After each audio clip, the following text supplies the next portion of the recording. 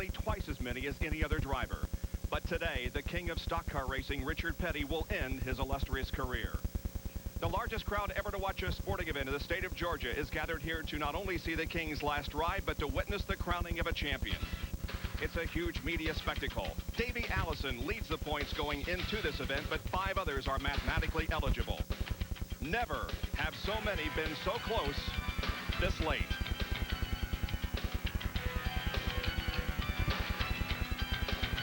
.38 Special and ESPN salute these wild-eyed boys of NASCAR as time runs out on this Southern Racing Classic.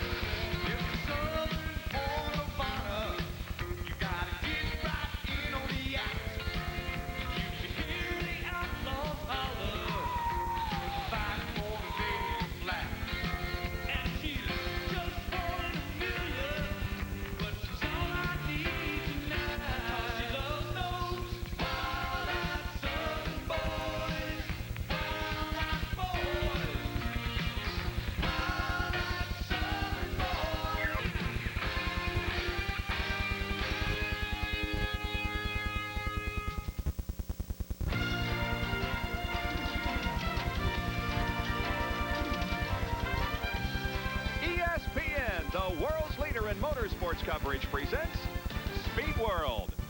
Today, live from Atlanta Motor Speedway near Hampton, Georgia, it's the Hooters 500. A beautiful day here, and the crowd is anticipating perhaps the biggest race in NASCAR history, at least in the modern era.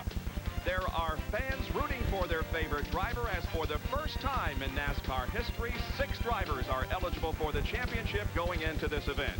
The quest for the Cup standings showed Davey Allison on top by 30 over Alan Kulwicki, but also Bill Elliott, Harry Gant, and Kyle Petty are eligible. And then Mark Martin is the 6th driver mathematically capable of taking the championship here today. And good afternoon. Welcome to Atlanta Motor Speedway. We here at ESPN very proud to bring you this final race of the 1992 season as we wrap things up. Not only a championship at stake here today, but perhaps as important, it's the final race for a guy who started his career back in 1958 and has become the king of stock car racing. It's Richard Petty's final ride. Here's more with Jerry Punch. Bob, I have never seen an atmosphere more electric, more emotion in the air. Richard Petty, last October, a year ago, you announced the Fan Appreciation Tour. Your chance to give something back, but they turned the tables on you. They wanted to say thank you to you. Now, on behalf of us at ESPN and the millions of fans around the world who didn't get a chance, thank you for all the memories. Well, we thank everybody. It's just been a great year. Our race has not been too good, but everything else has been great, and we couldn't have been better from the fans' part of it. You know, I started out to say thank you, fans. Fans come back and said thank you, Richard, and I've enjoyed all 35 years of it. Hope they have. Richard, we've all enjoyed it. Now, how about today? The STP Pontiac ran well in practice yesterday. Could you possibly give us one more memory? I'd be asking a little bit much, just to tell you the truth, but you can say one thing. We're going to go out there and try and do the very best we can, and, you know, if the good Lord willing, we'll be right there with them when it's over with. Good luck to you. Thank you, man. Richard Petty, the undisputed king of stock car racing, emotion flowing down here on pit road. Another driver who has to have a head full of emotions is standing by with John Curtin. Jerry, the whole season has been an emotional roller coaster for Davey Allison. A lot of people say for what he's been through, he deserves to win this championship. And hard work and perseverance have paid off Davey, you are in the lead heading in here to the last race. How you holding up, buddy? I'll tell you, John, right now I'm just incredibly nervous. I don't think I've ever been this nervous in my life, but we're excited. A lot of anticipation going around right now. A lot of hard work by this team has paid off to get us to where we are, but we want to earn this championship today. Well, you're going to have to earn it. The car yesterday running great in the afternoon. In fact, you didn't take it out late, so you must feel pretty good about it. Well, we ran the early morning practice session, and we ran real good. We were real happy with the way the car drove, and went out in the afternoon practice session, and again, it was really good. We made a couple of minor adjustments, but we think we're in pretty good shape. We just want to have an event-free race, try to stay out of trouble, and be around at the end. Davey Allison hoping not only to win the race, but also to wrap up the championship, but it won't be easy. He has to finish in at least 5th place to clinch the title. We finally have a championship that all the drivers have to run as hard as they can go. Don't you think, Ned? They got to go for it. Oh, yeah, they got to go for the win. And if Davey Allison has a car capable of running in the top 5, he has a car capable of winning the race. So they got to go all out. And, man, that's exciting. Have 6 drivers that are in the championship hunt in the last race of the season. And Richard Petty retiring at the same time. You must be pretty excited. Ned has lost his voice. He's going to be up here. He's going to try to help us through the day. And, folks, we are entering one of the most exciting races ever in Winston Cup racing. We've tried to tell ourselves that it's just another race, but it isn't. A lot of pre-race activity has gone on and is going on right now. As you can see, the American flag being brought down by a parachutist. Now, Alabama about ready to sing the national anthem. And you see by the dawn's early light what so proudly we held at the twilight's last gleaming, whose broad stripes and bright stars through the perilous fight o'er the ramparts we watched were so gallantly streaming, and the rocket's red glare, the bombs bursting in air, gave proof through the night that our flag was still there. Oh, say does that star-spangled banner yet wave o'er the land of the free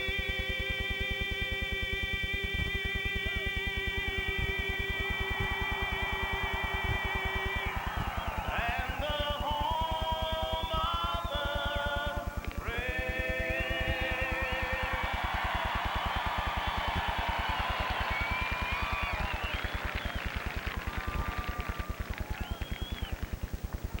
And now, ladies and gentlemen, again, I must ask you to clear the wheel pits. We're only moments away. We'll be going back down trackside for the spectacular words you've been waiting on for the running of the Hooters 500. Everyone, please take a seat in the grandstands. Let's clear pit road. Let's clear pit road, please. Stand for, Betty. Ready? Start your engine.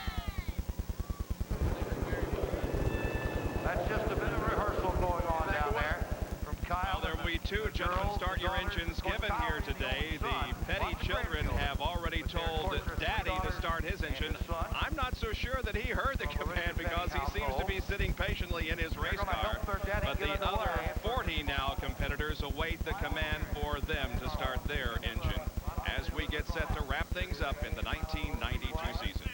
Richard says his only quiet time and time of being alone is when he's strapped down in that race car, and that's exactly where he's at this very moment as we get close to the command. We must clear pit road. A quick reminder.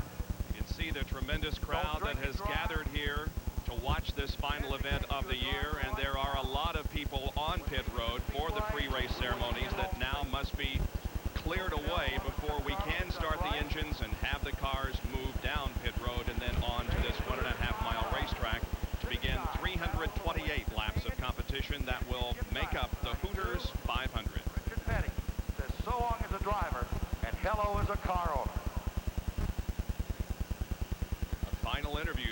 on now as Richard Petty has already got the helmet on, awaiting the word to move out and begin a warm-up lap. Atlanta Motor Speedway has seen many improvements in the last few years, and it has built more grandstands than you can imagine for this event. Last year there were over 122,000 people that attended this race, and many more grandstand sets have been built. Start your engine!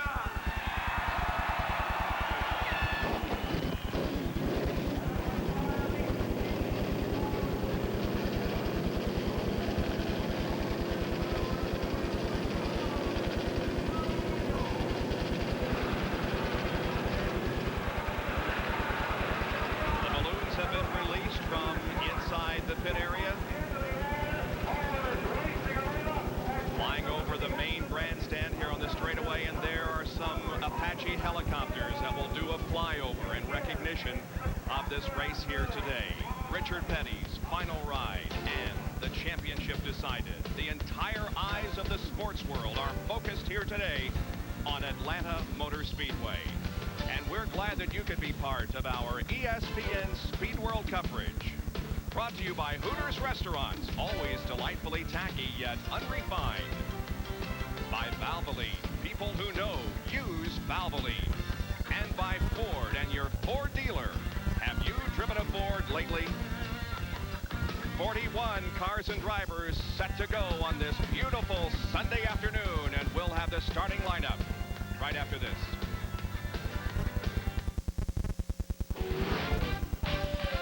Before winter hits hard, get to Sears, America's #1 tire store.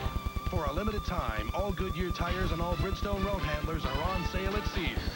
All-weather Goodyear Arrivas, as low as $19.88, our lowest price ever. Backed by a 55,000-mile warranty. All Goodyear tires and all Bridgestone road handlers on sale. You can count on me. And America's #1 tire store, Sears. 4 Apache helicopters hover over Atlanta Motor Speedway as we get set for the Hooters 500. The command to start engines has already been given. The cars are warming up on pit lane, and in just a moment we'll be moving out onto the racetrack for about 3 warm-up laps. Now, here is the die-hard starting lineup. On the pole for this event, for the first time in his career, and the first driver to crack 180 miles an hour on this facility, Rick Mast in the Flash Food Skoal Classic Racing, car number 1. Outside the front row will be Brett Bodine in the number 26 Quaker State Ford. The second row, the defending Winston Cup champion Dale Earnhardt in the GM Goodwrench Chevrolet, car number 3. And then the first of those eligible for the championship here today in the Valvoline Ford, car number 6, Mark Martin. Row number 3, it's Ernie Irvin in the Kodak Film Chevrolet, car number 4. And then the Sunoco Chevrolet, car number 94, driven by Terry Labonte. Dick Trickle will start in 7th position. He drives number 8, the Snickers Ford.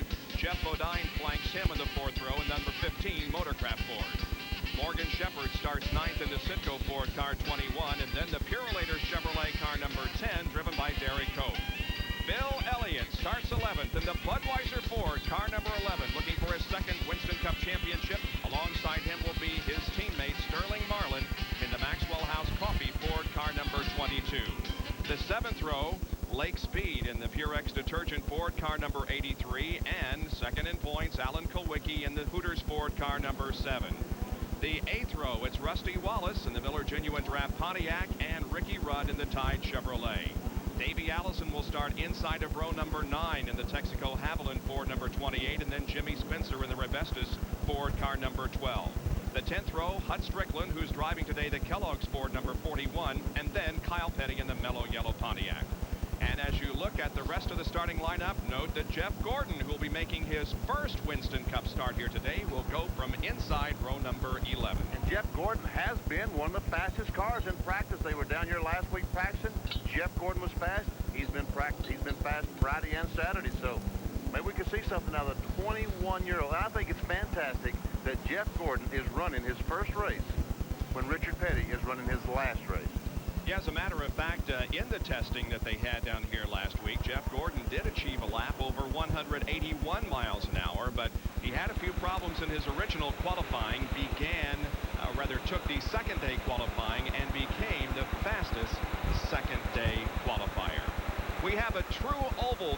racing on here this afternoon, kind of unlike most other tracks on the NASCAR Winston Cup circuit of this size. At least it's a 1.5 miles in length. The pole speed is 180.183, a time of 30.409 seconds. We'll go 328 laps this afternoon, and the field is separated by just about 0.8 of a second. The problem with the racetrack, the corners are so long. Each turn is a half mile.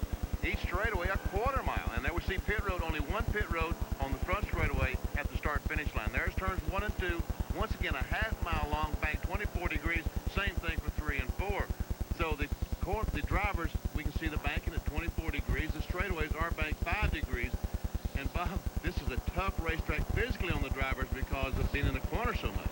All the drivers will say it's one of the toughest tracks because you are turning almost constantly. The Apache helicopters continue to hover overhead as the field now begins to get in formation. Richard Petty, as he has done at every race this year on the Fan Appreciation Tour, is leading this first parade lap, and then he will fall back into his regularly assigned spot, which today is 39.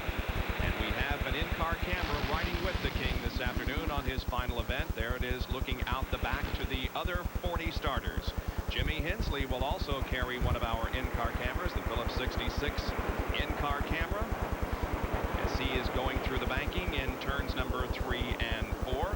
There's Sterling Marlin in the Maxwell House Ford, car number 22. He also will carry an in-car camera for us here this afternoon. Yeah, I got you. There's Mark Martin's car number 6, the Valvoline Ford, with an in-car camera. Morgan Shepherd will have the roof cam. That ought to be fun. Ought to be fantastic. And what a crowd we have. Look at the fans. Waving to the drivers as they go down the front straightaway. Now Richard will fall back into his starting position, as you said. The Apache helicopters now in their hover and begin to chase the field as it goes around this 1.5 mile oval. I expect the race cars to win this race. It is quite a spectacle, though, to see all of this pre-race activity and to end the season on this tremendous note. It's been a great season, but to think that we have 6 drivers eligible to win the championship depending upon what happens in the next 328 laps is absolutely unbelievable. Look at the altitude that this helicopter is. What do you mean altitude? There's hardly any altitude at all, is there? Exactly. He's not more than 25 feet off the ground down the backstretch, now moving up a little bit to clear the grandstands as they fly by us. When I said they might win this race, I meant when the race cars are up to full speed, not when they're going around the pace lap. That's right. But the fans are loving it. There isn't a single person gathered here this afternoon who is seated. Everybody is up. Everybody is anticipating the start of the race. And there's a lot at stake money-wise. $778,187 will go to the winner of this event here today. The Unical bonus, if Rick Mast can win, is worth $15,200. No. The winner won't get $778,000. That's the total purse. The total purse. The winner will get about $75,000. Yeah, pretty good share of it. Not too bad. And we're also racing for the Winston Cup Point Fund, which is worth $2 or $3 million. So $3 or $4 million at stake today. Million drivers goes to the champion, of course. One of 6 drivers. There's the in-car camera with the King, Richard Petty. He's fallen back into 39th position now. And in one more lap, we will get this race underway. Okay, guys. He and Davey Allison. Of course, Richard, I don't think is showing his emotion the way that Davey is. We could tell that Davey, I talked to him earlier, he really is nervous. It's kind of unusual to hear a driver admit that he is nervous before a race. But if things go the way they tell me they go with race drivers, at this point, now that the car has started, he's within a half lap of going green. He's forgotten all that and is calmed down now and ready to race. The Apache helicopters salute the field now as they fly over the infield. They will be going on past the second turn, and all eyes will then be focused upon the field. They'll go wherever helicopters go. Yeah, exactly. Rick Mast winning his very first pole position in Winston Cup competition. 28 drivers have led a lap in 1992, but not Rick Mast. Is not led a race since Darlington in September of last year. Let's see if he does lead lap number 1. Quite a shock when Rick Mast won the pole position on qualifying Friday afternoon. The crowd rises to its feet, salutes the field as it comes down. The green flag waves, and the Hooters 500 is underway.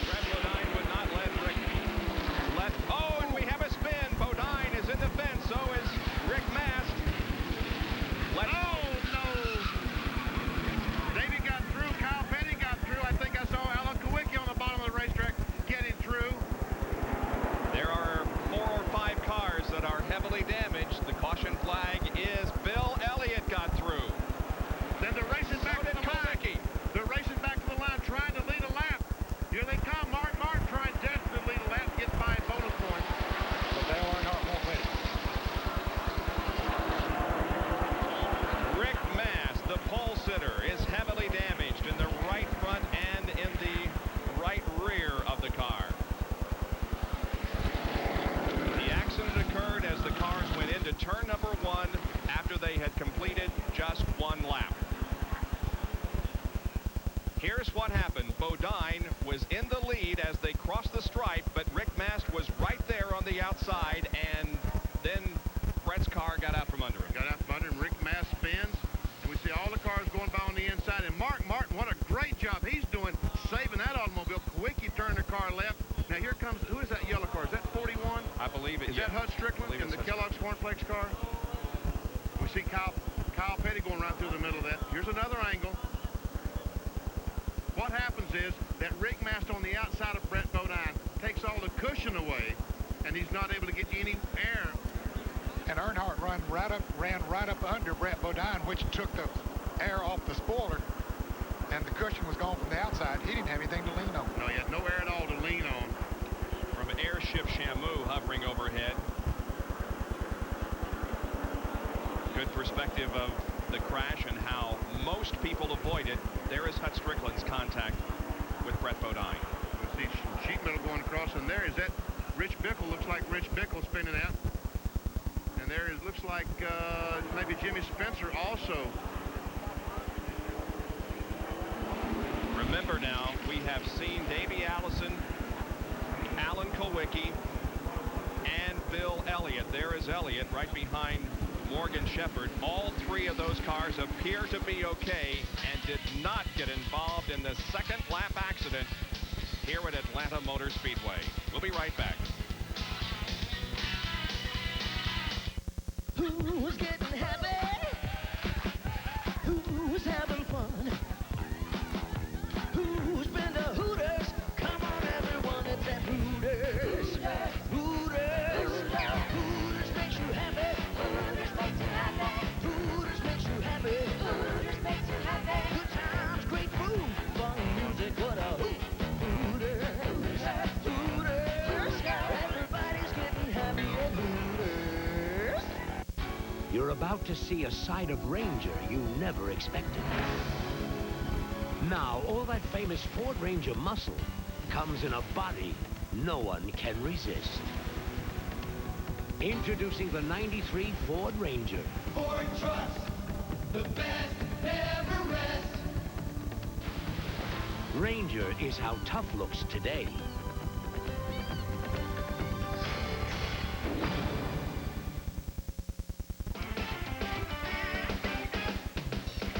Wall to wall.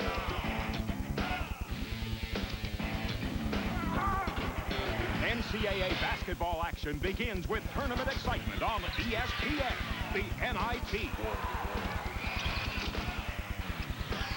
Tournament action tips off with Murray State against Indiana. The NIT, Wednesday night at 7:30 Eastern, live. ESPN.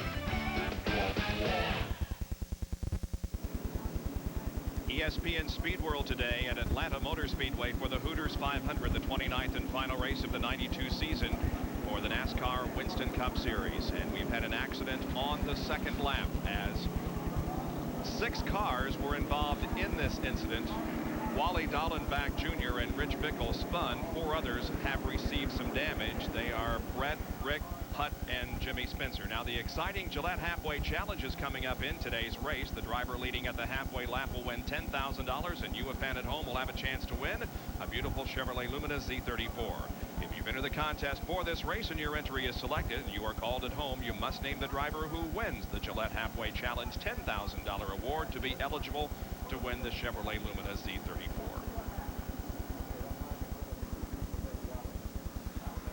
Dale Earnhardt is the leader of the race while the cleanup goes on over in turns number 1 and 2. Let's watch Davey Allison as he goes through the wreck. There's Jimmy Spencer right in front of him. Davey is trying to get his car slowed. Spencer goes high. Davey slows down dramatically. Kyle Petty, Jeff Gordon, that's Jeff in the 24 car. Ted Musgrave comes down. Luckily, he didn't run in the back of Davey Allison. Let's watch Bill Elliott as he gets through the crash. He's following Derek Cope. Sterling Martin. There's Alan Kowicki right behind him, and they drive into the smoke. See if they had any close calls. Ooh, yes. Yeah. In Kowicki, we saw him just turn left. Now, we have cameras isolated on the 3 main contenders. That's why we can show you how each got through the crash. Here's Kowicki. We're on the 7 car. Watch him turn the car left and almost get hit by Ricky Rudd as he turned left. Now they got to worry about the 1 car coming down. Both of them got by. Dr. Jerry Punch is in Davey Allison's pit. Guys, a lot of concern down here in Davey Allison's pit. Now, Larry McReynolds behind me has been talking to Davey. Let me try to grab Joey Knuckles quickly. Joey, the concern is the damage on the left rear. What would that do to the car here early in the race? Well, Jimmy Spencer pulled up there and told us that it's not going to rub. What we're concerned with is the air getting up inside the trunk. The way it's pulled out, it's pulled apart from our crush panel, so that's going to kind of act like a parachute. We'll run till we get a caution. We don't want to pit right now and get at the end of that pack. You know, the good Lord was looking out for us. That's all that happened to us, but we can fix it once we start pitting. We just push it in. And the crush panel now is the panel inside the tire well in the left rear that keeps air from getting inside the tire, and more importantly, inside the trunk that would create a parachute or balloon effect, as he said, and slow the car down drastically. You'll have to run with it for right now and hope for an early caution. Guys? I tell you, that was a big decision that they had to make. They got a caution right now. This is an early caution, but as Joey Knuckles says, they don't want to go to the rear of the pack here, but still, if that thing should give them any problems at all in the handling, you know, it could come back to bite them. Once again, here is a replay. And there's Davey Allison. There's 41 car right behind him, Hud Strickland. Ooh, and Davey backs off. Hud goes in, hits him in the rear. And that shot Hud down into the 26 car. Exactly. And I said Jimmy Spencer was in the crash. I think that was Bob Shack instead of Spencer that I saw backed up against the wall. Well, there's Davey, and there is the damage that you can see on the left rear of that car. Mark Martin has made a pit stop. He's on pit road right now. So is Michael Waltrip. And Jerry, can you see what's going on there? We can, Bob. They're changing all 4 tires on the Valvoline Ford. They decided that he had run through some debris. Don't want to take any chances here. You know, they're on the radial tires, and it's a very good tire. And as we all know, the radials are very difficult to cut. But they ran across some sheet metal and some sharp objects up there in the turn and said, why take a chance? It's early on. We got a caution. We'll start back here and hope that we'll have no problems and we can pick our way through the field. So possibly a little bit of a gamble early on to come in and change all 4 tires. Here is a replay from Mark Martin's in-car camera. Let's listen.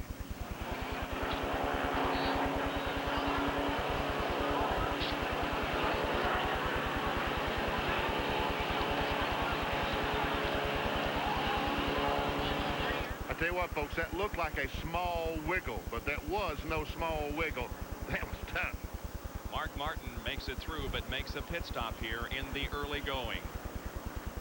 Well, Dale Earnhardt is the leader of the race as we remain under caution here in the Hooters 500 at Atlanta Motor Speedway. A noble warrior advised, the art of protection springs from within.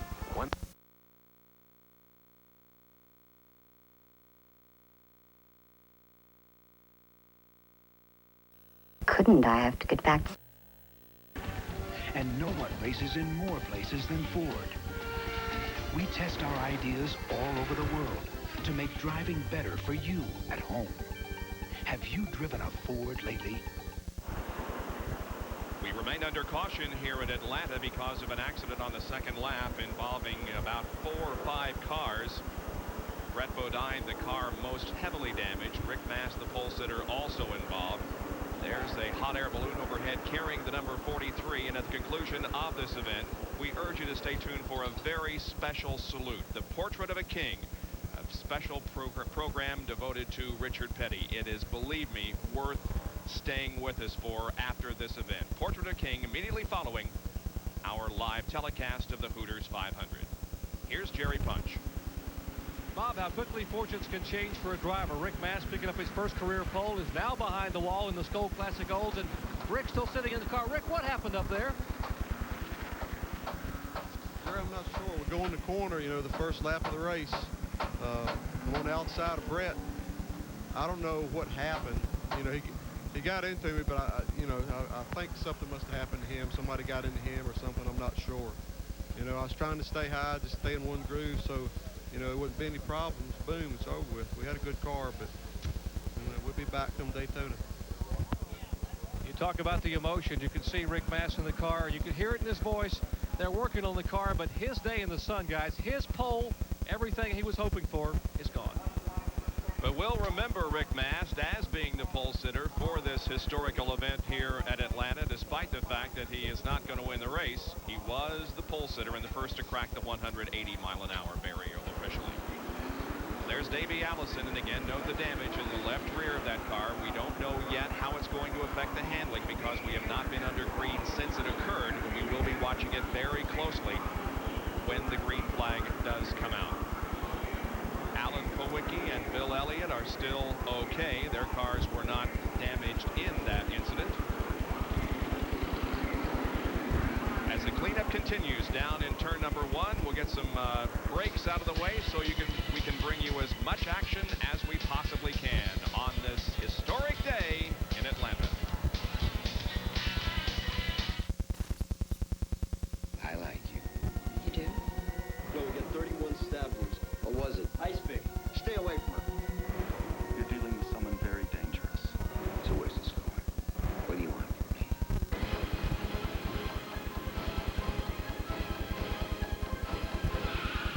You just can't tell about people, can you? Michael Douglas, Sharon Stone, Basic Instinct, rated R.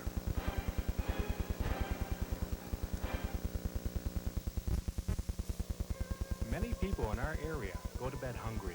Help those less fortunate than yourself this holiday season. Subway is going to make it easy. This Sunday from 3:30 to 5, bring an item or two of non-perishable food to any Subway, and you'll receive a 6-inch Subway sandwich and Pepsi absolutely free.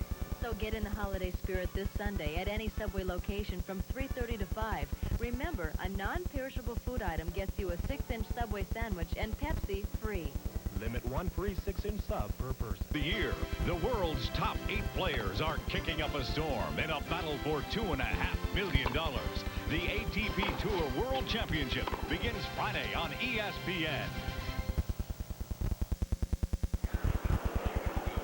Joining us today is Airship Shamu. The SeaWorld blimp measures 194 feet in length, 67 feet tall. That's 2/3 the length of a football field and nearly 7 stories high, providing some great shots from overhead. Atlanta focused in right now on King Richard Petty as he gets ready to restart this race, and the word has been given we'll go green next time around. Now, Richard Petty was one driver. There were many that made pit stops during this caution, Bob. Some were involved over there, some were not. Richard Petty was not, but he did come in for a pit stop, so he's back near the rear of the field. Dale Earnhardt will lead them down for the restart. Ernie Irvan will go from second position. Lights on top of the pace car are out. Look at how close it was for Dale Earnhardt. I'm telling you. Oh, man. What was that, inches? Yeah, if Brett's car had slid just inches to the inside to the outside, they would have collected Earnhardt. Dale, by the way, only looking for his second win of the 1992 season, and more importantly, looking to get into the top 10 in the point standings. He goes into this event in 11th position, and so he's trying to make the top 10 so that, among other things, his expenses to the banquet in New York City at the Waldorf Astoria will be paid by NASCAR. Here's the green flag. We're back to racing.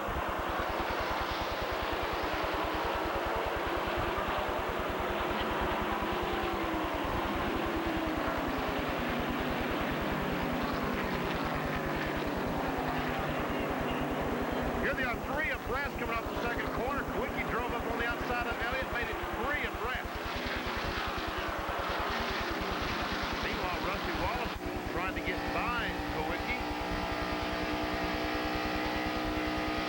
That was on the inside of Bill Elliott.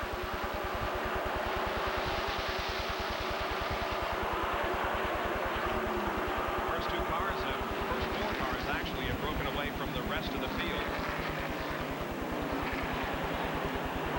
Bill Elliott and Alan Kulwicki running nose to tail. Sterling Marlin behind Alan.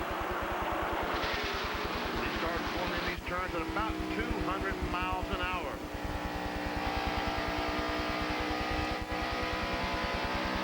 This is from Sterling Marlin's viewpoint as he's right behind Alan Kulwicki coming down the main straightaway into turn number 1 again. Eric Cope and Morgan Shepherd are nearly side by side. Elliott's car slides up the racetrack a little, and Alan Kulwicki moves to the inside. Eric Cope got a good run going, so does Morgan Shepherd. Here's Kulwicki on the inside of Elliott. 2 of the 3 competitors trying to win the win. Actually, 2 of the 6 that have a mathematical shot, but realistically, only about 3 have a shot at winning the title here. Allison, Elliott, and Kulwicki. Yeah, those 3 would just about have to fall out of the race for any of the other 3 to have a shot. John Kernan has a report on Hut Strickland. Bob, they've just put Hut into an ambulance. They're going to take him to a nearby hospital to check him out further. Hut is able to stand up. He's alert, but his neck is very stiff. He's complaining of a stiff neck, so they're taking him by ambulance to a local hospital, mostly as a precautionary measure. Now, Brett Bodine is still in the infield medical center. They are checking out him, and we'll update you on Brett's condition as soon as we know more. So Hut Strickland ends his 1992 season on a very sour note, but he has great hopes for 1993 as he'll be involved with the Junior Johnson team and McDonald's sponsorship for the 93 season. Look at this, Morgan Shepherd. Ooh, he goes, almost collects Elliott. He had to get all the way out of the gas. And here's a lead change. Ernie Irvin, Kodak Film Chevrolet, has taken the lead from Earnhardt.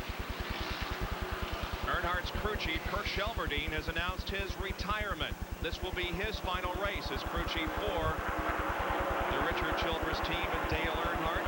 He's not going anywhere else. He's retiring from the business. Right now, Earnhardt is second, following Ernie Irvin. And gentlemen, it's very obvious, I think, to everybody that there is so much emotion, there is so much on the line here, that this is going to be an incredible afternoon. And here's evidence of that as Morgan Shepherd got a little sideways. Same kind of a situation as Brett Bodine and Rick Mast. If you go in the corner and there's no air to lean on, no cushion for Morgan Shepherd, that car's on the outside. He loses control, almost loses control, and Elliott had to say, man, and here's the lead change, a replay of the lead change just a moment ago as Ernie Irvin down the front straightaway, position on Earnhardt, takes the spot away. Ernie continues to hang on to the lead with Earnhardt running in second position. Right behind him, Jeff Bodine is third. Is in fourth position.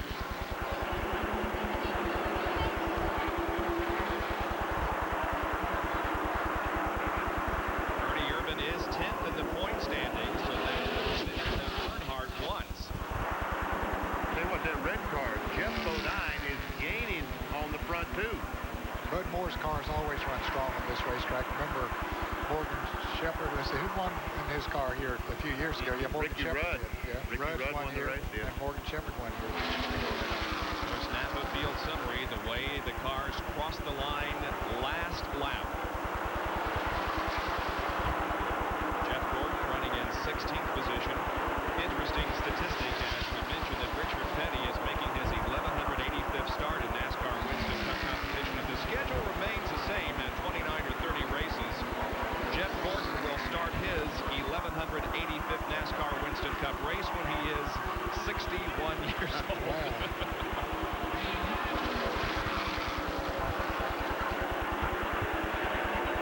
Now, Bill Elliott is side by side with his teammate, Sterling Marlin, in the battle for 6th position.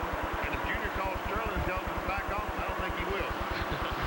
Junior will not, rather, let's make it Sterling Marlin will not be driving for Junior next year. This is his final race with the Junior Johnson team. You think it'd be like what Dick Beatty said in the drivers' meeting this morning? Les Richter, the competition director for all of NASCAR, introduced Dick Beatty. Of course, this is Dick Beatty's last race as the competition director for the Winston Cup Series. And he said, no, Beatty was introducing Richter and said, here's my boss. He said, until dark. There is Davey Allison and Alan Kowicki. So this is 1-2. Kowicki second in the Winston Cup standings. Davey Allison leading. Kowicki took off like he had a good race car, like he was going to the front. He now is mired down and really can't make the passes. And Davey's car doesn't appear to be that much affected by the damage to the left rear. He seems to be able to run with the crowd okay. There is Bill Elliott and Sterling Marlin. Sterling is 6th, Bill is 7th.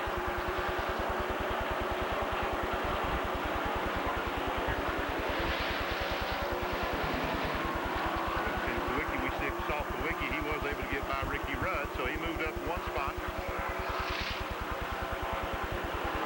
5th is Rusty Wallace. 4th is Terry Labonte. 3rd is Jeff Bodine. 2nd is Earnhardt, and the leader is Ernie Irvin.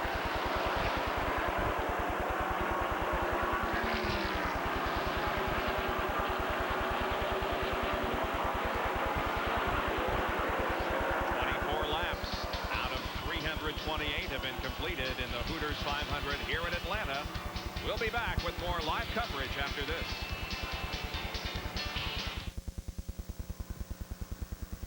This season, Bill Elliott's doing something he's never done before.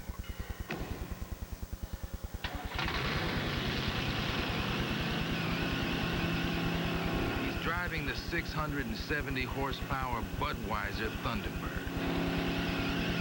But only after Junior says it's okay.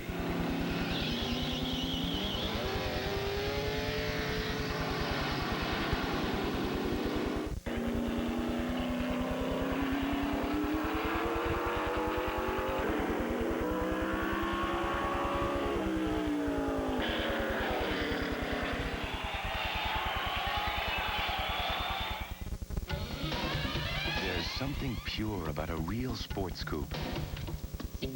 It's 1 part power, 1 part control, and 1 stunningly simple piece of sculpture. And at a time when most sports coupes have sold their soul for a few gadgets, isn't it time for a car like this? The all-new 24-valve Ford Probe GT.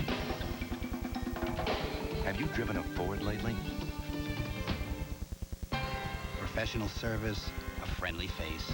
That's your Big A Pro. Big A, the side that keeps your car running right. 3-car battle up front in the Hooters 500 at Atlanta Motor Speedway, the finale of the 92 NASCAR Winston Cup season. Irvin, Dale Earnhardt, and Jeff Bodine are 1st, 2nd, and 3rd. The leader in the points, Davey Allison, is back in 11th position.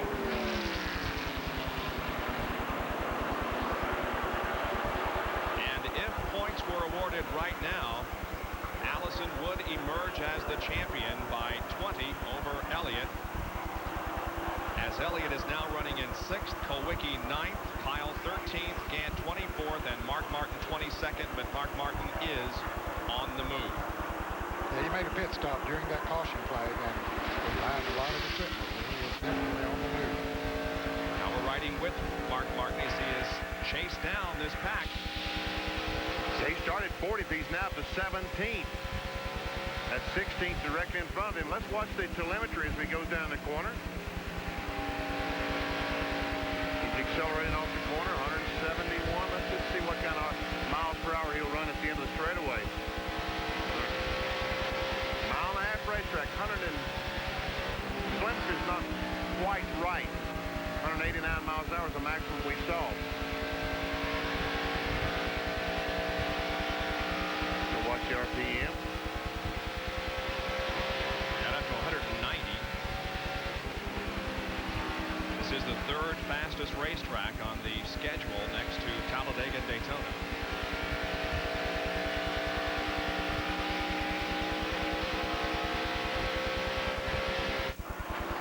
And now Jeff Bodine looks to the inside of Dale Earnhardt off the fourth turn. And both these cars have caught Ernie Irvin, and I think right now they're in the ride mode. I think they're just trying to take it easy. This is a 500-mile race. There's no point in taking too much chances right now. Jerry Punch has an update on Davey Allison. Following the damage on Davey's car, the crew just shared with me moments ago, Bob, that Davey said he's got a slight push just coming off the corner. Otherwise, Davey said, hey, guys, we might have gotten very, very lucky. Let's check in down with John Kernan at the hospital. John? Well, Jerry, some good news for Brett Bodine. Kenny Bernstein, his car owner, just told me moments ago that he is okay, but they will take him to the hospital to check out his head. Kenny said that Brett took a pretty hard hit on his head. They think he's okay. They just want him to go to the hospital just to make sure. So some really encouraging news from the Infield Medical Center. And so the two drivers that we had medical concern about, Hut Strickland and Brett Bodine, are apparently not seriously injured, although both will be taken to a local hospital. That because of the accident that occurred in turn number 1 at the beginning of lap number 2. We see that Mark Martin has been able to get by Morgan Shepherd and Davey Allison, not that many cars in front of him. Davey trying to get by Jerry Cope with Purelator Chevrolet. Now here comes Kyle Petty.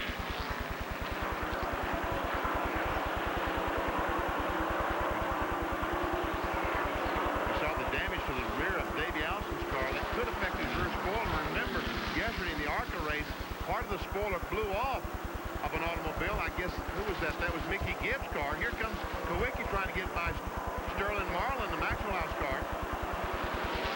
And he makes the pass. A part of Mickey Gibbs' spoiler came off when he went down the corner, and around he went. And Davey Allison obviously doesn't have those problems, but it could affect the car. The bent sheet metal in the rear of the Hamlin Ford. Kowicki just took 7th position from Sterling Marlin. Riding with Sterling now.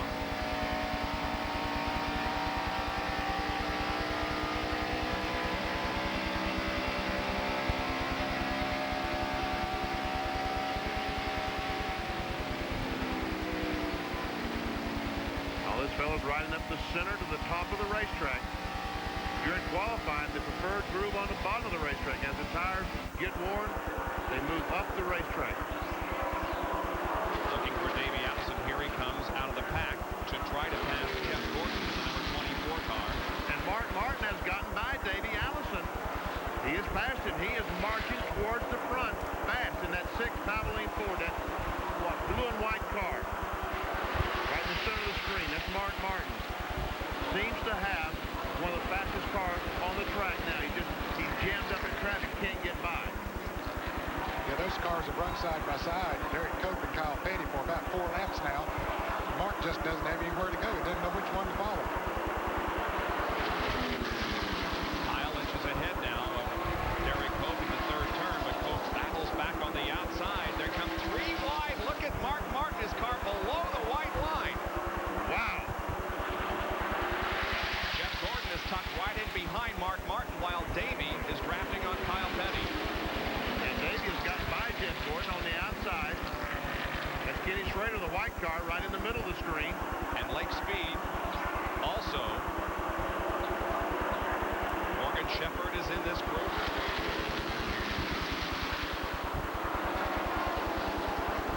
Davey tries to go by on the outside of Kyle Petty.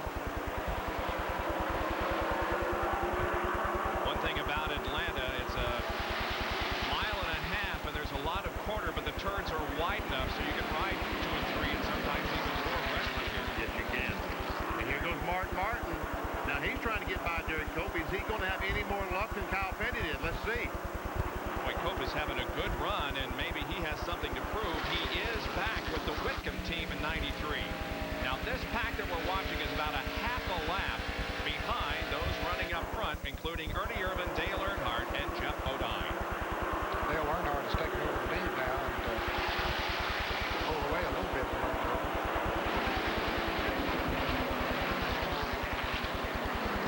Martin once again trying. He's clear of him now.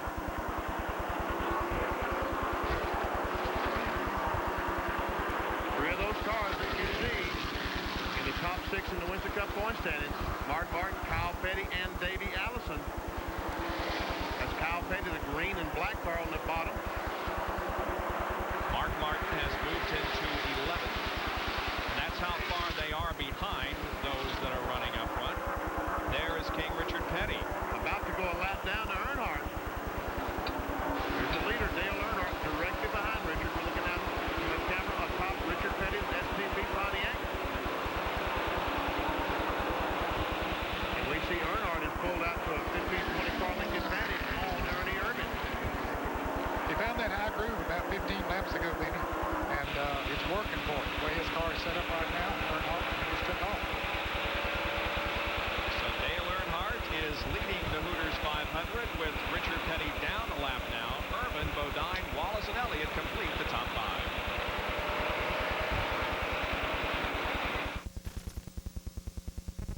I like you. You do? No, we got 31 stab wounds. What was it? Ice pick. Stay away from her.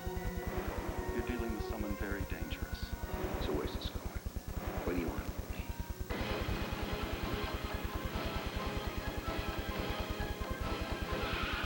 You just can't tell about people, can you? Michael Douglas, Sharon Stone, Basic Instinct, rated R.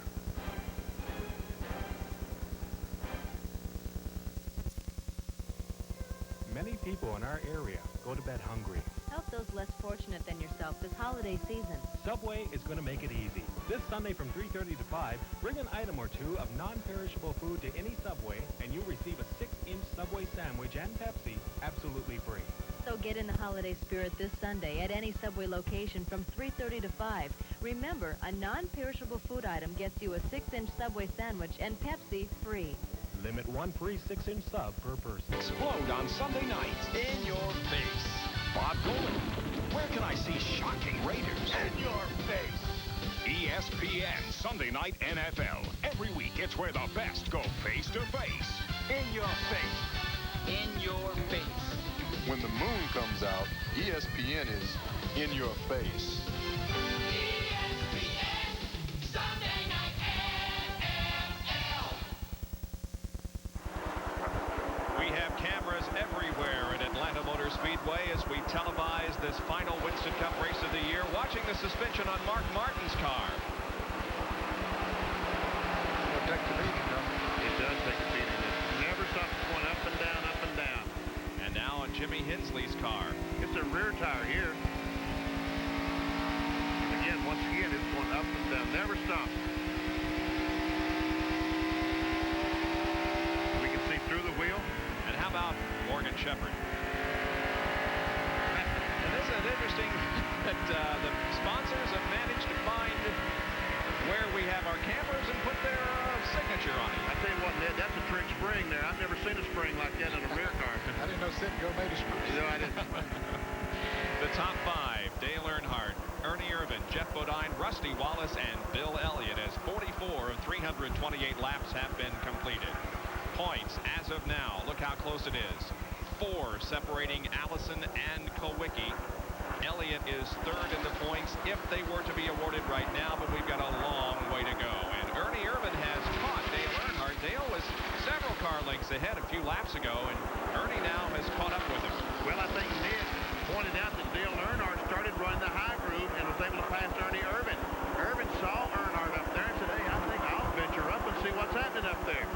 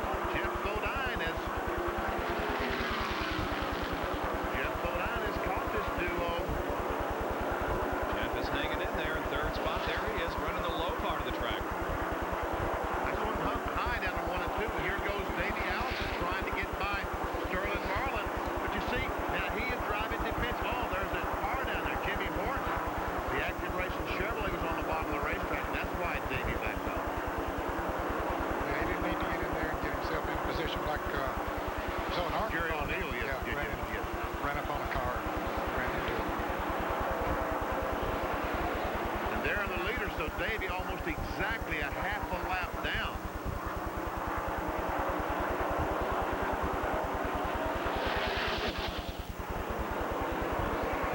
Here's Irvin once again. Jeff's doing now. He is back on the bottom of the racetrack. Here he comes on the bottom. Especially in turns 1 and 2, the bottom groove is working for some drivers, Benny. But the cars on the outside have the momentum once they come off of that turn and shoot down that backstretch in a hurry. Jeff pulls alongside Ernie in the third turn and passes him. Let's see if he can make it stick. Yeah, he will be able to. Bodine takes over second spot, dropping Ernie Irvin to third. Davey Allison picks up another position, or at least is trying desperately to. And of course, is Sterling Marlin on the outside. Oh, that's close, close, close. Davey did clear him. Yep. Ken Schrader also there in the battle with now Sterling Marlin. He started pretty far back in the field and is moving on up through there. He started in 23rd position, now in 14th.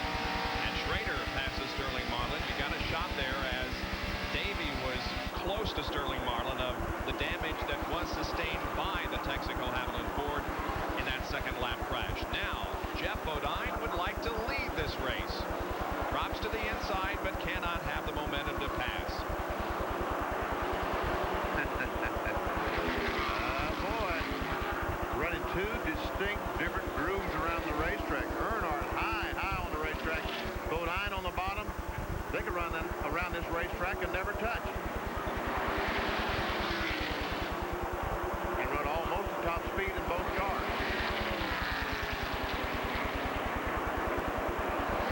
Jeff Bodine is trying to lead his fifth race of 1992. He has not led since he won 2 races in a row at Martinsville and North Wilkesboro.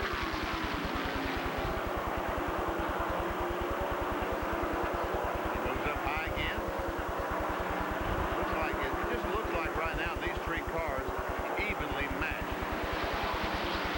From Earnhardt in the black number 3, Jeff Bodine, the red 15, Ernie Irvin, the yellow number 4. Jerry Punch has a comment on Dale Earnhardt. Guys, Richard Childress just told me a minute ago that Earnhardt radioed to crew that he thinks he may have broken a valve spring. The car is beginning to flutter a little bit, not running as strong as it was early on. He's running awfully well, but the car is starting to flutter a little more. You won't know when they make their first pit stop, which should be in about 6 or 7 laps. Well, I could believe that because what Earnhardt has done when he's moved up high on the racetrack, he's made it a larger racetrack, so the RPMs are going to be excessive, which the first thing on high RPMs, the first thing you break is a valve spring.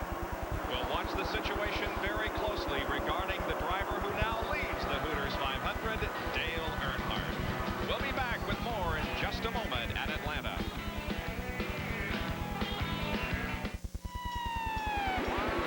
What does a high-speed turn at Daytona have to do with a left turn on Elm Street?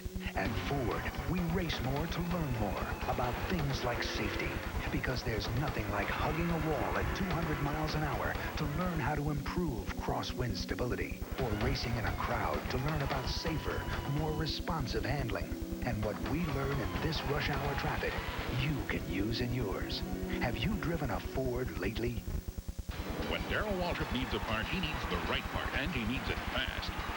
And when you need parts, see the parts team at Western Auto. We've got top name brands and thousands of parts in stock. Right, guys? Right, DW. And we've got the right price, backed by our low price guarantee, right? Right, DW. And pick up a Whistler 680 tri-band radar detector or 525 auto security system for just $79.99.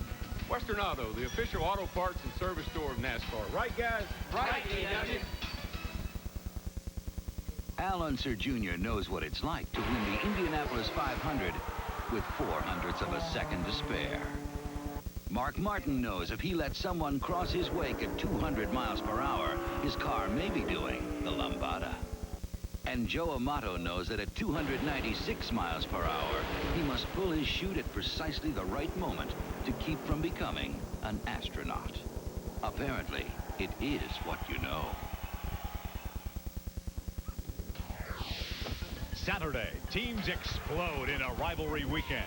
Penn State tries to tear a pit, and USC visits UCLA. College football on ESPN in a class by itself. Welcome back to Atlanta Motor Speedway. Dale Earnhardt and Rusty Wallace almost contact on pit road. Earnhardt has run out of fuel. He radioed the crew just a moment ago, said the fuel pressure gauge has fluctuated. Guys, I got to come in now. And Rusty Wallace is pushing him, trying to give him an assistance down pit road. They are running very, very slowly, and Earnhardt is totally out of fuel. The car number 3 is not running. He is coasting down pit road. Richard Childress and the crew standing here with a bottle of ether to try to get the car refired. And now it quietly, can you believe the luck that Dale Earnhardt has had in 1992? The Goodrich crew goes to work. They will change all 4 tires down here. And Kyle Petty is making an entrance on the pit road. Let's go to John Kernan. Jerry, they've already done right side tires, left side. What's going on? Kyle gets down and away. A pretty fast pit stop for the Mellow Yellow crew. Back down pit road to Jerry Punch. Work going on the right side and left side of the Kodak Film Chevrolet for Ernie Irvin, who would have been the lead car. They put right side tires on. The crew scampering around. They are pushing Dale Earnhardt's car. Trying to get that car fired. And now Earnhardt's car does refire as the Purelator car goes by. And the car number 4 going out. Here is Jeff Bodine leaving pit road. And the car number 30 has spun. The Pennzoil Pontiac has spun. We should be seeing caution here at Atlanta. We do see caution. Doyle Ford is waving the caution flag because of Michael Waltrip's spin. Unbelievable. All these guys ran out of fuel, and before some of the cars could make their pit stop, the caution comes out as Michael Waltrip, the Pennzoil Pontiac, comes off the corner, and around he goes. No contact with any other driver. The car just broke loose at the top of the racetrack in turn 2, and then he backed it into the wall on the back stretch, and then may have made contact. Don't think he did, but you can see the left front tire below there. But boy, these points leaders, did they get Bill Elliott, Davey Allison, Alan Kawicki had not made their pit stops. These fellas have got several of good cars a lap down now. Man, Elliott is leading the race. That's 5 bonus points. That helps him close the gap. Trying to win his second Winston Cup championship. There he is, Bill Elliott leading the race. Second is Alan Kawicki. Now then, when they make their pit stop, will Davey stay on the racetrack, lead the race, and get 5 bonus points? Will Kawicki? What do you think? Well, I don't know. They're going to be giving up a lot of track position. I know they are. Let's see how this plays out. And boy, don't you know these radios are going back and forth. What do we do? What do we do? Hey, guys, make that call. I'm not going. Here comes Bill. Here comes Alan. Let's see what Davey does. Davey's to the inside. Yeah, he's coming in. Mark Martin is in. Ricky Rudd and others. Very slowly down pit road.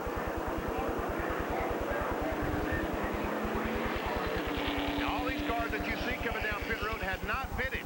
Jerry Punch, here they come. And Alan Kawicki's Hooters crew will go to work on that car. Car number 7 on the bottom of your screen. You're watching the Haviland crew on the top of your screen. 2 competing teams trying to win a race and win a championship. Watching the Haviland crew now. Right side tires already going on. Left side lug nuts coming off.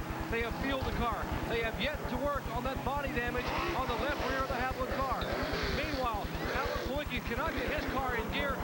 Finally gets in gear. The car number 11 exits pit road. That is the Budweiser car of Bill Elliott. And now Davey Allison heads back to turn 1. Alan Kawicki had exactly that same problem in Charlotte during the running of the Mellow Yellow 500. Made the pit stop.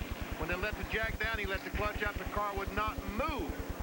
You can imagine what's wrong with that car, but he had exactly the same problem in Charlotte. Elliott was the first to get off pit road. And Kyle Petty, according to my calculations here, gentlemen, is the only driver of the 6 who are in the points chase who had made a green flag pit stop. He was coming out of the pits just as the caution was coming out. Certainly it hurt Kyle Petty's chances of winning the championship here this afternoon. But again, we've got a long way to go as the second caution waves over Atlanta Motor Speedway.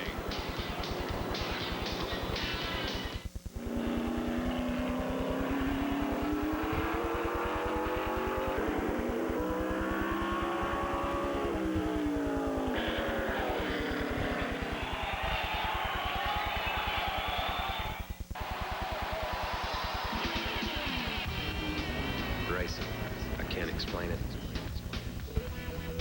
You're kind of in a limbo zone. Time's different, speed's different, everything works different. It sounds totally cosmic. What do you mean? It's out there somewhere. Kyle Petty and Mellow Yellow. There's nothing mellow about him. This high-performance drink cleans your fuel system to help maintain peak performance. STP gas treatment, the high-performance drink for your car. Over 1 million people each week walk into AutoZone, and taking care of them means having what they need when they need it. That means stocking a lot of parts for a lot of cars. Now, nobody can stock everything, but we stock more than most. And how do we know which ones to carry? That's easy.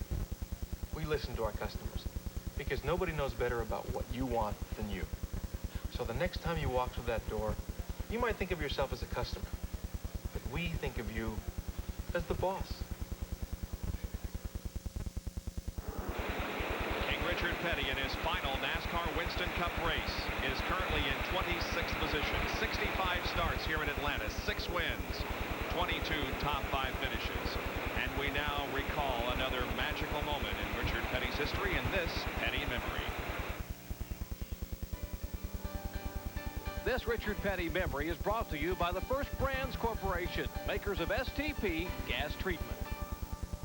1979, the championship is on the line between Richard Petty and Darrell Waltrip at Ontario, California.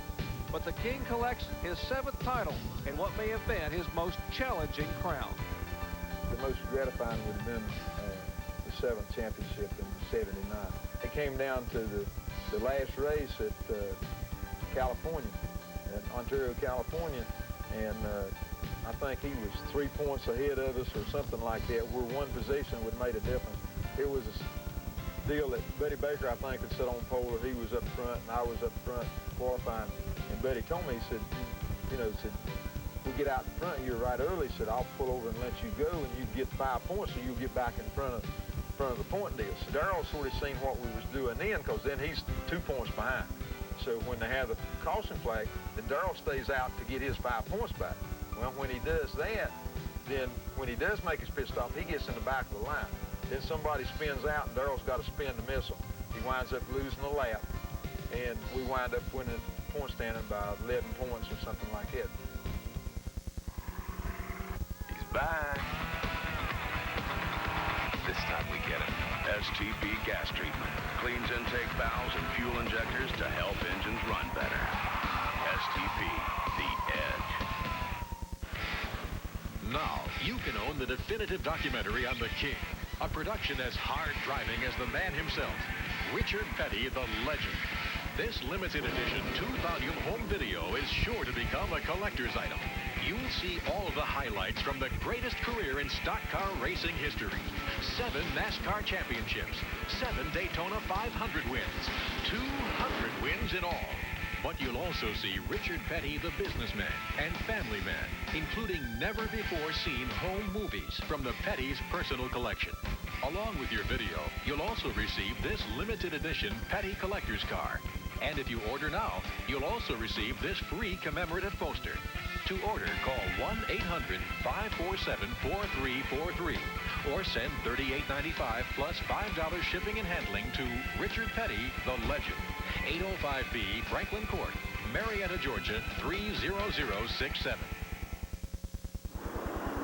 Back at Atlanta Motor Speedway, and we are getting set to go green, but boy, the field looks pretty ragged, doesn't it? Yeah, They're not going to start them. They're not going to start them. No, they can't start them this way. See what happened? There were some of those drivers that had made pit stops under the green. They did not come in now. Bill Elliott is the leader of the race, but there's about 4 or 5 cars in front of him that technically are in the lead lap.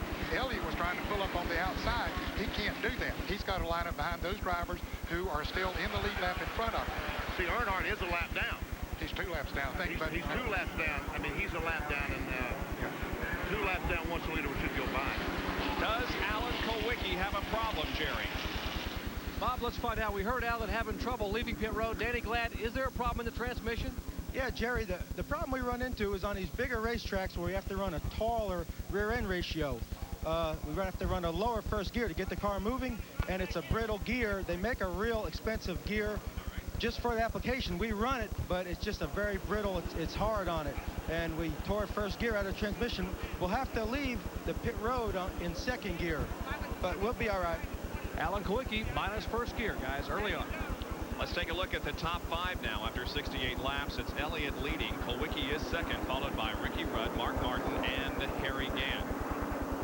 Now, the points as of this moment. Allison is in 6th position, but still maintains the points lead. Kawicki is second, only 10 behind, and Bill Elliott is the leader of the race, and Elliott Kawicki right now tied in the points. Back for the start after this. My brother, about to become a father. So how big can a crib be? Season tickets went on sale today, Mike. Well, maybe next year. You've gone 5 years straight. Yeah. Is this about the kid? This kid's getting for free, you know. He's gonna be a little tight. Mike, this year's on me. Only one beer has the taste as genuine as the people who drink it. Budweiser. Now, the new little guy's going to every game, right? Bobby, it could be a girl. Mark and my relationship goes way past business. I'm sure in a previous life, he and I were twin brothers. Throughout the race, the driver and crew chief communicate. The driver complains about the car or brags about the car.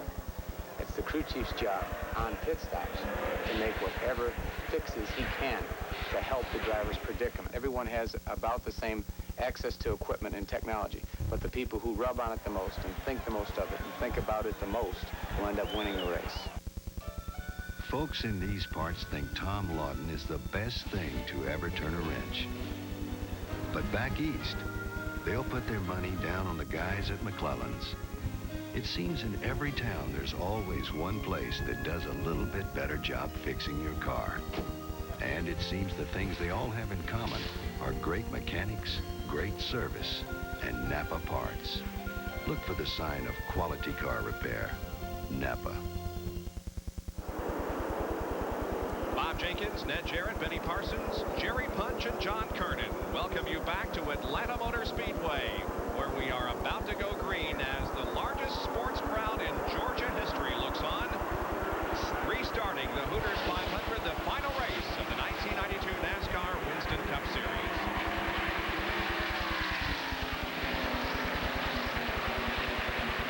Folks, listen to this. You would believe the guy running about 10th is leading the race, but that's what's happening. Bill Elliott is the leader, and all these cars in front of Elliott laps down, trying to stay on the tail of the lead lane, and hope the caution flag comes out so they can get that lap back. And once again, gas has played into Bill Elliott's hands. Remember in the spring, he did not have the best car here, but he won the race because he stretched the fuel stop and caught all the other guys in the pits and a lap down. Admittedly, Bill Elliott had about a 7th or 8th place finish car, but he played it very smart. He and the Junior Johnson team, they stayed out as long as they could, caught the yellow that they needed. That allowed Bill Elliott to win one of his 4 races in the early part of the 92 season. Meanwhile, as we watch this, Ernie Irvin is driven by Dale Earnhardt. Remember how they led the race earlier on? And now here is Alan Kawicki going to the inside of Bill, and this is the battle for the lead. And I believe Alan Kawicki would get 5 bonus points for leading that lap. He was slightly ahead of Bill when they crossed the line. And the point and the scoring stand is here at the start-finish line in Atlanta. If the scoring stand is another location, well, now here comes Rudd on the outside of Kawicki. Well, he will get credit for leading that lap. And thus has led in 20 races during the 1992 season, more than any other driver. As I started to say, some racetracks have the scoring stand at different locations, and it does not matter if it's a start-finish line. It's at the scoring stand, the individual. There's Davey Allison, their points leader. Davey Allison right now is running in 6th spot. This is from Morgan Shepherd's boot camp.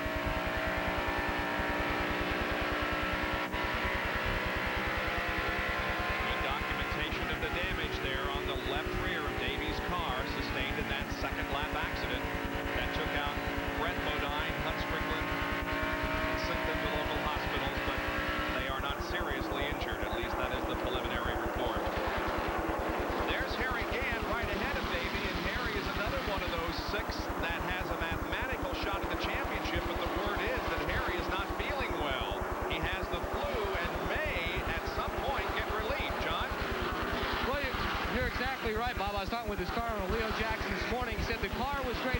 great. The only thing that worried him, Harry had been sick all weekend with the flu. During that last caution period, after making the pit stop, Harry radioed back in and said, hey, you might want to think about going and finding my Skoll teammate Rick Mast to see if he will relief drive for me if it gets to that point.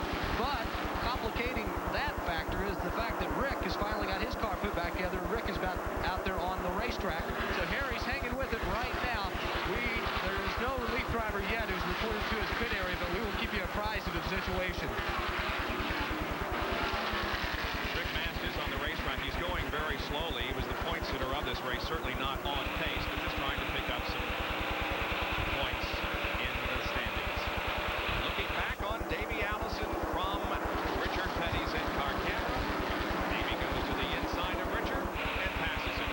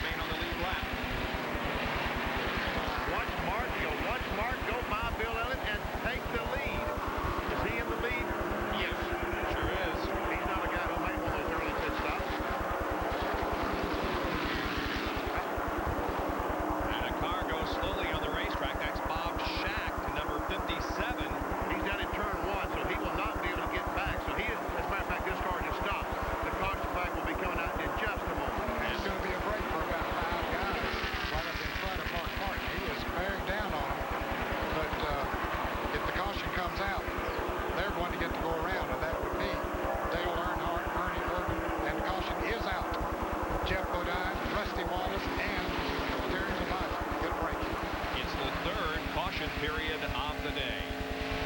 There you can see Mark Martin signaling to the drivers behind him that the caution is out. These cars that are running ahead of Mark Martin will be able to encircle the entire racetrack. What happens is that the pace car pulls on the racetrack in front of the leader of the race, Mark Martin, and everyone catches up to Mark Martin. So if Martin is the leader, all the fellows in front of him get to go all the way around the racetrack and make up basically a mile and a half. There's the reason for the caution, the stall car of Bob Shack at Atlanta Motor Speedway. We'll be right back.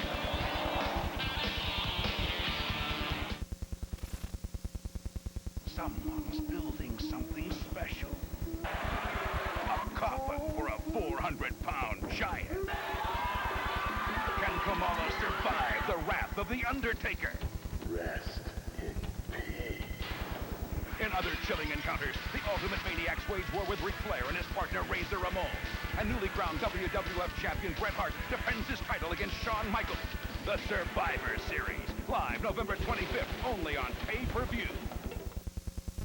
Discover a better way to paint with Glidden and Menard. Glidden spread wall is on sale for just $6.99 a gallon. Spread satin is just $9.59 a gallon. And get exact computer color matching with Glidden paint.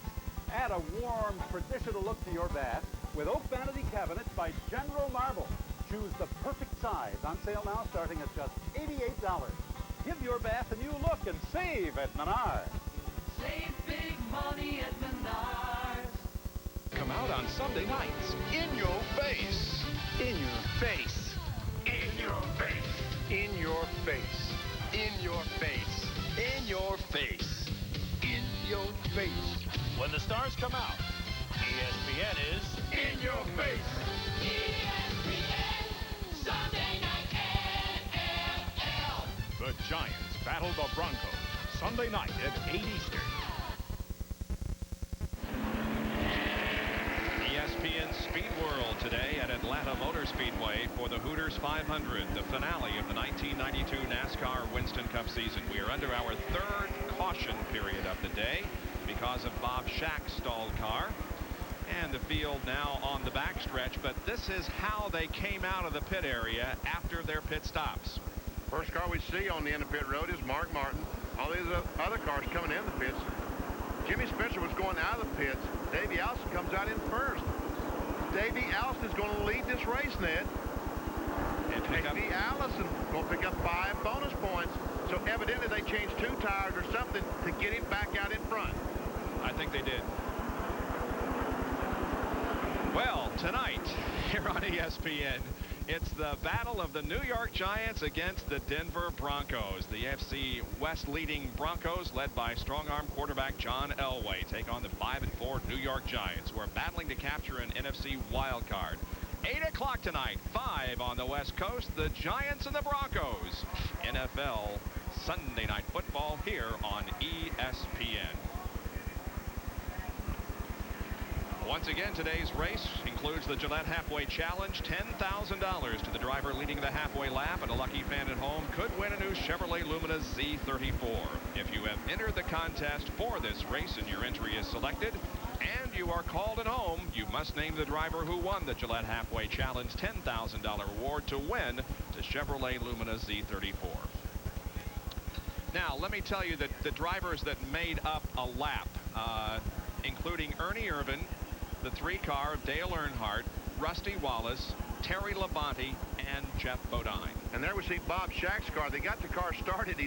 Now he's come to a stop again at the start-finish line, so they got to get a wrecker out to push him up. And we see the Goodyear tires, the yellow, the Goodyear now is in yellow instead of the white we've seen for the last 15 years. So if you see these cars going down the racetrack and see yellow paint, it didn't come off of another race car. It came off. The tires are now yellow. Here's Jerry Punch. Guys, answering your question, Davey Allison did change just 2 tires, 2 right-side tires. That'll explain that quick pit stop. And also explaining Alan Kawicki's problem. He does not have first gear, as you heard Danny Glad say. And remember, NASCAR rules prohibit a crew from pushing a car out of the pits. It's a safety move, but NASCAR will allow you to push a car if you've lost a gear. And they've now given the Kawicki crew a chance to push their car out of the pits, and that probably saved Kawicki maybe 5 or 6 seconds getting the car moving here on this pit stop.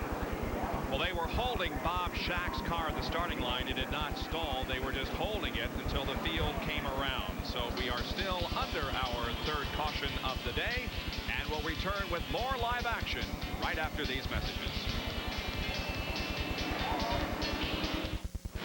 Richard Petty, the only driver ever to win 200 Winston Cup races, all on champion spark plugs. Jerry, your help out here really does make a difference in the way I run. Well, Richard, this is our testing ground. It makes a difference in the way we build our spark plugs, too.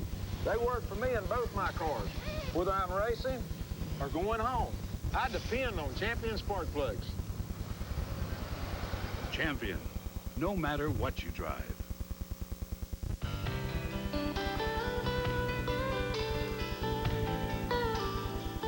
All of these championship-winning drivers have one thing in common: Goodyear Racing Eagles. The race-winning technology that's found in the Goodyear Racing Eagles can also be found in the world's best-selling line of high-performance street tires, Goodyear Eagle Street Radials. The champions know, and it's why we say the best tires in the world have Goodyear written all over them. The available anti-lock brakes on the new Geo Prism can help you negotiate driving hazards during hard braking. And every new Prism comes with a driver's side airbag, which we'd also be happy to demonstrate. But you've seen all that before. Besides, why ruin such a beautiful car? Get to know the newest Geo Prism, at your Chevrolet Geo dealers. It's not a question of if your favorite team will lose a player. It's a question of who. Will it be the high-priced superstar or the young phenom down on the farm? The Major League Baseball Expansion Draft, Tuesday on ESPN.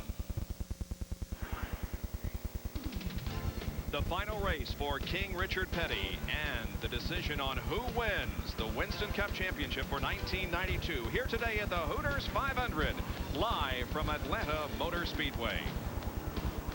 Our Speed World coverage is being brought to you by the Heartbeat of America, Chevrolet, and your local Chevy dealer.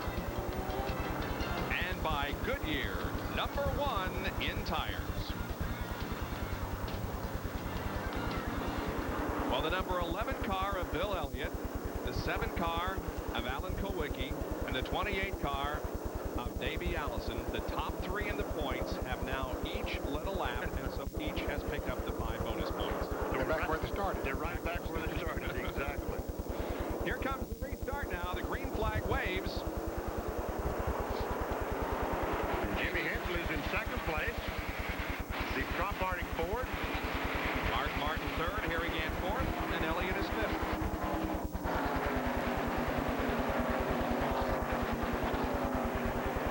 Here comes Kyle Petty, the mellow yellow Pontiac, trying to get a lap back, trying to get by Davey Allison. Kyle, of course, was one of those drivers that made a green flag pit stop just before the second caution came out. Dale Jarrett right there, he also was one of those drivers. But Mark Martin's going to take care of both of them.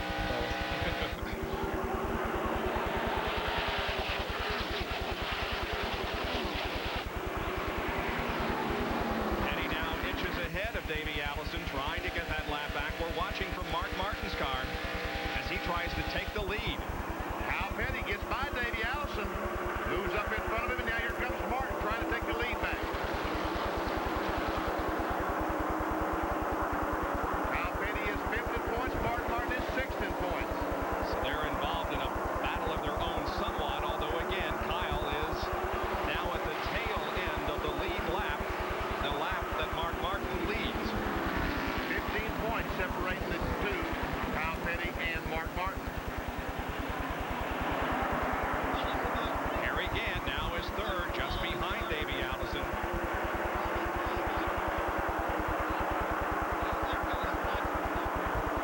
Okay, Harry, looks pretty racy right there at the moment. Here comes Earnhardt. He's still a lap down, but he's moving him down. He's by Hensley. And there's Ricky Rudd in the 5 car, the 66 of Hensley, and Jeff Gordon in 24. This is the car that Jeff will be running all year next year, the same colors, DuPont. And by the way, Jeff Gordon has a $100,000 bonus if he can win this race today. Morgan Shepherd slowing from the roof cam. You can see how the car is not on pace. No, he's way off the pace, Bob. He's heading into turn number 3 there right now. You see how far the leaders are out in front of him. Here's Davey Allison now trying to move around Kyle Petty. Mark Martin already put Kyle that lap down. And Harry Gant, who was reported to be suffering from the flu, does not appear to be suffering all that much. He's running a strong third. And he and Kyle Petty are 1 point apart. Ganson's fourth, Kyle Petty 5th in the point standings, and only 1 point separating the two. And it's a difference at the banquet of $35,000. Oh, that's nothing. Maybe not in your world it isn't, but the difference in first and second is 670. Oh, a crash down the front straightaway. Ken Schrader, Wally Dallenbach, Darrell Waltrip's involved. And Richard Petty is flaming going into turn number 1. He's knocked the oil cooler off his car. and the oil is on fire. Richard Petty, the car is on fire. Petty has got the car stopped. It'll go out. Fire extinguisher. It'll go out. That was Richard yelling to his crew, get a fire extinguisher down here. Yeah, I pulled up to the fire truck. Richard said, I pulled to the fire truck. Well, I'll tell you, that's a great presence of mind, right? And what a way for the career of Richard Petty to end. Let's not say right now, though, that his race is over. They could get the car back going, but I doubt it. Once again, Bill Elliott got through a crash. I didn't see what happened in the crash. I just looked up and saw stuff flying. Yeah, Bill was up in front of it. Davey Allison was in front of the crash. Should have been about mid-pack, I guess. Because Dick Trickle, one of the cars in the crash, was running 10th before the crash. There's Darrell Waltrip. We can see some heavy damage to the Western Auto Chevrolet. Now the three cars here on the main straightaway and into turn one are Dick Trickle, Ken Schrader, and Wally Dallenbach. And then Richard Petty's car is down in the turn as there is the king out of the car. And this may be the final farewell. But thank God he was able to walk away from it and wave to the fans. But you know, they ought to take the king back to the garage here and something better than a record. Yeah, you're right about that. It's not a way to end a career that has been so great. Now here's the crash. That's Trickle. Ooh, look at Dallenbach get bumped around. There's Richard Petty going in and hitting Darrell Waltrip. Looks like the rest of these cars are able to slow down without too much trouble. And Richard driving down to the fire truck, like he said. There's an oil cooler up there, as I said, right behind the left front fender. That was the hood I saw going up in the air that... Was that your eye level? Yeah, right, when the crash started. Came off of Schrader's car, did it? Not sure. I think so, yes. Well, it almost blocked the track there for a moment. I would guess that someone came off the corner on the outside of another car, and the fella didn't know he was there. Made contact. And I don't...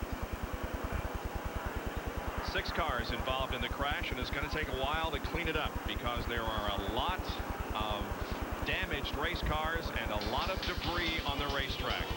It comes on lap number 96 of the Hooters 500 here in Atlanta. As a truck company for 90 years, we understand the value of a strong frame.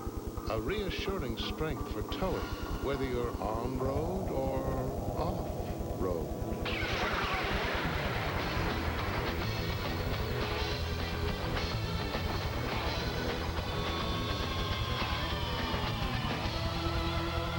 GMC Truck, the strength of experience. What makes a mountain man a mountain man? Let's find out. Must a mountain man be a big burly guy with an axe? A man of steel? Must a mountain man even be a man? Actually, the only requirement is the right beer. Smooth bush beer or easy drinking bush light. So, head for the mountains and learn what makes the typical mountain man anything but. I drive a race car for a living. I depend on the parts and pieces in my car. And I feel so confident knowing that Pennzoil is protecting the moving parts inside of my engine. Pennzoil's quality and protection give me the confidence I need to do my job without second thought. The protection that Pennzoil offers this race team makes us feel great. That's why I have the confidence to use it on the street and in my race car. I recommend Pennzoil to everybody. Pennzoil, performance, protection, quality.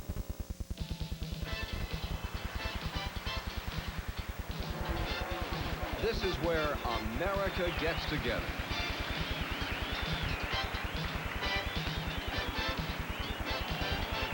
Every weekend throughout America, there is great NASCAR racing. I wouldn't be anywhere else.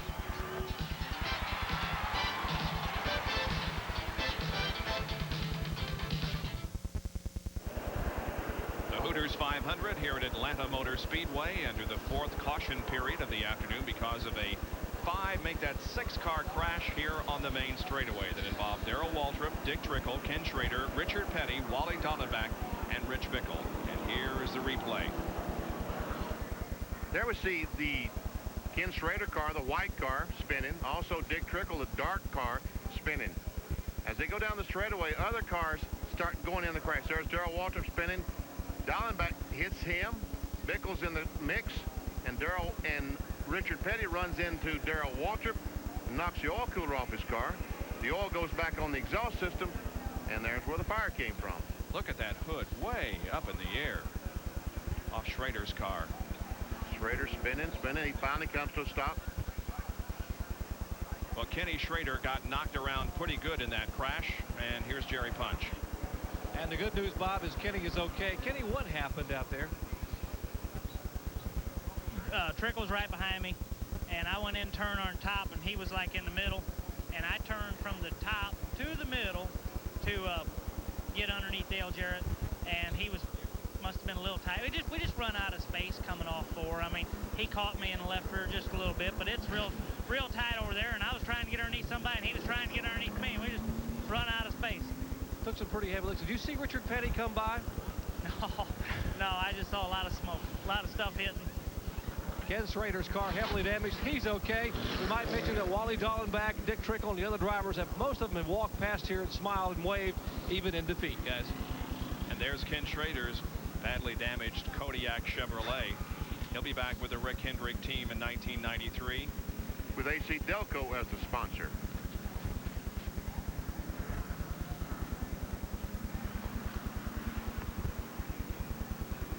Now here's a replay from the in-car camera of Richard Petty. Oh, this ought to be good.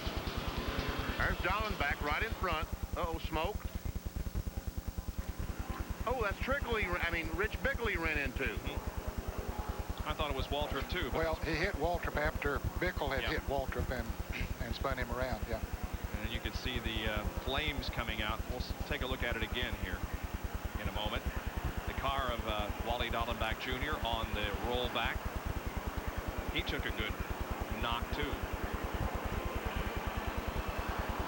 But everybody apparently is okay after 6 cars involved in a tangle here on the main straightaway. We'll be back with more in just a moment. Today, performance cars come in a variety of designs, sizes, and even prices. So do Goodyear Eagles, the world's most successful line of performance tires. There are all-season Goodyear Eagles, new ultra-performance Goodyear Eagles. There are Goodyear Eagles for the classic and for the contemporary. No matter what performance car you own, there's a Goodyear Eagle priced for you. It's another reason we say the best tires in the world have Goodyear written all over them. Pronto Auto Parts. From coast to coast, your local Pronto Auto Parts store features friendly service and quality auto parts at lower prices. Hey, use a spark plug that's tested to fire clean for 30,000 miles. Motorcraft. Motorcraft quality parts from Ford.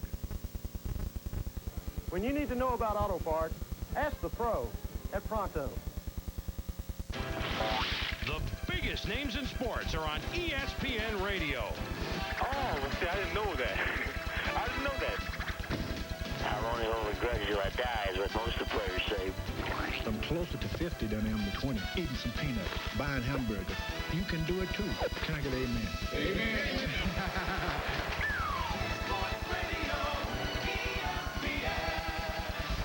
I want to do radio, baby, and beyond and on. We welcome you back on a beautiful Sunday afternoon. Just couldn't ask for more perfect weather than this to end the season. It's a little bit cool, but you expect that this time of year. But boy, after Thursday when we arrived here, when it was just pouring down rain, we wondered if it was going to be nice for today, but it is perfect racing weather.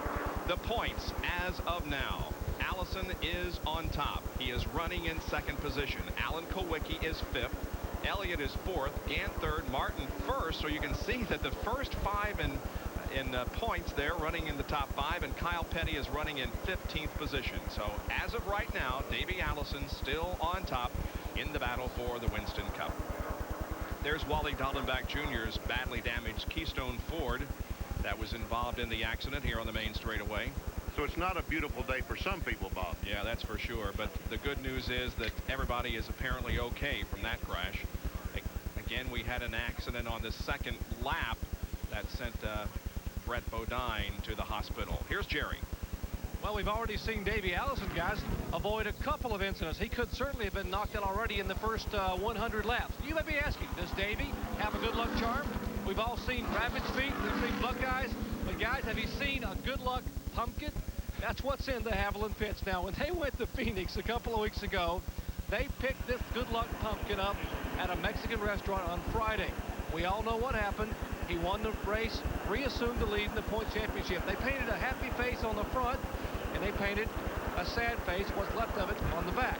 Now, this pumpkin has hit the wall a couple times. You can take a look there. But right now, while Davey's running well, they have the happy face showing. And believe me, folks, this pumpkin has been guarded more than the race car the past 2 weeks. So Davey's good luck charm so far working its magic. Yeah, it's holding for him so far. Allison still on top of the point standings. You know, as nervous as Davey was to begin the race, I'm sure when he drove through that second lap crash and avoided that, all the nervousness went away. He was no longer nervous. I mentioned also that Hut Strickland also was sent to the local hospital in addition to Brett Bodine to be checked out for just an observation and the possibility of some injuries that they're not aware of here at the racetrack. Bill gets relined for the start. Business is fixing to pick up because we're going back green flag racing. Dale Earnhardt still a lap down to the leader, Mark Martin. Pulls up alongside Martin, going to try to get his lap back. He's in 15th position, Vinny. There are 14 cars now on the lead lap. And if you're just joining us and you've noticed that Ned isn't saying a whole lot today, it's not because he's mad at us, I don't think. Ned is suffering from some laryngitis and couldn't utter hardly a sound yesterday and last night, but we're glad you got at least what you got today. It's amazing. The biggest race of the year. And not the way it goes. Away, yeah. As they're getting ready to go to restart, Darrell Waltrip's car sitting on the pit road, and they're trying to adjust the toe in on it. The hood's damaged, the rear end's damaged, but they're trying to get him back on the racetrack. There's the Western Auto Chevrolet. Well, the attendance here will far exceed last year's attendance of 122,300. The track officials estimated they would sell 60,000 hot dogs, 40,000 hamburgers, 100,000 sodas, 800 pizzas, 40,000 cups of coffee, and 40,000 cups of hot chocolate for this event. And that was before they learned that Benny would be having lunch here. Okay, let's go. Green flag waves.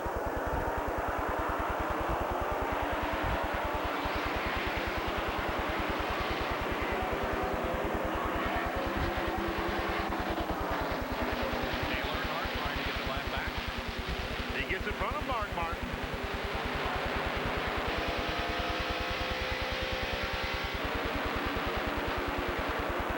Big cluster of cars behind the leaders. Bobby Hamilton, Harry Gant, Bill Elliott. That number 9 car is being driven by Chad Little and has Mayflower Moving sponsorship on it. And speaking of moving, there is Ernie Irvin. He's moving through the pack, isn't he? Force the body alongside. Kyle Petty almost moved into the wall in between turn 3 and 4. He really did a great job of driving that car. I don't know if there's something wrong with it or not. But yes, there is. There's something wrong with Kyle Petty's car. He's just not up to speed. You can see him there on the outside, the black car with the green numbers. Here he is now going into turn 3. Might have got a little bit of help there from Sterling Marlin. Oh, yeah. That's why he went so high. Yeah. Okay. Got a little bit of a bump from him.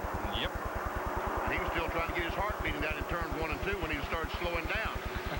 Kyle's running okay now, looks like. That's Rusty Wallace right beside him, now behind him. As we look from the Phillips 66 in-car camera being carried by Jimmy Hensley. Good run for Jimmy. He's being shown in 12th position. No sponsorship yet for that team for 1993. Cale Yarborough Motorsports, they're looking, hoping to keep things together. There's a host of Pontiacs. Kyle Petty, Rusty Wallace, Michael Waltrip. Lots of announcements made here at Atlanta in the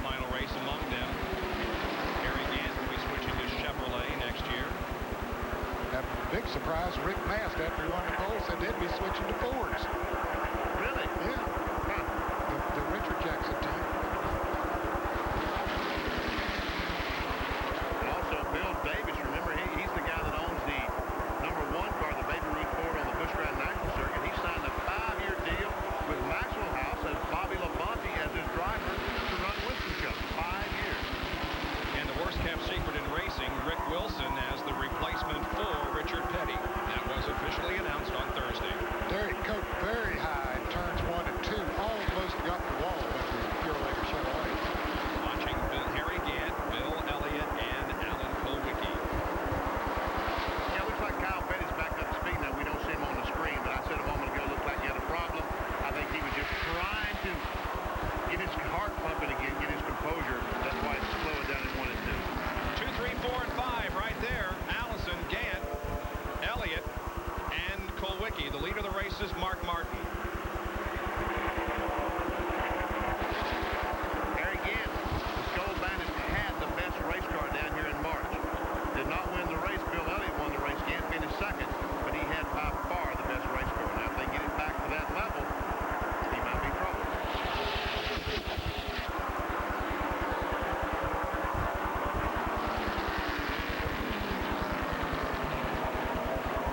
Race is just about a third over. There are 328 laps in this event, and we're now at 109. If points were awarded right now, Allison would be the winner of the Winston Cup. He's running second. Kulwicki would finish second in the points. He's running fifth, and Elliott would be third. And now, Mark Martin is trying to put Dale Earnhardt a lap down again. He's closed up on the back bumper of Earnhardt. And Earnhardt's running high, Martin running low. And a good battle back of those guys as Alan Kulwicki has pulled alongside of Bill Elliott and now tries to take the position away. They come down the back stretch, and boy, it looked like they may have touched as they came off the corner. They were awfully close, there's no doubt about it. There was $1 million at stake. The Winston Cup champion not only wins that title, which is in the stock car world enough, he also wins $1 million. We see Kulwicki going down. That time drove in alongside Bill Elliott. Here they come off the corner once again. Very, very close to touching as they go down the back straightaway. You see Kulwicki back off this as they go in the corner. Remember that second lap crash between Brett Bodine and Rick Wilson? You see, he doesn't want to go in there and not have that air to lean on. That's why he backs off going in the corner. Now, Allen, I was going to say gets cleanly around him, but no, Elliott just won't give up while Ricky Rudd says, I may make this a 3-horse race. Did I say Rick Wilson? I meant Rick Mast. You can say Rick Wilson next year.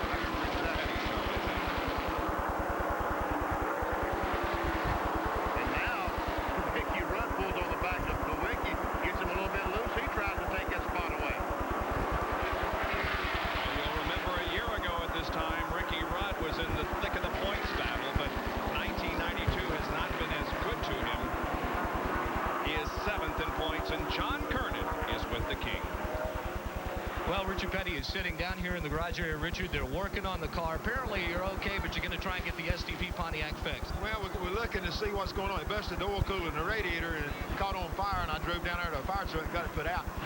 But I don't know that when it busted the oil cooler that it didn't run out of oil and mess up the bearings. So first thing I got to do is put it back together and then crank it up, and still got oil pressure. We might go out and run a few laps. The oil pressure's messed up. Naturally, that's all over with, but no front fenders or nothing on it right now. It's tore up pretty bad. You know, you'd rather go out in a blaze of glory, but you're almost out in a blaze today. Yeah, it wasn't the kind of blaze of glory I wanted to go out in, but the main thing is nobody got hurt in the wreck, and I've spent 35 years doing this, and I'm still walking around talking, so good Lord looked after me for a long time. Now, if you don't get it fixed to get back out, will you still be hanging around for the end of the race ceremonies that were scheduled? Well, we'll sort of play that beer according to what everybody wants to do, and we'll take care of everybody. All right, Richard Petty, despite the car catching on fire and sitting here in the garage in his last race, manages to flash that famous Petty smile. And I hope that they can get that car back out and running. I would like to see the car on the racetrack when the checkered flag drops. Well, Mark Martin is still the leader of the race.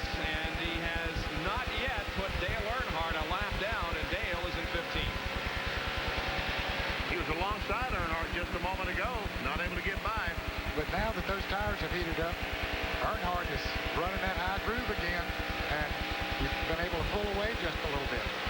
Let's watch the telemetry one more time. 183. 190 miles an hour just at the end of the back straightaway.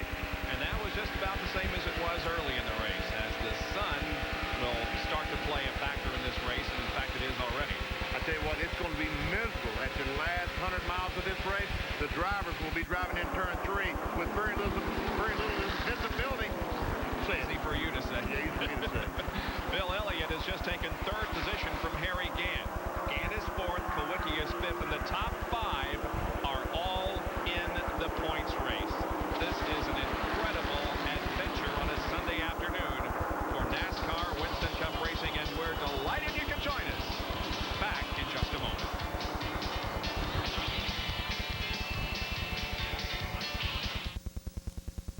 Someone's building something special. A coffin for a 400-pound giant.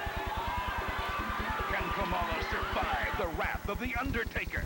Rest in peace. In other chilling encounters, the Ultimate Maniacs wage war with Ric Flair and his partner Razor Ramon. And newly crowned WWF champion Bret Hart defends his title against Shawn Michaels. The Survivor Series, live November 25th, only on pay-per-view. Many people in our area go to bed hungry.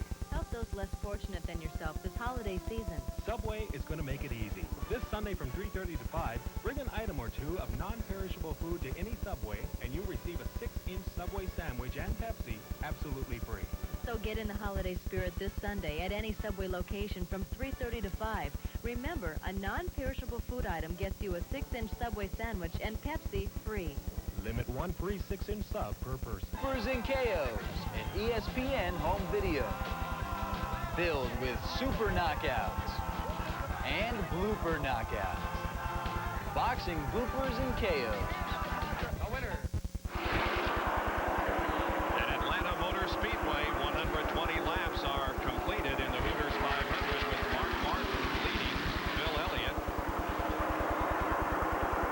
Alan Kawicki is currently in 3rd. Ricky Rudd 4th, and Ernie Irvin is 5th. Davey Allison has fallen back to 6th. He's lost several positions here in the last few laps. I don't know whether there's anything wrong with the car or whether he's just... He went down in turn 1 just a couple of laps ago and looked like something happened in the car. He got loose, pushed or something. He got out of the gas, and that's when most of these fellas went by. Now he's able to maintain and run along with them. Jerry Clutch, what happened to Davey down in turns 1 and 2? Manny, you're exactly right. Davey had a little bit of a push going in the corner, had to back out of the throttle. No need to take a chance here. We're still just past the 120 lap mark, but you're exactly right. Good eyes. The car went in the corner, and the car began to push as Elliott was going by Davey Allison. Davey had to back out of the throttle just a little bit, which allowed Bill to zip right on by almost effortlessly. Bill Elliott now is in 2nd position, and Davey Allison is back to, what, 6th? Yep, back in 6th spot. We're getting closer to the halfway lap. If you have entered the Gillette Halfway Challenge and you are called at home and can name the driver who won the Gillette Halfway Challenge Award, coming up, you will win the new Chevrolet Lumina.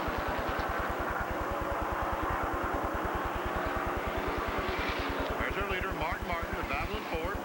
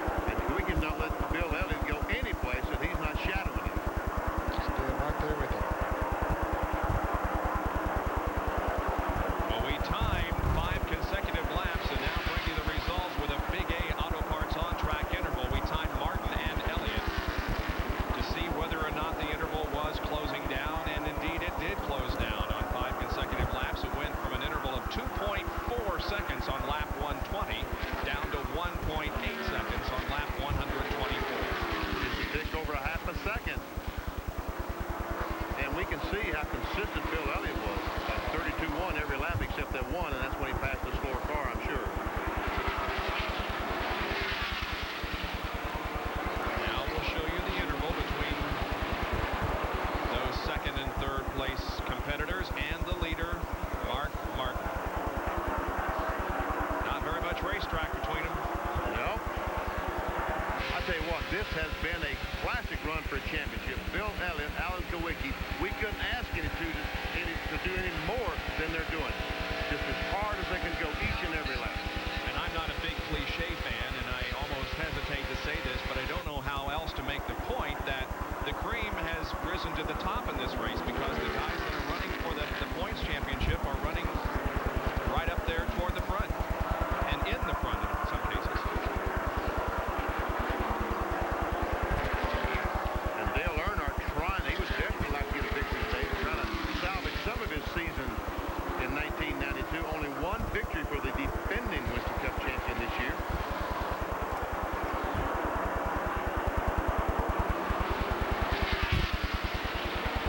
Here's an Autolite field summary for you. Watch for your favorite driver. This is how they crossed the line last time around, 1 lap ago. Dale Earnhardt back in 15. On the lead lap. There's Dale. He has pulled away from Mark by a whole bunch.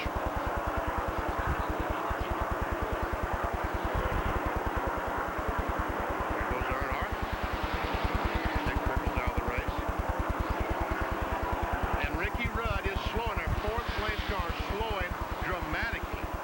The winner at Dover not too long ago, Ricky Rudd. And the guy that is 7th in the point standings is off the pace, and the report is he's lost his power steering. Oh, man. It'd be a struggle trying to wrestle that thing around with no power steering. The problem is used to they didn't have power steering, but they adjusted the front end so he could drive the car. Now, with power steering, the front end adjustment makes it almost impossible to turn it, like most cars on the street. But remember, a few years ago, of course, it has changed some with radial tires in particular, with the different settings of the front end to accommodate the radials. But Earnhardt lost power steering, wasn't it, at Bristol, one of the toughest tracks on the circuit, and went on to win the race. Yeah, I do remember that, yeah. Rudd has an 82-point lead on Darrell Waltrip in the point standings. There's King Richard Petty, who is at the moment out of the Hooters 500, being led by Mark Martin.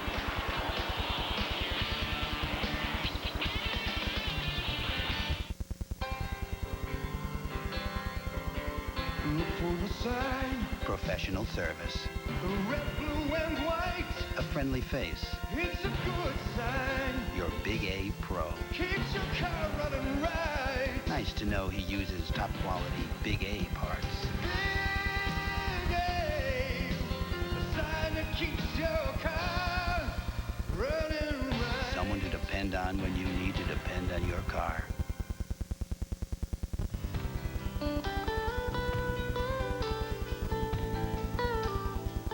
All of these championship-winning drivers have one thing in common: Goodyear Racing Eagles.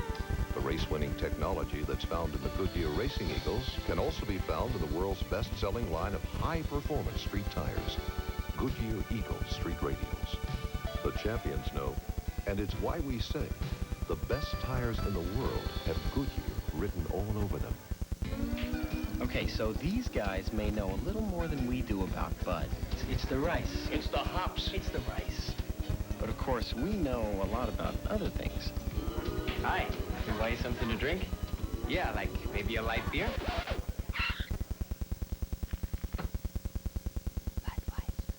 Or maybe you'd like a Bud. Someday, boy, you're gonna learn from your mistakes. As a truck company for 90 years, we understand the value of a strong frame. A reassuring strength for towing, whether you're on road or off road.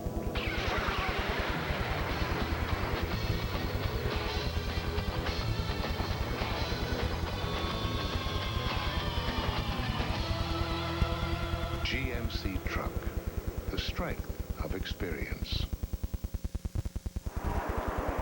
Trying to win his second win Cup. He did it in 1988. Bill Elliott leads the Hooters 500. Second place belongs to Alan Kowicki. And Mark Martin, who was leading this race just a few laps ago, has fallen all the way back to third position. So Bill Elliott now is at the front. And here's how Mark lost the lead. Going in turn 3, Bill Elliott just pulls up on the outside. Martin realizes he's there as they come off the corner. Elliott has the momentum and just goes right by. Not too long after that, Alan Kowicki took the second position away from Mark Martin. Now here's Davey Allison involved in a battle with Jeff Bodine in number 15. Lake Speed is also right there. And the number 12 car driven by Jimmy Spencer. Spencer having another great run in Bobby Allison's car, currently shown in 8th spot. And this battle between Davey Allison and Jeff Bodine is for 6th.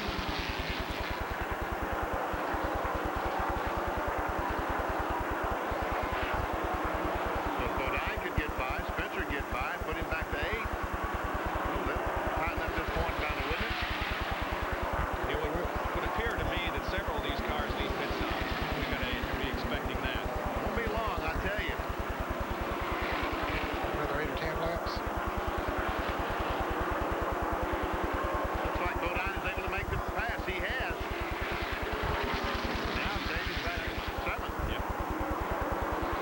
While we watch this, we will tell you that Ricky Rudd has been able to hold on to 5th position despite the loss of the power steering a few laps ago. I think he adjusted to it pretty quickly. It had to be a shock when that thing went out. You know, what in the world has gone wrong here? Yep. Is it going to turn when it gets to the corners?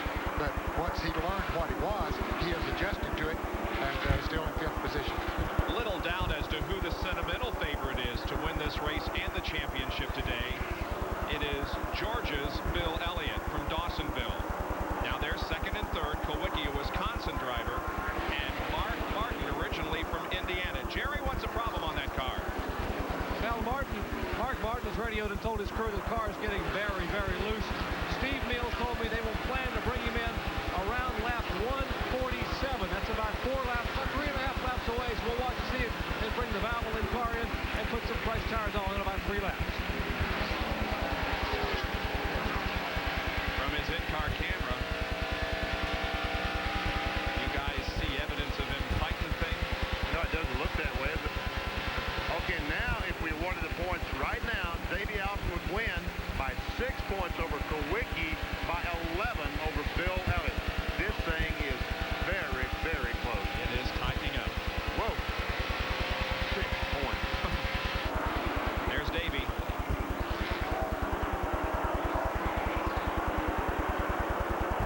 And there is Spencer in the number 12 car.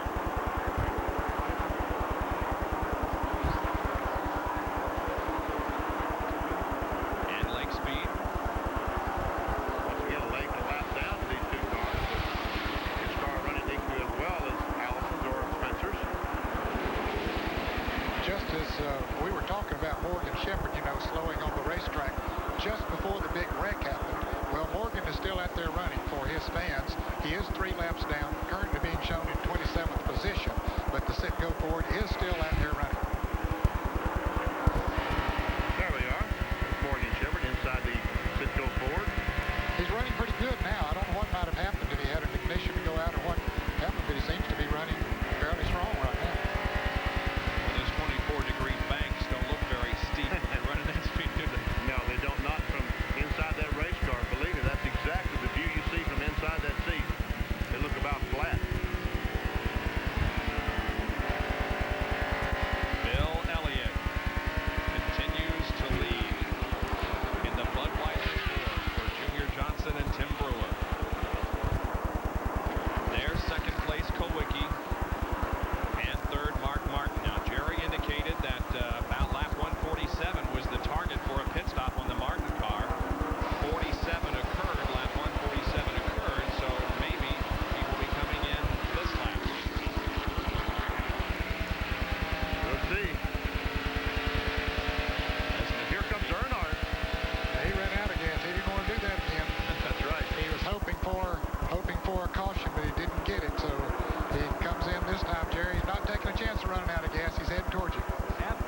Absolutely not. And this is a scheduled pit stop for Dale Earnhardt. He is pitting down at the far end of pit road, right beside where they are waiting for Martin to come in.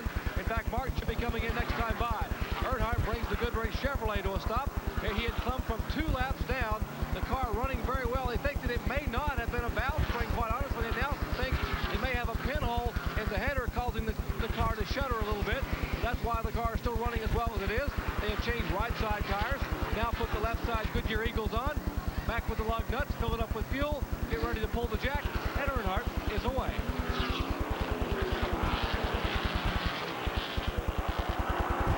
Now he'll find himself until the leader's pit about 2 laps down. But they have a pit stop coming up. If they don't get caught like they did before, that caution coming out, it could still be okay. Earnhardt's most recent win here in Atlanta was in 1990 in the Motorcraft Spring Race. Last time he won a fall race was in '89. There's Elliott continuing to lead. And it looks like he has stretched out the advantage a little bit on Kowicki and Martin. Martin staying out there.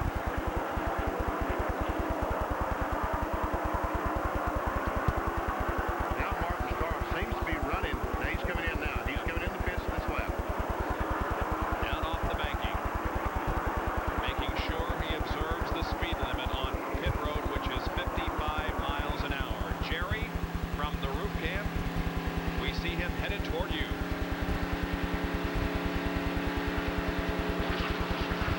And Mark Martin was trying to make this car last as many laps as he could, realizing the other leaders should be in between lap 154 and 157. He made it 3 extra laps, but the car was just going away. So now he brings the Valvoline Ford Thunderbird to a stop on pit road. Right side tires going on. Very, very diligently cleaning the windshield. Remember, as the sun gets lower here in the afternoon, that is a critical part of the pit stop. Getting that windshield clean so the driver can see. Now left side tires going on. They hope to be able to correct that loose race car. All lugged up, being fastened. He is down and away. 24-second pit stop for Mark Martin as he stays below that white line and gets it back on the track. John Kernan, Ricky Rudd is in. It's a 4-tire change for Ricky Rudd. Talked with Gary Dehart, crew chief, moments ago about the power steering. It is out. He thinks maybe a belt could have fallen off, gotten knocked off. So Ricky does not have power steering, having to adjust the way he drives the race car. Right's already on, left side's going on. They had hoped to get a caution so they can check under the hood, but Ricky will just take on 4 tires and 2 cans of fuel. He's down and away, headed towards turn 1. The crew made a good pit stop. Jeff Gordon rolls off of pit road behind Ricky. So does Sterling Marlin. There's Jeff going out of the pits right now, and here comes Sterling. He's already gotten 4 new tires on the Maxwell House Ford and is building back up to speed as he heads into turn number 1. Then shift into 3rd gear. Playing with the gas. Now as he drives up on the bank, he'll shift into 4th gear. Alan Kowicki about to come into the pits. His crew there ready for him with the board out. And when he does, he'll relinquish 2nd position.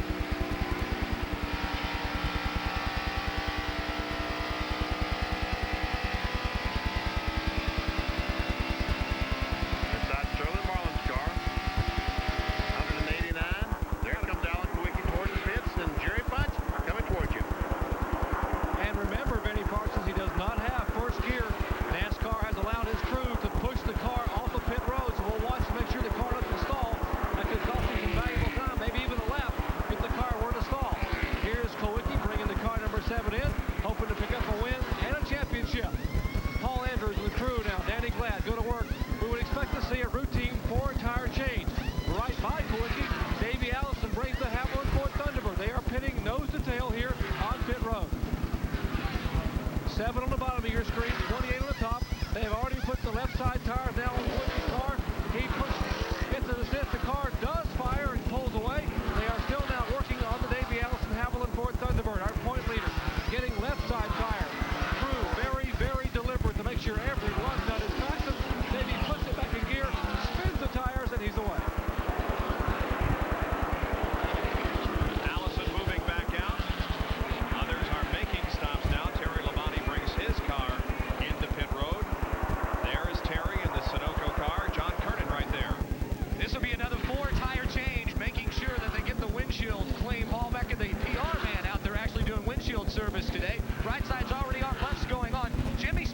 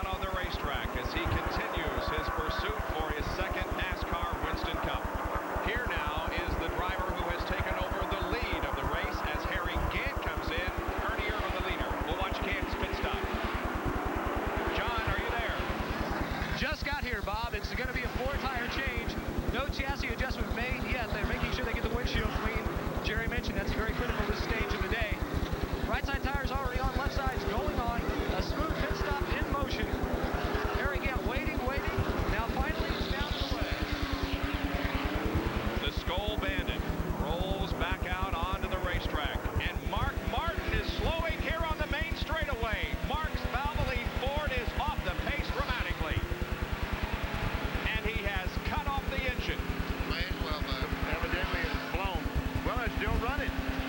4,000 RPMs in fourth gear. And you can hear the engine running.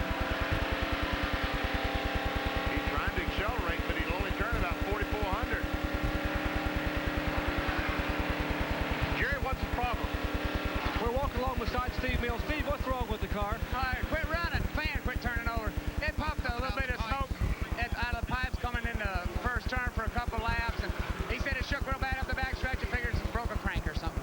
We'll let him go into the garage area. Thank you, Steve. Steve headed to the garage area here, talking to his driver, and apparently the day is over, and so is the championship hunt for Mark Martin. And so there are now 5 still in contention for the NASCAR Winston Cup, as Mark Martin, who won this race last year and who came into this event 6th in the points, 113 behind Davey Allison, coasts down pit road and will be, we presume, turning in to the garage area. He's still on pit road and in fact is going to keep going. Well, he didn't break a crankshaft because it wouldn't be turning 4,000 RPMs with a broken crankshaft. Nope. He has some other problem. There's the leader, Ernie Irvin. He has not pitted yet here. He's getting good gas mileage. It sure is. Jerry, got an update? Guys, as Mark Martin came by us on pit road, I was standing beside Steve Mills, who was running toward the garage area. We both stopped. The car came by, was sputtering. It seemed to catch fire, started sputtering again, so Mark continued back on the racetrack. They're hoping possibly it may be something less than inside the engine as they get the halfway point here in the season finale.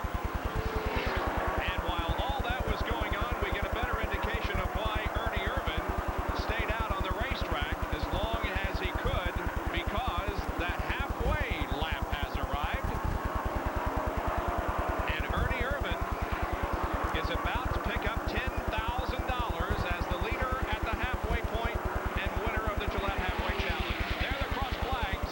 Ernie Irvin is the leader and the winner of the Halfway Challenge. He takes home the $10,000 reward, and if you have entered the contest and are called at home, and you can correctly identify the winner of the Gillette Halfway Challenge, you could win a Chevrolet Lumina Z34. Again, the name to tell them, Ernie Irvin. Mark Martin's car is behind the wall. And Bill Elliott, who has made his pit stop, finds himself in 4th position. Back up to speed. But Irvin coming into the pits. Ted Musgrave had stayed out there. He was ahead of Elliott, but he's coming in right now. And it looks like Jeff Gordon might have a problem on the backstretch. He's going very slow. Maybe run out of gas. Going slow down pit road is Ernie Irvin. Jerry. And somewhat of an obstacle, he has to go around the car of Lake Speed, and it's stalled on pit road. Also get around the car of Morgan Shepherd here. The Kodak crew working on Ernie Irvin's car. We mentioned Ernie Irvin won $10,000 for leading the halfway point. A $25,000 bonus just went to Davey Allison for winning the most halfway points this year in the Gillette program. The only other ones who could have gotten that were Bill Elliott and Alan Woodman. But by Ernie Irvin winning the 10 grand, as you watch his car exiting pit road in a little over 20 seconds with 4 tires, that would give a $25,000 bonus to Davey Allison. Jeff Gordon is on pit road. His car very slowly down the backstretch. He was able to make it into the pits, and might he have run out of fuel? No, I don't know. They haven't put any in it yet. He stopped just a few laps ago, so he did not run out of fuel. Evidently, had a flat tire or something wrong with one of the tires. Probably had a vibration. Didn't know which one it was, and so he's putting all 4 on. Davey Allison working his way through the traffic, racing with Sterling Marlin. There is Bill Elliott and Alan Kowicki. We will be back in just a moment to update you on the points in this 1992 season finale of the NASCAR Winston Cup Series. I drive a race car for a living. I depend on the parts and pieces in my car. And I feel so confident knowing that Pennzoil is protecting the moving parts inside of my engine. Pennzoil's quality and protection give me the confidence I need to do my job without second thought. The protection that Pennzoil offers this race team makes us feel great. That's why I have the confidence to use it on the street and in my race car. I recommend Pennzoil to everybody. Pennzoil, performance, protection, quality. All the deep-down quality that makes a Buick so enjoyable on a Saturday afternoon is forged in the heat of weekends we spend throughout the year.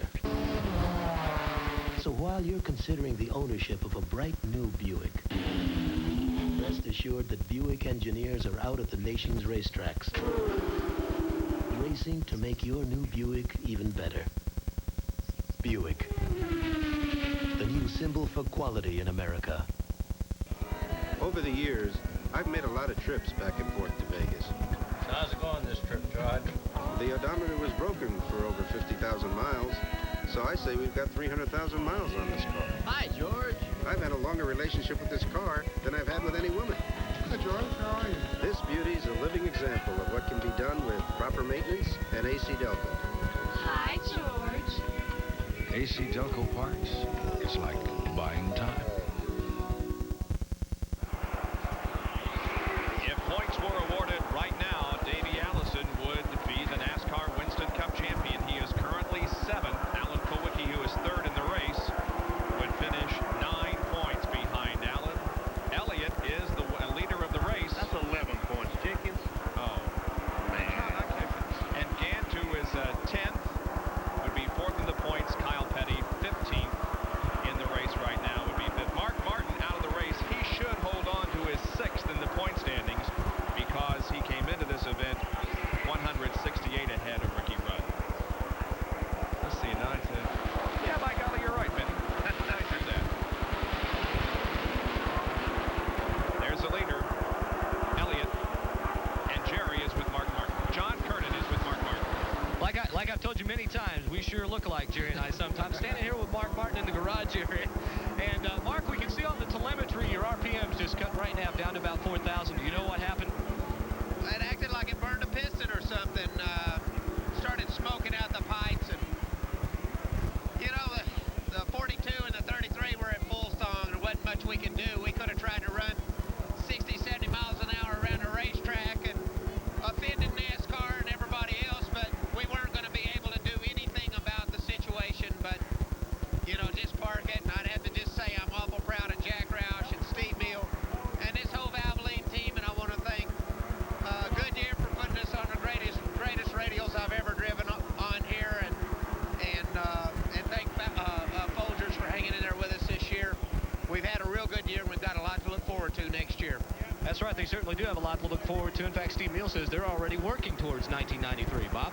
2 wins in 1992 for Mark Martin at Martinsville and at Charlotte. His year is over as the Valvoline Ford is behind the wall. Well, things have kind of settled down here as we have completed 174 laps of this event. Bill Elliott is leading over Alan Kowicki. We'll be back in just a moment. It was 8 o'clock in there, right? Yeah. The truck wouldn't start. And the lights worked, but the engine wouldn't turn over. So I figured it must be the starter, right? Well, I went to AutoZone. They said, let's test it. Turns out it was okay. So we tested my battery and found that it just didn't have enough juice to crank it. Now get this. I didn't have to spend a dime, because they even charged my battery for free. Get out of here. That kind of service? Hey, you just can't beat it. Racing. I can't explain it. You're kind of in a limbo zone. Time's different. The speed's different. Everything works different. It sounds totally cosmic. It's out there somewhere. Kyle Petty and mellow yellow. There's nothing mellow about him. Richard Petty, the only driver ever to win 200 Winston Cup races, all on champion spark plugs. Jerry, your help out here really does make a difference in the way I run. Well, Richard, this is our testing ground. It makes a difference in the way we build our spark plugs, too. They work for me in both my cars. Whether I'm racing or going home, I depend on champion spark plugs. Champion, no matter what you drive. The Texaco Haviland crew of Davey Allison watches their driver very closely. They have been told that there may be a problem with the car. Now there is Rusty Wallace on the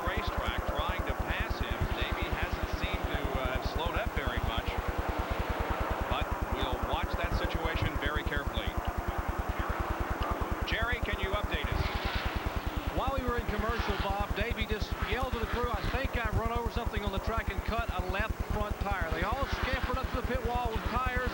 Davey said, wait a minute. He said, it may not be cut. It may just be a vibrating exhaust pipe. So he ran another lap. He backed off the throttle for about half a lap. And he came back to full throttle. I think it's okay, guys. I believe we're going to be all right. So everyone's heart skipped a beat down here in the Haviland pit. But he has dropped from 6th to 9th position. As both Rusty and Terry Labonte have been able to get around him. Following this race, again, we urge you to stay tuned if you have any love at all for auto racing and for the King, because we're going to present a very important and special program, Portrait of a King. That will be immediately following our live telecast of this Hooters 500. Dave Despain will be hosting that program, and it is a dandy. Elliott, the Georgia native, in front of his hometown fans, leads the Hooters 500. Alan Kulwicki not too far behind in second place. He's only about 15 car lengths behind Bill. He's steadily, inch by inch, gaining on the Budweiser board. And when I mean inch by inch, that's basically what it is, just inches. Not too far in front. You saw him there. Harry Gant is about to go a lap down. Dale Earnhardt just went around Harry Gant, so he has made up a lap on him. Really, Earnhart's still running out in front of Elliott, and so now Gant has dropped to 12th. Earnhardt is 11th, but not too far from going a lap down. Gant's car is definitely off the pace a little bit now from what it was earlier. There's Dale Earnhardt, who led earlier in this event, then lost a lap and gained it back. Lost 2 laps, really. He was down 2 laps at one time, but has got both of them back. He still leads the car. And there is Harry Gant, who is 12th, and the last car on the lead lap as Bill Elliott tries now to lap him, making it just 11 cars on the lead lap.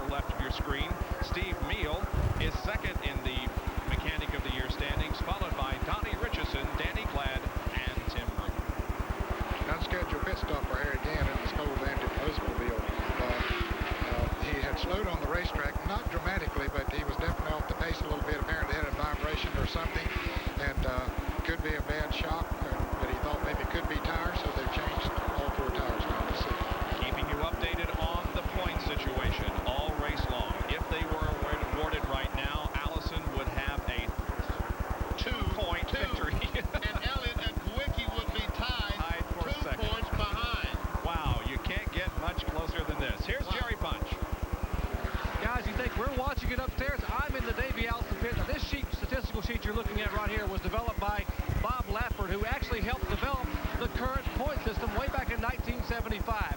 We have Davey Allison in this column, Alan Kwiecki, and Bill Elliott. Davey Allison currently won at 8 points he would have. And if you turn and look at Alan Kwiecki in second or at Elliott in first, that's what he would have. So they are watching very closely a statistical charter to see every single spot counts, and every single heart is beating rather quickly here in the Allison pit, guys. And thank goodness for people like Nelson Crozier, who was holding that sheet. And Nelson's one of those behind-the-scenes guys that play a very valuable role in presenting these NASCAR Winston Cup telecasts to you throughout the season. Bill Elliott of the Budweiser Ford leads the Hooters 500 as Jeff Gordon has dropped out of his first NASCAR Winston Cup race. Menards offers you a unique carpeting option, carpet tiles. These self-adhesive tiles by Breslin are ideal for basements, rec rooms, and more. 4 colors are on sale now for just 69 cents per tile. All fluorescent lights by U.S. Fluorescent are on sale too, from shop lights to decorative lights. This wraparound fluorescent is just $18.99. You'll save on home lighting ideas at Menards. Save big money at Menards. You know, I've learned if I want to see the best games in college football, I turn to ABC Sports. And sometimes I have more interest in the game ABC's shown in another part of the country than the game they're giving me here. Well, that's when I turn to the option play. This season, ABC's College Football presents the Option Play.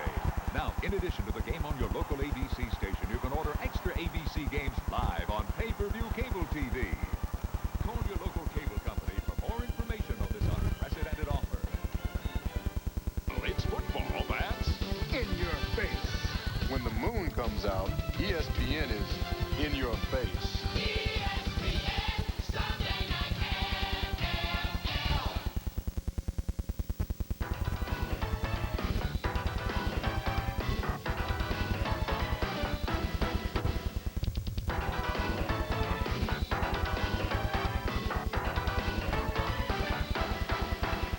We all know that glare can become a serious problem for a driver late in the afternoon. Well, in years past, the solution was quite simple.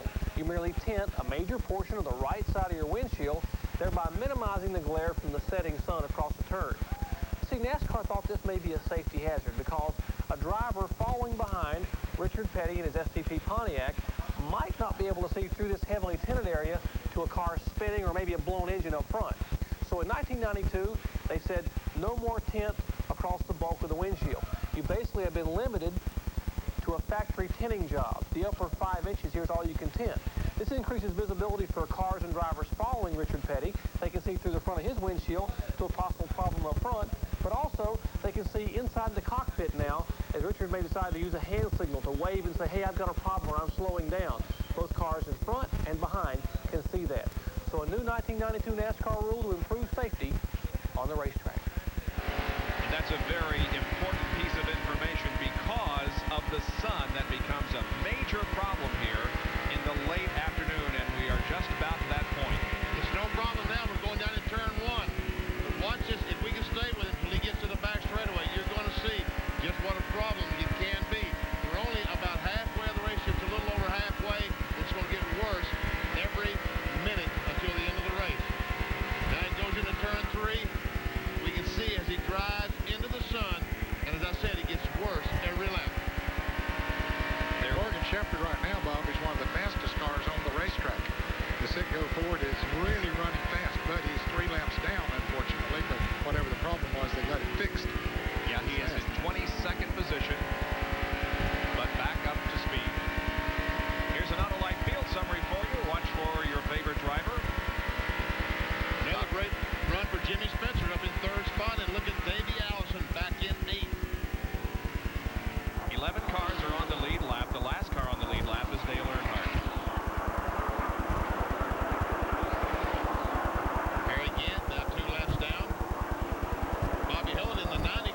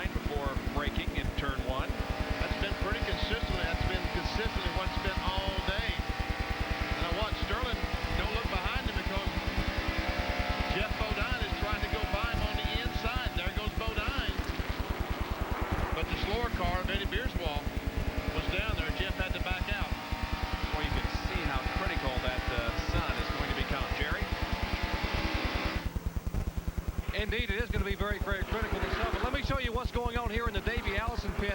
They are getting very concerned about what's happening in the point battle. Davey's car not handling well. Gary Beveridge, Ryan Pemberton, and Joey Knuckles are building an aluminum patch for that brush panel in the left rear of the car. Now, they take a piece of aluminum, and they have cut it. And now listen to Ryan Pemberton.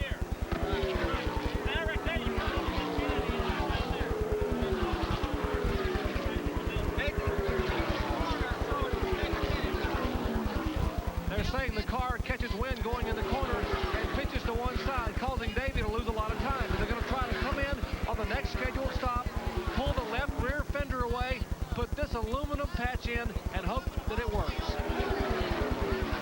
Well, you pull out all stops in the final race.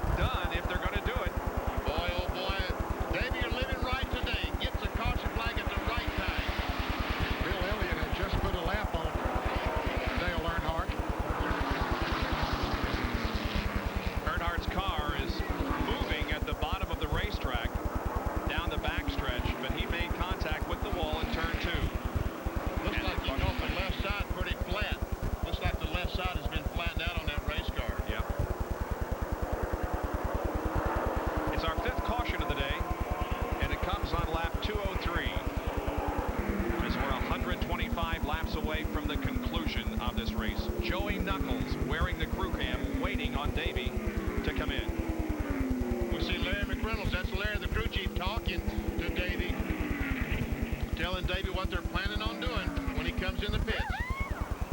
Still talking to Davey.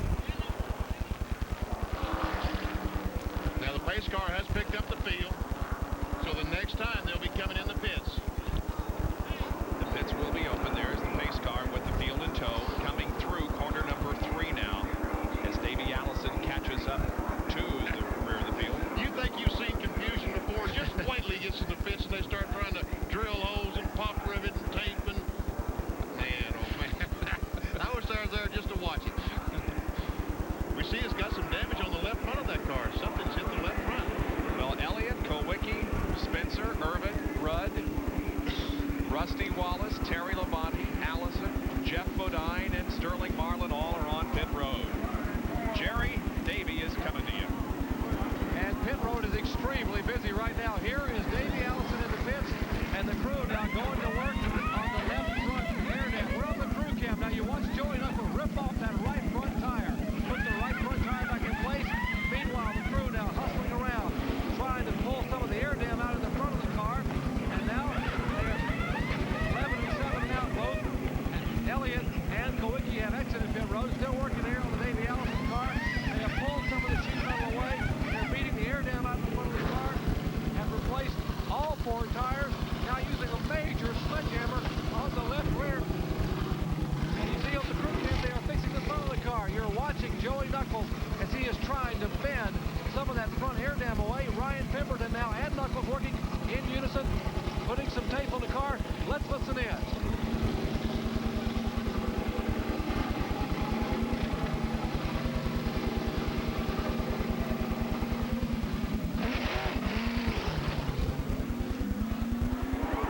Allison's car beat up in the front end, beat up in the rear end. Still trying to hold on and win that championship. Don't you guess that front damage was done when he radioed in and told his pit crew, I think I've run over something on the racetrack? Exactly. And he cut the left front tire down right in front of the left front. He hit something on the racetrack. We are under caution for the 5th time this afternoon because of an incident involving Dale Earnhardt in turn number 2. Back in a moment. You know, I've messed up on a few relationships in my life, but there's one that's lasted over 35 years with a lot of help from Quaker State. It's tough on wear, tough on sludge. So Quaker State and I are planning on a meaningful relationship with my new car. So why don't you do the same with your new car's engine, and Quaker State will guarantee it for 250,000 miles or 10 years in writing. You think if I gave Lonnie the Quaker State deal, she'd give me the same guarantee? Quaker State is one tough motor oil. All the deep-down quality that makes a Buick so enjoyable on a Saturday afternoon is forged in the heat of weekends we spend throughout the year. So while you're considering the ownership of a bright new Buick, rest assured that Buick engineers are out at the nation's racetracks, racing to make your new Buick even better. Buick, the new symbol for quality in America. When 280 seemed out of reach, it's Joe Amato and Autolite who punch it. The ball goes to 290. Connie Coletta and Autolite smash it. 300, the barrier. Kenny Bernstein and Autolite shatter it. Autolite and the record breakers. We feel pretty good about that.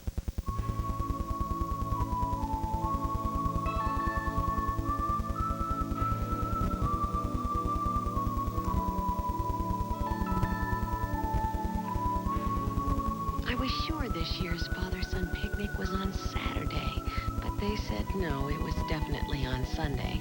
And you know, they never listen to me. Here's to wise men, wiser women, and comfortable blue jeans. Wrangler. Davey Allison pulls off pit road after his second visit there in this caution period. They have already signaled the field that they'll get the green flag next time around. So Davey will now start from the rear of the field, and if points were awarded right now, Bill Elliott and Alan Kowicki would tie in points for the NASCAR Winston Cup Championship, and Elliott would get the crown because he's won more races. Allison, who is currently 10th in the standings, would finish in third. I tell you what, 6 laps completed. Bill Elliott leading the race, Alan Kowicki running second. We're seeing a race for $1 million. If that 7 can pass the 11, it's worth about $1.4 million. Whoa! That's pretty good sum of That's money. pretty strong, isn't it? Just about to go green in the Hooters 500. The green will come out on lap 208. Poor Kowicki knows that. He'd have a heart attack if he does, so don't tell him, whatever.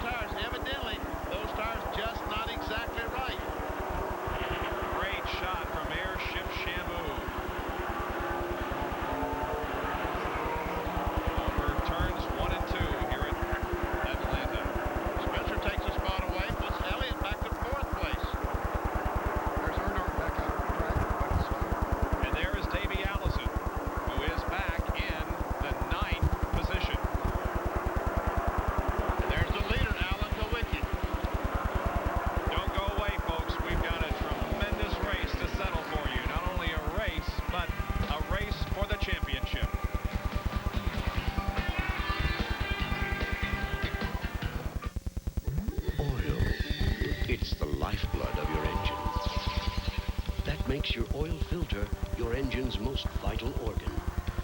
That's why Fram keeps going the extra mile to make the best protection even better. The Fram Extra Guard oil filter. Unique glass fiber paper stops more dirt than any other filter for the best protection ever. Fram Extra Guard. American or import, it's an extra lease on life. Hi. You know why Quaker State asked me to be their spokesman? Because I'm tough. And Quaker State is tough, too. Tough on wear, tough on sludge. If you use Quaker State in your new car's engine, they'll guarantee it for 250,000 miles or 10 years. In writing, Quaker State is one tough motor oil. So naturally they ask me, because I'm tough. I am tough, aren't I?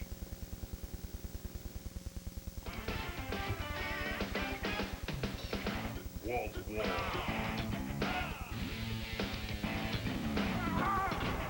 NCAA basketball action begins with tournament excitement on ESPN, the NIT.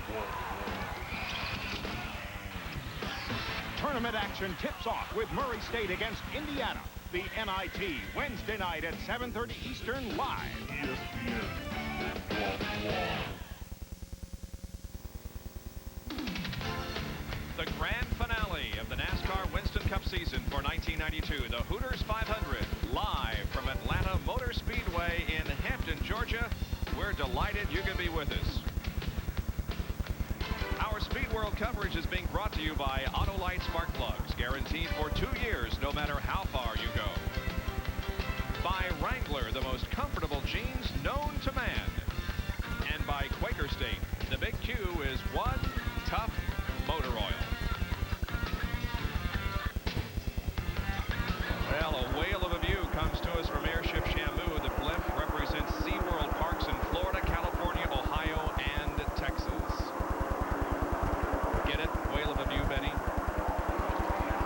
And as of now, Alan Kowicki has the Winston Cup by 3 points over Allison. Bill Elliott, who is running 4th in the race, would finish 3rd in the point standings. Davey has just passed Sterling Marlin, which now puts him back in front by 1 point. It's too tough to keep up with. It is so close. Well, of course, there are 5 other points to be factored in here if one of those drivers lead the most laps. Yeah. Which that has not been determined yet. Bill Elliott probably has led more up to this point than in the race. And the 5th place battle is between Rusty Wallace and Terry Labonte. Wallace has it, Labonte wants it. And Dale Earnhardt, we talked about him a moment ago, he will go off of the Winner Circle, NASCAR's Winner Circle program in 1993, Ned. Well, that's the first time probably in 10 years. It's 10 years that car has been off the Winner Circle program. Only 9 cars are eligible, and there's been 9 cars this year that have won twice. Earnhardt only won once. You were talking about the driver who could pick up 5 bonus points for leading the most laps. At this point, Bill Elliott has led the most, 85. But we're not finished yet. In fact, we've got 105 laps to go. Speaking of Elliott, here he comes back. Jimmy Spencer passed him just a couple of laps ago. Now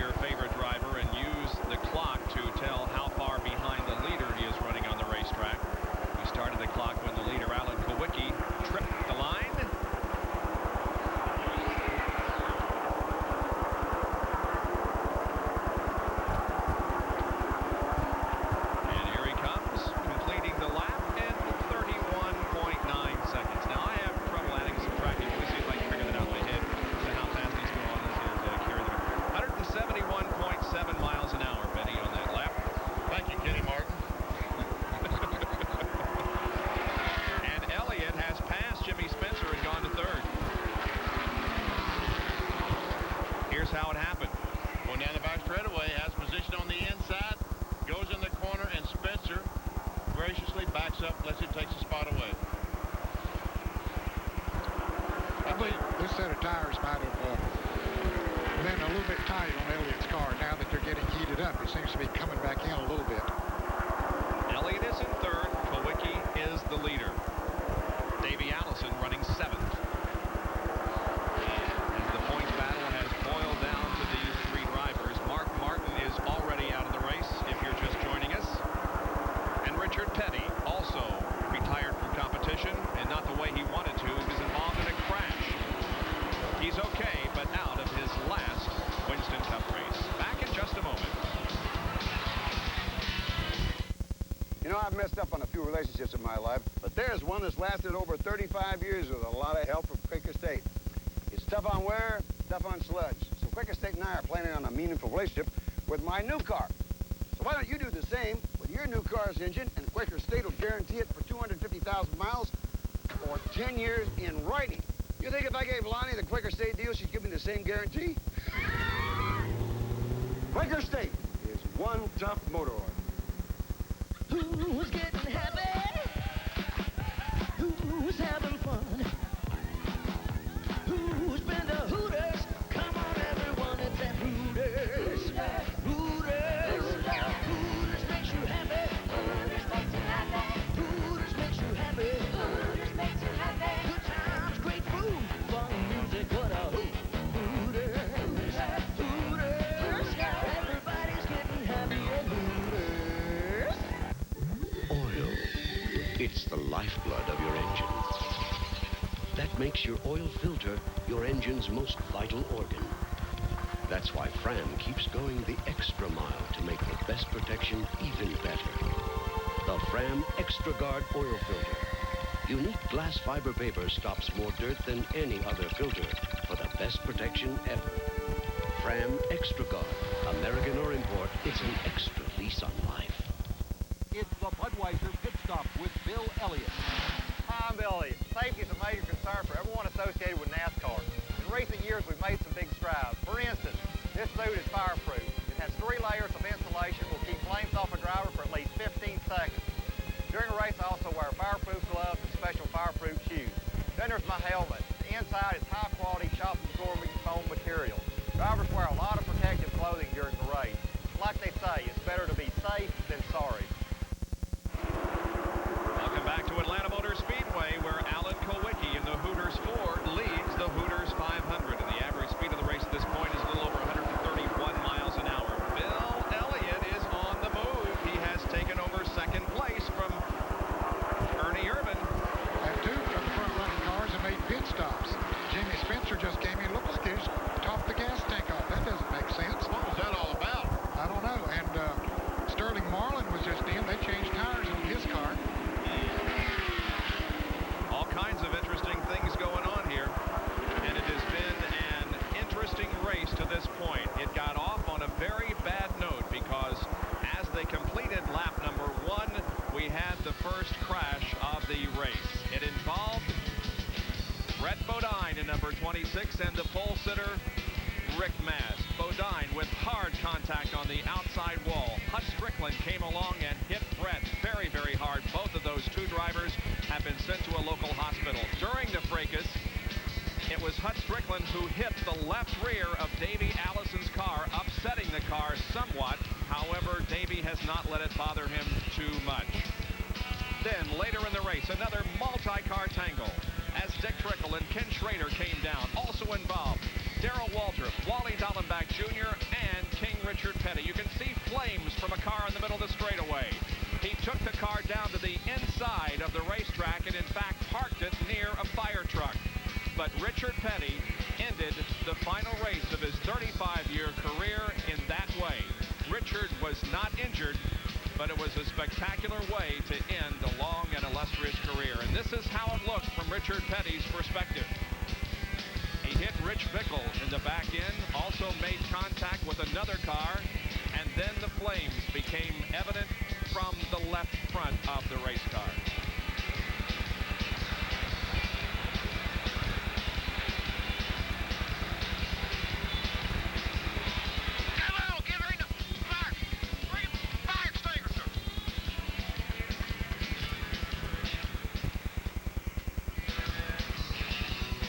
Petty directing the fire extinguishers.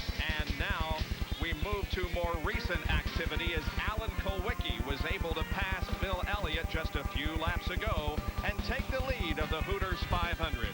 And that's the situation as we speak. Alan Kulwicki is in front. Bill Elliott is running second, and Ernie Irvin is running in third position. And there's a live shot of Alan Kulwicki down in turns 1 and 2, exit in turn 2. He's doing everything he can to win a championship. Davey Allison, meanwhile, doing everything he can to protect his championship. Allison is now working his way up to 6th spot. And those two incidents that you mentioned, namely the pit stops by Spencer and Sterling Marlin, actually helped Davey. Oh, yeah, moving up to position. That's 10 points. There's Bill Elliott. Actually, I think it'd be 9 points from where he was, but definitely helped. There's Elliott trying his best to do all he can do. He has led the most laps of anyone. Looking for the 28 car. There he is. Just ahead of Ricky Rudd. He has passed Rudd. And Rudd did fix his power steering problem the last time. Yeah, they had the hood up on the Tide Chevrolet, and they did make some repairs. Let's find out why Jimmy Spencer came in for some gas, John. Complicated than that, Bob. He came down on pit road because there was a big piece of paper stuck to the grill, and the engine was overheating. He may have stayed out a little bit too long because the crew just told me that they think the motor's about to blow. And also, Sterling Marlin changed 4 tires. He apparently felt like he had one going down. That's the update on the 12 car. Sterling Marlin, as mentioned, also came in for an unscheduled pit stops, and both of those came just 30 laps after their regularly scheduled pit stops. We may be a little premature in telling you that Richard Petty is out of the race because they're working on the car. Hopefully he'll be on the track when the checkered flag drops. If points were awarded right now, Davey Allison would be champion, Kulwicki second, and Bill Elliott third.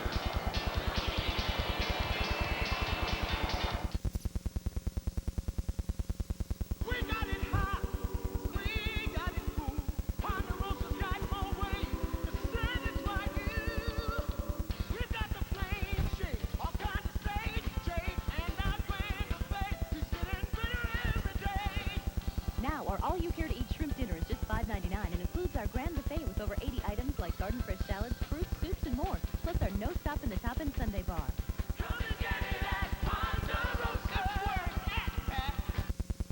We're looking for a home. Like something like that, but maybe more windows. Yes, lots of windows. Perfect. And a fireplace. Maybe a gas fireplace, like that one. I love a traditional kitchen. A little more oak. I like that one. And a formal dining room. That'd be nice. A little less contemporary. Whatever you're looking for, whatever you need. Look for listings from Remax Realty One. Whether you're buying or selling, you'll step up to a new level of service. That's it. We'll take it. If your favorite team will lose a player, it's a question of who. Will it be the high-priced superstar or the young phenom down on the farm? The Major League Baseball expansion draft, Tuesday on ESPN. The 6th caution period of the afternoon at Atlanta Motor Speedway because of blown engine on the number 90 car driven by Bobby Hillen Jr. Dumped down some oil here on the main straightaway, and that brought out the caution flag. And so it's an opportunity for these drivers to come in once again and get some fresh tires and some gasoline on the 2:42 lap mark. I don't think they'll be able to make it the rest of the way on this fuel, so there'll be at least one more stop. Here comes the leader, Kulwicki, down pit road. Here's Elliott. And Jerry Punch will be calling these pit stops. And Benny, answering your question first, they will not be able to make it all the way unless Bill Elliott gets extra very good gas mileage. We're talking about 86 laps from here to lap 328 as they make their way down pit road. 7 on the top of your screen, 11 on the bottom, 7 come 11. They're rolling the dice here in Atlanta. Watch the crews go to work as Alan Kulwicki's Hooters crew will change 4 tires on the top of your screen. All the Budweiser crew now going to work on Bill Elliott's car on the bottom. These two drivers vying for $1.4 million here in the last 86 laps at Atlanta. Here's number 7 exiting pit road, 4 tires being changed there. And you see them from turn 1, they all are scampering back on the track. as Kowicki beats Elliott back on the racetrack, and they resume positions here under the caution. Just barely did he beat Bill Elliott out. And Rusty Wallace comes out in third position. We'll take another break while we are under caution from the Hooters 500 at Atlanta Motor Speedway. This man has two of the fastest feet in the world, but even they can't pump a brake as fast as the Chevy Cavalier's standard anti-lock brake system. Oh, yeah? Without ABS, no matter how fast your feet are, this can happen. Whoa!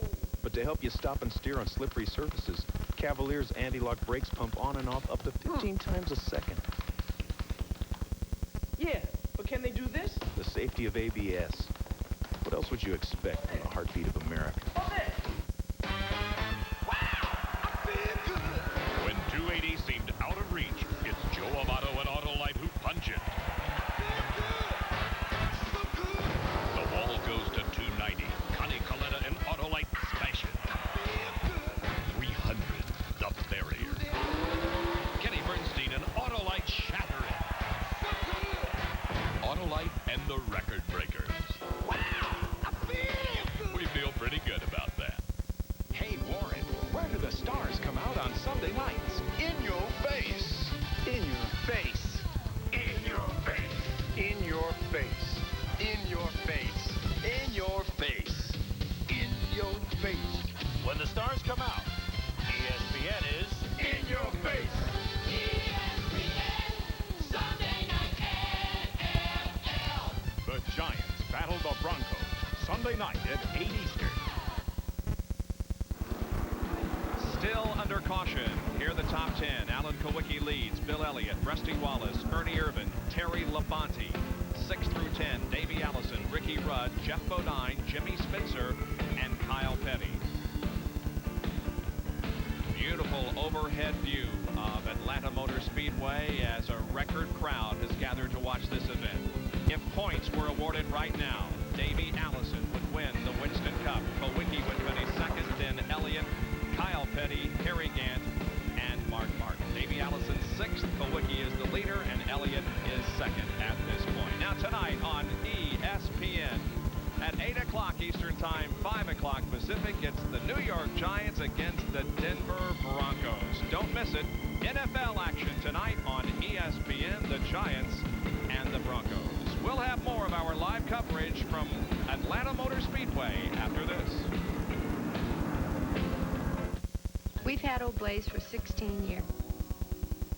With each new day, you find a way to be your best. Gillette Sensor for the closest, safest shave ever. You know you gotta be a little better than the rest. Only Gillette Sensor has spring-mounted twin blades that sense and adjust to every detail of every face. Gillette Sensor, when you're the best, there's no feeling like it. Gillette, the best of men. As a truck company for 90 years, we understand the value of a strong frame. A reassuring strength for towing, whether you're on-road or off-road.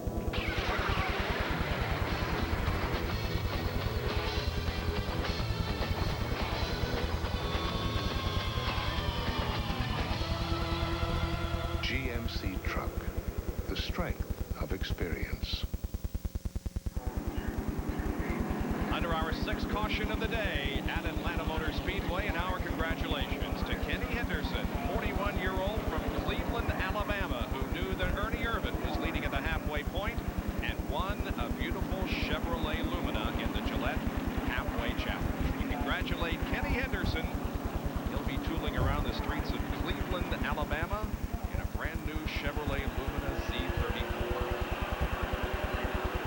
Well, there have been pit stops made, but now there is some very interesting strategy regarding what we do from this point forward.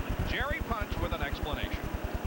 Bob, you think your calculator is busy? Behind me, Danny Glad and the crew are working to try to get the pit calculations done. They pitted with 86 laps to go. They know they can make it about 64 or 65 laps on fuel. That brings them on pit road on lap 306 to 308 with 20 or 22 laps remaining. The big question mark then, what do? Gas only, 2 tires, and that's going to be the big gamble that could determine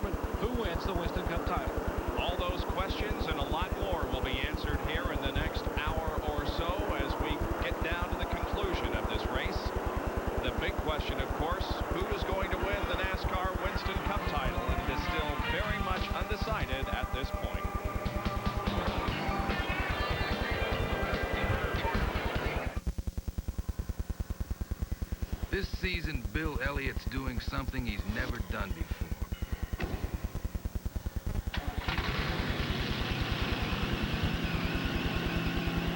He's driving the 670 horsepower Budweiser Thunderbird. But only after Junior says it's okay.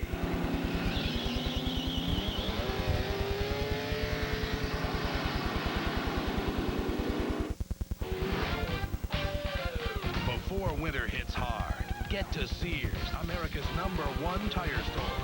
For a limited time, all Goodyear tires and all Bridgestone road handlers are on sale at Sears.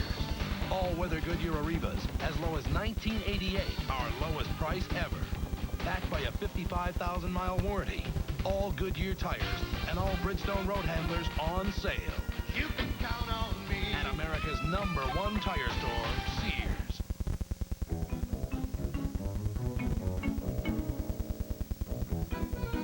This is right. This looks familiar. I remember this. With Chevrolet's 24-hour roadside assistance, help is just a toll-free phone call away. Wherever you are, we'll be there. We'll even tell you where there is. What else would you expect from the heartbeat of America? I think I'm a little lost. They've been told that they'll get the green flag next time around and will resume the Hooters 500, being led at the moment by Alan Kulwicki. Now, as of a couple of laps ago, and Kulwicki has led both of those. Elliott had led 85 laps, Martin 47, Earnhardt 44, and now Kulwicki has led 41. If those of you who are keeping the bonus point situation, because the leader of the most laps will pick up 5 extra points, and that could be the determining factor. Well, right now, that would tie, if Davey Allison is in 6th spot, that would tie Alan Kulwicki and Davey Allison. Allison would still be the champion because he's won more races than Kulwicki, but it's so close. I'm telling you, this is something. It was everything that we had hoped it would be. Two-abreast formation being aligned on the backstretch. Al Petty's a lap down. Still has to pass the cars. Hasn't been quite fast enough to get back in the lead lap. There are 9 cars on the lead lap. Kyle is 10th. Look at Elliott. Giving Alan a little encouragement, huh? He's not trying. He's not going to let Alan get any advantage on him, is he?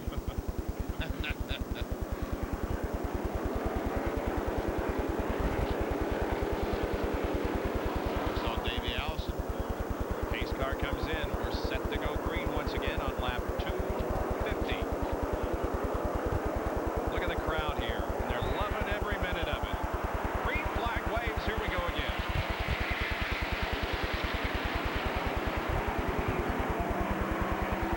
A lot of oil dry here on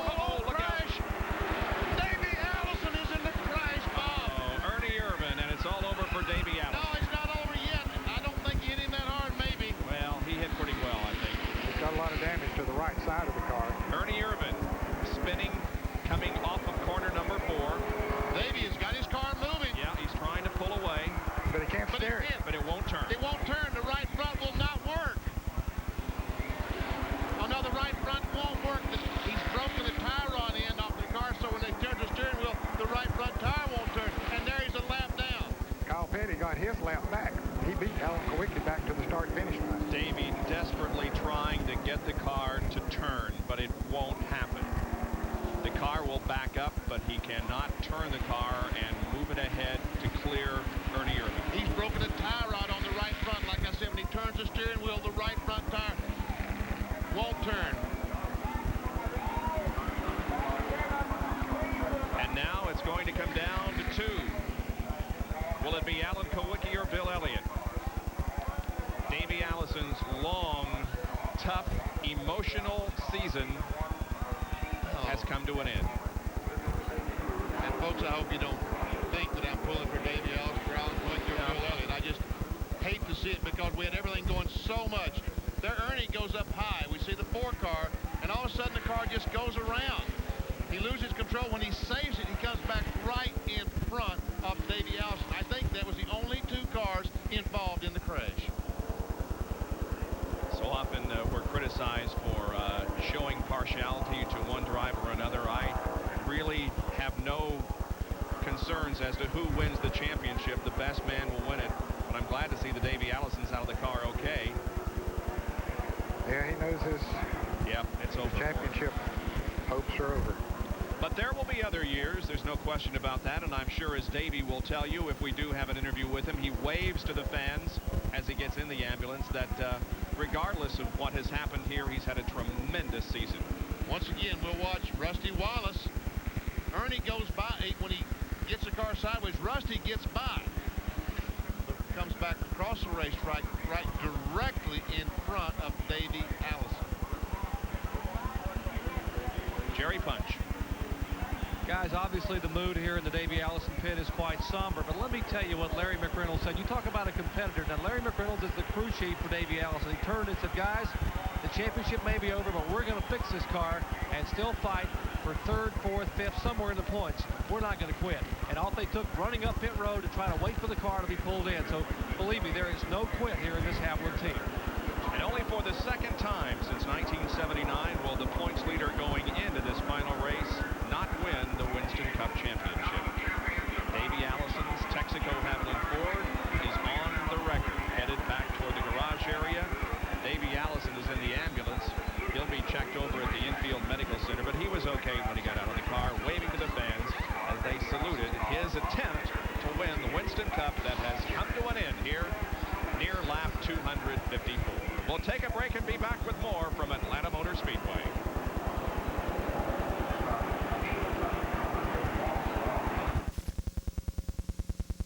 Not since Perry Mason has a lawyer been so daring. Counselor. Not since General Custer. We're being booked for murder. Has an outcome been so clear. Try 'em. They needed the best. How long have you been practicing? Almost 6 weeks. Whoa! What they got was... The 2 Utes. Did you say Utes? Yeah, 2 Utes. My cousin Vinny. What is a Ute?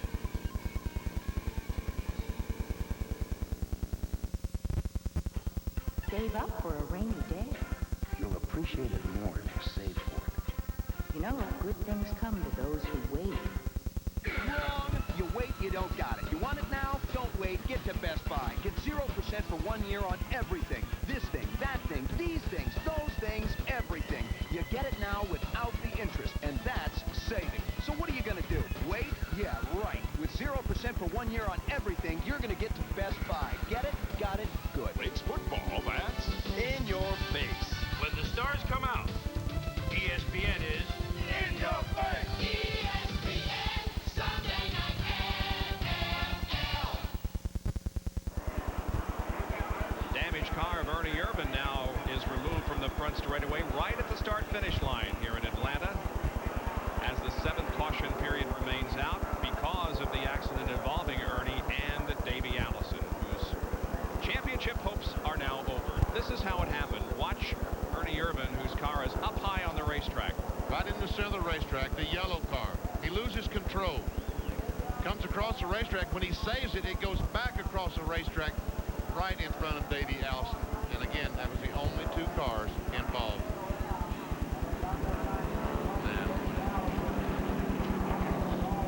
And that's how it ended for Davey. There's Liz, Davey's wife.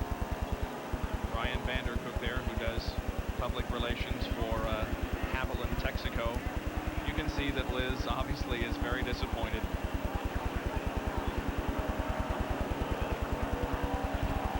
It's been an emotional year for all of the Allisons. What did I say at the top of the show? Whoever has the least amount of bad luck. That is right. That's the way it's been in the last few races. Not somebody winning the championship, but somebody losing it. And the car goes back into the garage. Ryan Pemberton right there closest to us. Norman Koshimishu with the jack stands. They'll take a look. If they can get the car repaired, they'll put it back out there, and maybe Davey can complete a few more laps and maintain a good finish in the point standings.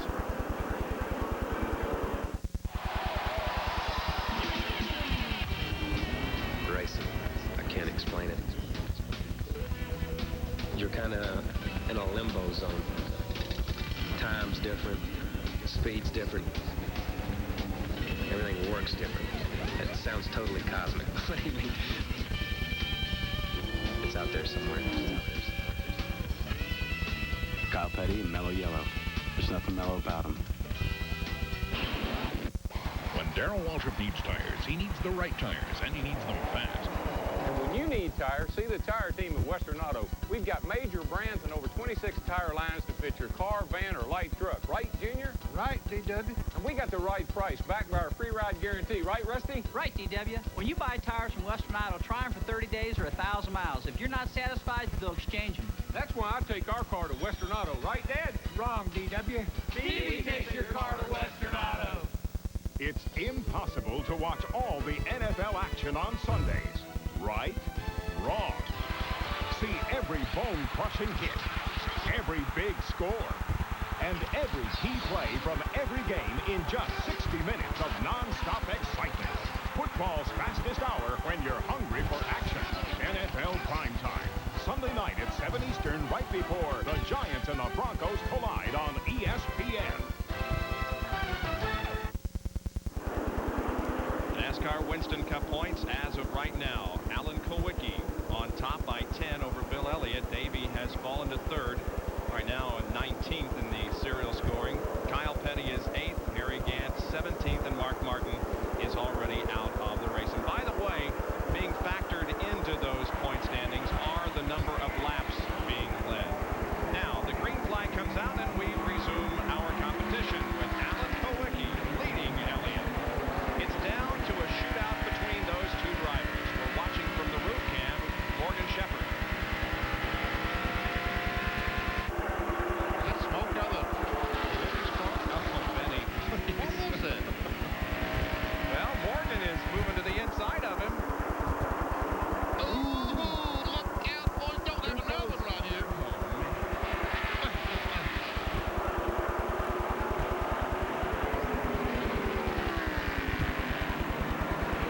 If they haven't done so, Allen's crew needs, spotter says, hey, he's 3 laps down. Let him go. Yeah, but here comes Ellie. Now, he's closing up right on the back bumper, but that's because these cars are running side by side and slowing both of them down. And Elliott is going to try. Is he going on the outside? No, he won't do that. Be smart. Sterling Marlin also is right in the hunt there, but he's a lap down. Trying to get a lap back. He made an unscheduled green flag pit stop. Got him a lap down. Alan Kulwicki was wooed by Junior Johnson to join his team, but Alan decided to go independently, and Alan is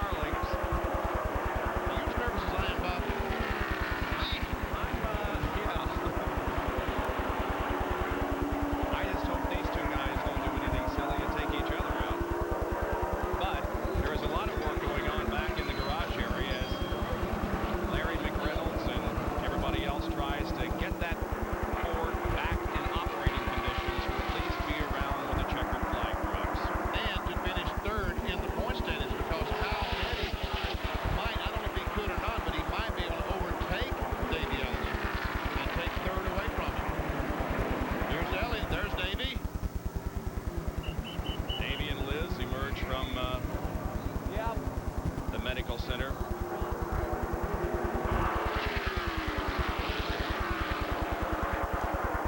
Imagine he wants to get over to the car as quickly as possible. There's John. John Curtin is right there. Go ahead, John.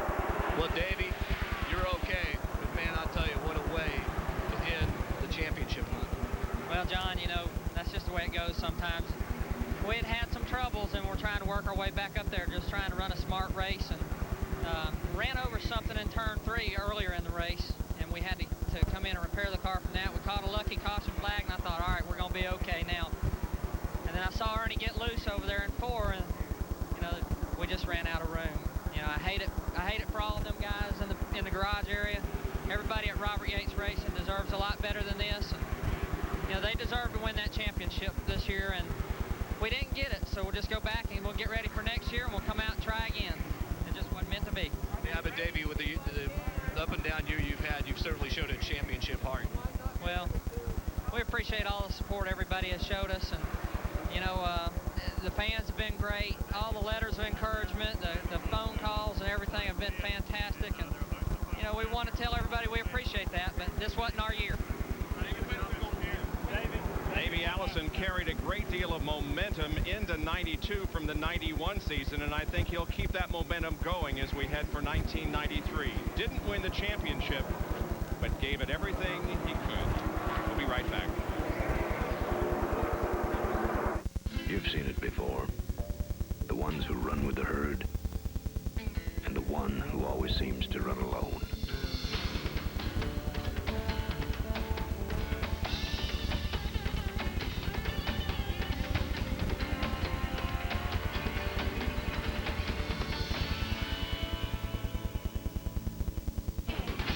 You don't see him often enough, though.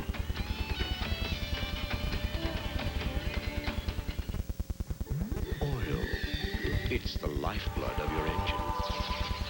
That makes your oil filter your engine's most vital organ. That's why Fram keeps going the extra mile to make the best protection even better. The Fram Extra Guard Oil Filter.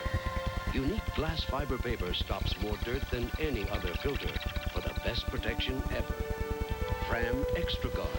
American or import, it's an extra lease on life. Hi. You know why Quaker State asked me to be their spokesman? Because I'm tough. And Quaker State is tough, too. Tough on wear, tough on sludge. If you use Quaker State in your new car's engine, they'll guarantee it for 250,000 miles or 10 years. In writing, Quaker State is one tough motor oil. So naturally they asked me, because I'm tough. I am tough, aren't I?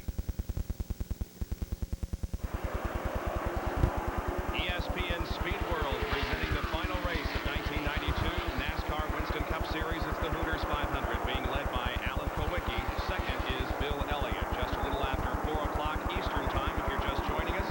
Davey Allison just crashed out of the race, ending his championship hopes. Richard Petty crashed earlier in the event. He is an injured, and word from the garage area is that they may be about ready to bring the STP Pontiac back onto the racetrack so that it will be around when the checkered flag drops. Speaking of the checkered flag, Bob, when that flag drops today, you can buy that flag. If you want to make a sealed bid on that flag, send it to Box 500, Hampton, Georgia, 30228. Ask for the Petty flag. You can buy that flag. How much do you think it's worth? I'll bet that thing will go for a few dollars. And the money will go to Clifford Allison's, the children's fund. Money well spent then. Ever seen Rusty Wallace, Jimmy Spencer, and Ricky Rudd a race for 4th, 5th, and 6th. Bill Elliott has led 85 laps. Right now, Alan Kowicki has led 66. So Alan, if he leads the next 20 or so, will then become at least the person that would get the bonus points as of that moment. I tell you what, I appreciate when people do all they can do. And I'm looking at 2 guys right now that's doing all they can possibly do. Every inch around that racetrack, they're going as hard as they can possibly go. Hitting the gas wide open as soon as they can, letting off as late as they can. They're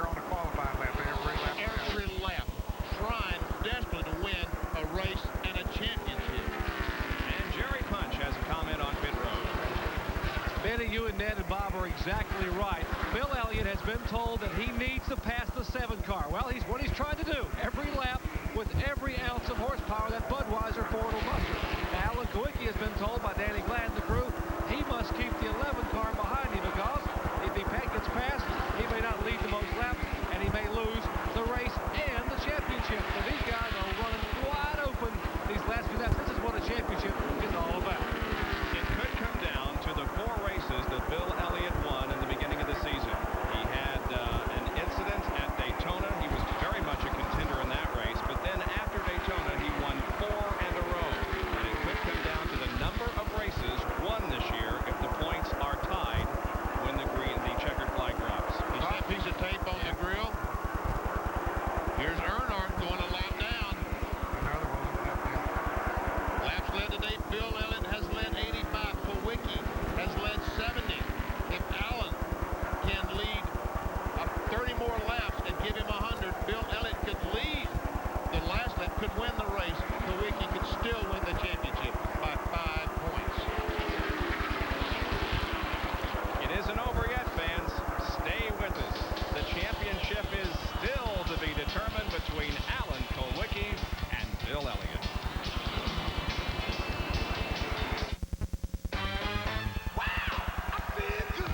When 280 seemed out of reach, it's Joe Amato and Autolite who punch it.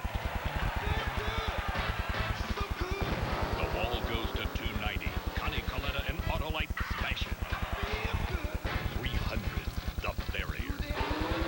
Kenny Bernstein and Autolite shatter it. Autolite and the record breakers. We feel pretty good about that. In my career, I've had a lot of good things happen to me. Of course, there were a few headaches. But that's when I'd reach for a Goody's headache powder. And I'm not alone. In a recent survey, doctors preferred the Goody's Formula 2 by more than 3 to 1 over BC's. And only Goody's beats a headache the way I prefer, in record-breaking time. All right. Makes you feel so good again. A Big Mac and a Diet Coke, please. Get the extra value meal. It's only $2.99, plus you get fries. We'll just have some of yours. No, I order fries because I want fries. They're mine, not yours. If you want fries with dinner, get your own. McDonald's Big Mac Extra Value Meal for just $2.99. That's right, $2.99 for a delicious Big Mac, medium Coke Classic, and, of course, a large order of our world-famous fries. Mom, could I have some of my fries? Thanks, honey. But I'll just have some of your father's. At McDonald's tonight. Welcome back to Atlanta Motor Speedway in Hampton, Georgia, about 20 miles south of Atlanta, where the Nascar Winston Cup Hooters 500 is 281 laps old. It has come down to a battle between Alan Kawicki and Bill Elliott for not only the championship, but for the lead of this race. They are first and second. Let me throw another thing in the mix. Kawicki doesn't have first gear. Now, if they make a pit stop, he has to take off in second gear. That's going to hurt him a little bit. Give Bill Elliott an advantage on the pit stop. That's why Kawicki is so important that he leads all these laps up until that last pit stop. And Jerry Punch has a comment on pit road. And, Benny, when you think about what might happen right now, it seems that both the teams might consider just doing a gas and go around lap 306 or 307. And if that were to happen, obviously that would be a big advantage for Bill Elliott with first gear. So, I'm telling you, this thing is not over by any stretch of the imagination. But once again, if Kawicki can lead about 30, 40 more laps, he can still win the championship. Here's a good battle for Ed Spencer in the 12 car, Ricky Rudd, And Kyle Petty. and Kyle Petty. 5th, 6th, and 7th. The number 2 car of Rusty Wallace leads the parade down the backstretch, and he is 4th. So it's 4th, 5th,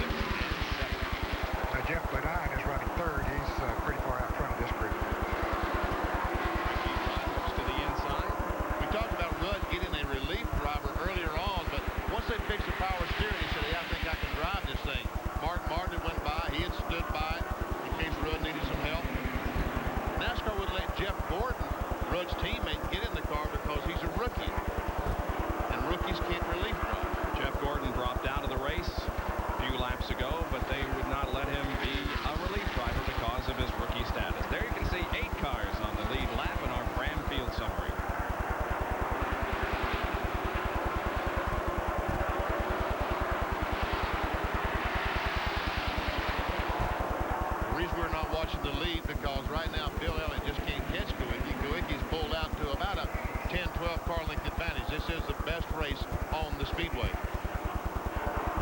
Positions aren't being changed here very regularly, but these cars are running a lot closer together than they are up front. Now Kyle Petty looks to the inside of Ricky Rudd. Petty takes that car right down on the white line.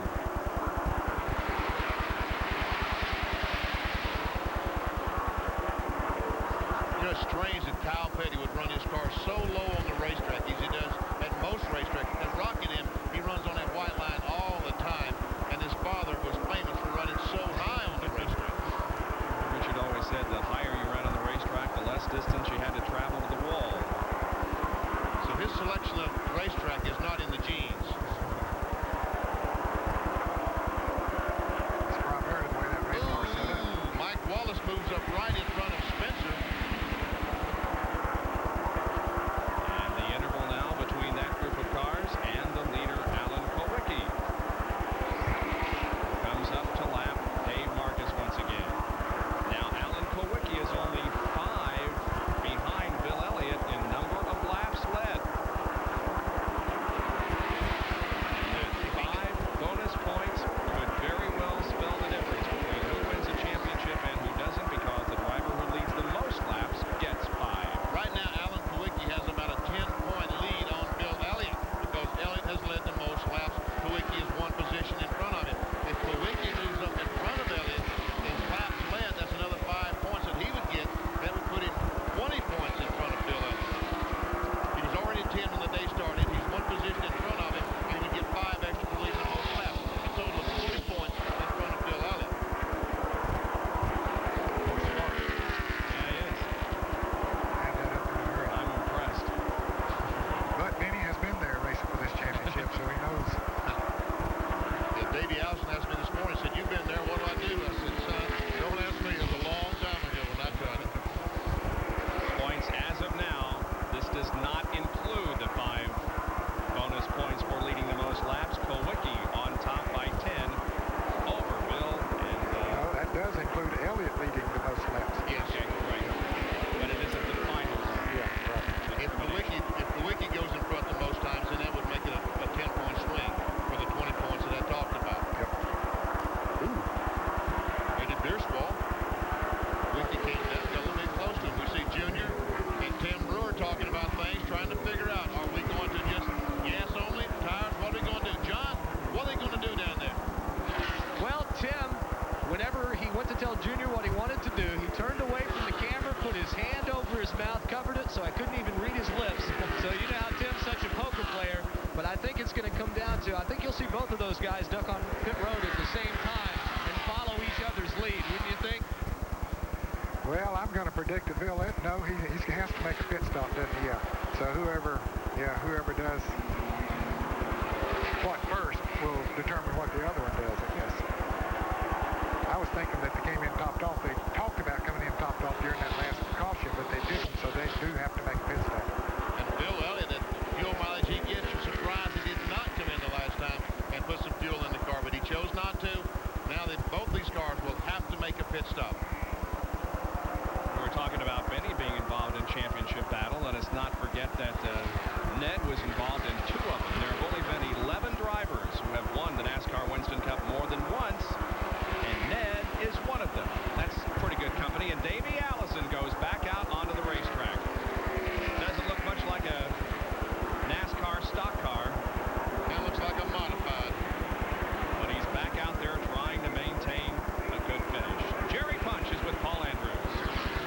Well, let's see what we can find out from this end up here. Now, Paul, we're talking about pitting on lap, what, 306, 37, somewhere along there?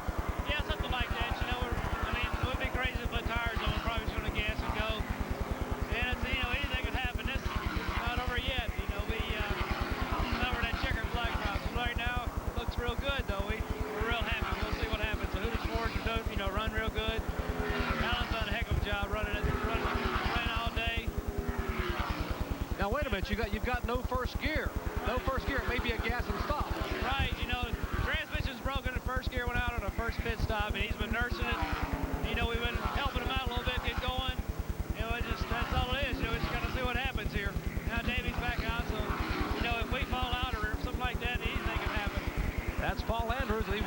Davey Allison's car come back on the pit road. They're holding their breath, guys, only about maybe 8 or 9 laps away from that pit stop. You know, he made a good point there, guys. We've virtually given this thing to either Elliott or Alan Kowicki. If something should happen to both of them and they drop out, Davey Allison could still win this championship. Still win the championship, that's right. You're right. We were a little premature in saying it's all over for Davey. But certainly his chances are much less at this point. But Davey is back out on the racetrack after being involved in an incident here on the main straightaway with Ernie Irvan. Back in a moment.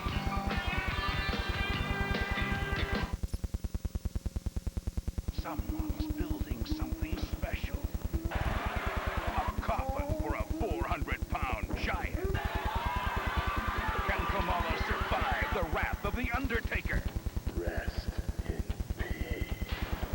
In other chilling encounters, the Ultimate Maniacs wage war with Ric Flair and his partner Razor Ramon.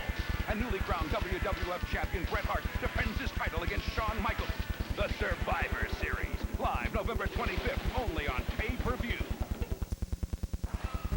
You know, I've learned if I want to see the best games in college football, I turn to ABC Sports. Sometimes I have more interest in a game ABC shown in another part of the country than the game they're giving me here. Well, that's when I turn to the option play. This season, ABC's College Football presents the Option Play. Now, in addition to the game on your local ABC station, you can order extra ABC games live on pay-per-view cable TV. Call your local cable company for more information on this unprecedented offer. Saturday, teams explode in a rivalry weekend. Penn State tries to tear up Pitt, and USC visits UCLA. College football on ESPN in a class by itself.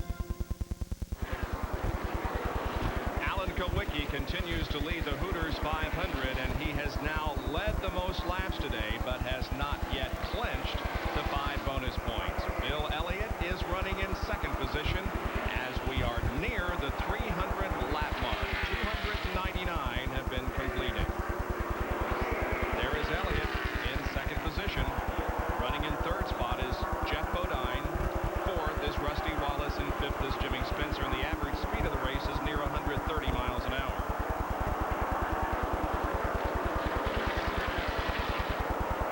Pit stops will be occurring before too long.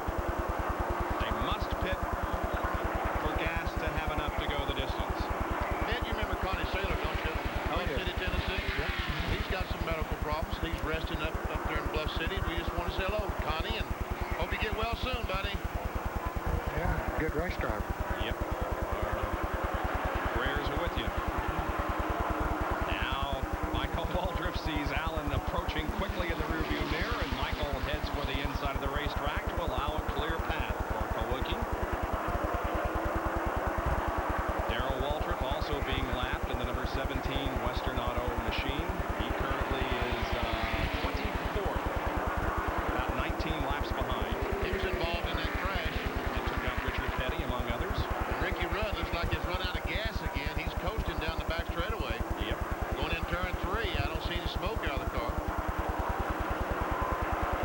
Oh, some of the spotters said he's blown an engine in that 5 car. Well, I don't know. It's time that he could have run out of gas. You know, although that first pit stop when several drivers went a lap down because of making green flag pit stops, he was not one of them. But we'll see. Time machine coast to victory lane. To the pit area, I should say. We'll see if he goes into the garage area. Right here is where he would do it. And he is indeed going to the garage area, so apparently he does have an engine problem. Jerry, any information on what might have happened? Unfortunately, Ricky Rudd just radioed the crew that he thinks he may have broken a camshaft, so he will head that car to the garage. Tough break after having such a good run here all afternoon. Yeah, and Rudd will undoubtedly finish 7th in the point standings. Even before the race started, he didn't stand much of a chance of moving in any direction. Right. He could not move up to 6th, and it was a remote possibility that he would have dropped down to 8th. But Darrell Waltrip was the man in 8th, and he's had his problems today, too, with that wreck. Yeah, Ricky was 168 behind Mark Martin, but 82 ahead of Darrell Waltrip. Davey Allison still out there, completing as many laps as possible.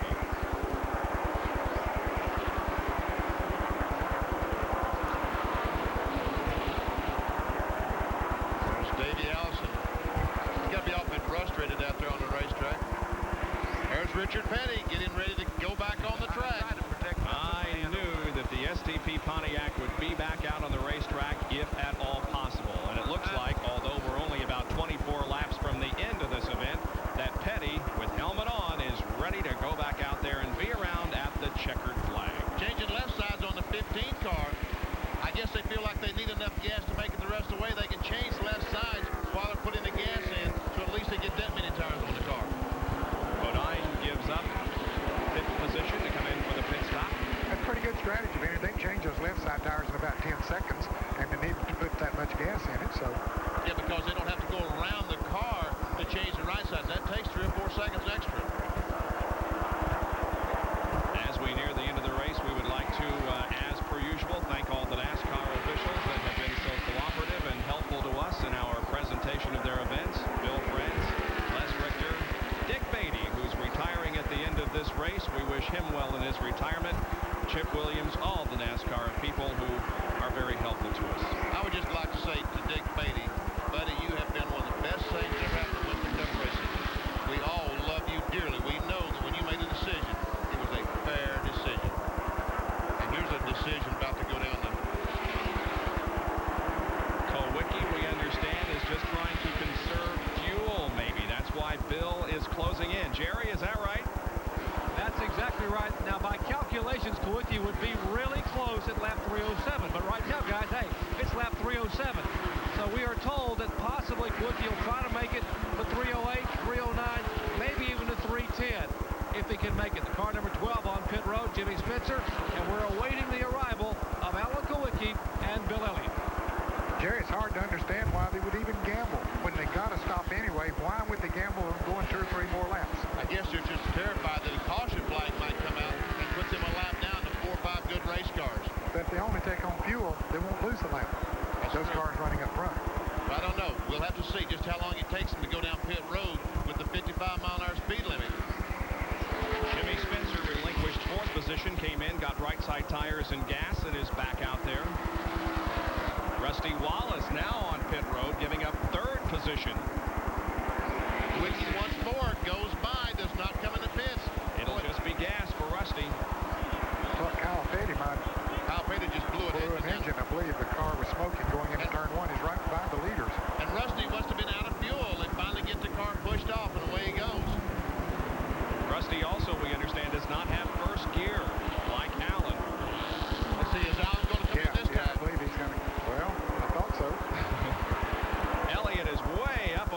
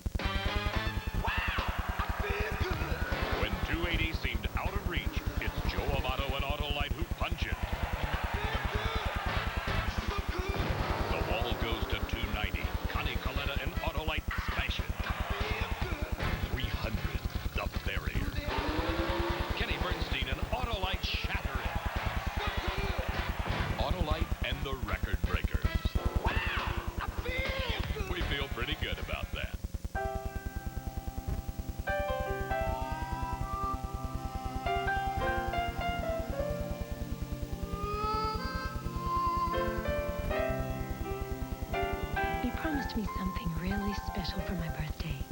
A whole weekend in the great outdoors. Without me. Here's to the great outdoors, men who understand, and comfortable blue jeans. Wrangler. Wall to wall.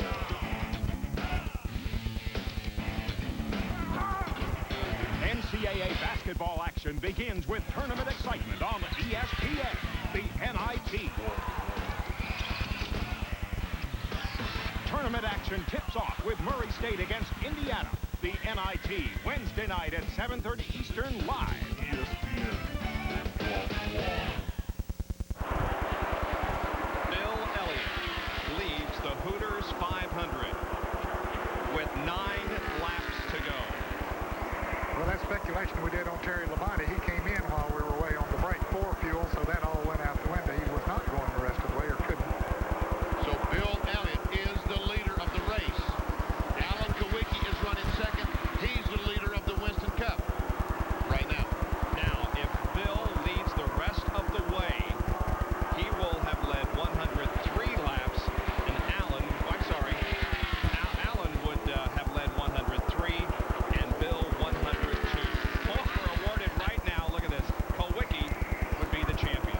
By 15 points because he's led the most laps. It would be a 10-point swing if Elliott could do it, and that was a difference of 1 lap. Is that what I heard? Man, oh man. And now congratulations to Danny Glad, who has been named the Western Auto Mechanic of the race.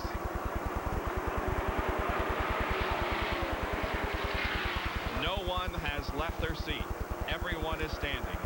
Everyone on pit road is calculating. Kyle Petty is moving very slowly around the racetrack with a smoking engine, and he's been doing that for quite a while. You know what? When we see Kyle, he's just as low as he can possibly get. He's not in the racing group at all. He doesn't want to ruin this for anyone. But you know, Kawicki was supposed to stop on lap 306. He ran to 309. Those 3 laps got him in front in the lap leader bonus.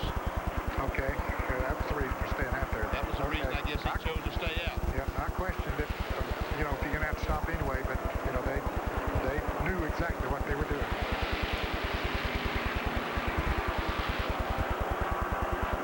There is Elliott. Kawicki right now is not trying to catch Bill Elliott. He's just trying to finish this race in the position he's in and stay in front of Jeff Bodine. Jeff is a full straightaway behind him. He's not concerned about winning the race. He wants to win the war at this stage. Jerry, any more on if Alan Kawicki got enough gas? Well, the big concern here was exactly that. They said Allen needed 6 gallons to finish the race. They figured that they were here on pit road 3.4 seconds. They figure you can put 11 gallons in 6 seconds. So they got probably right at 5.5 to 6 gallons in 3.5 seconds. So it's going to be very, very close. Man, I mean, 1 more second on pit road would have clinched it. We're watching Alan Kawicki. He is not leading the race. He is second, but he is in the lead as far as the Winston Cup point standings are concerned. Bill Elliott is the leader of the race. And Jerry? The crew has just told Alan Kawicki that if Bill leads the rest of the laps, that Alan will still get credit for leading the most laps. Therefore, they told Alan to back off, give Bill the race, conserve fuel, and we will win us a championship. Exactly right. Just what we said a few minutes ago. If Bill leads the rest of the way, Alan will have led the most by 1 single circuit. Kyle Petty has just been black flagged. What, 3 more laps, Ned? 3 more for Kawicki? That's it. I'll tell you what a day this has been. Elliott has a rather substantial lead. He's entering turn number 3 as Allen is halfway down the backstretch. So it's a fairly substantial lead for Bill Elliott. But it's really, besides his 5th victory of the year, going to do him no good because he's going to lose the Winston Cup. 2 more laps, 2 more laps.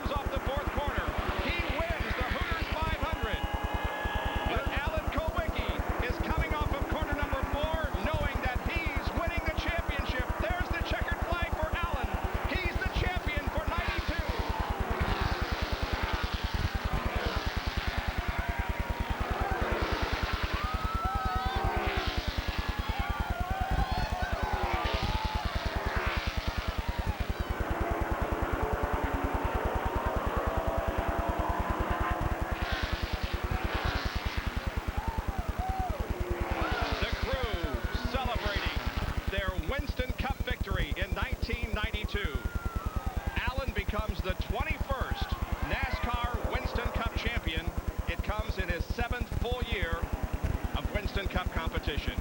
But our hats off also to Bill Elliott, who did everything he could possibly do to gain the championship, but he came up short.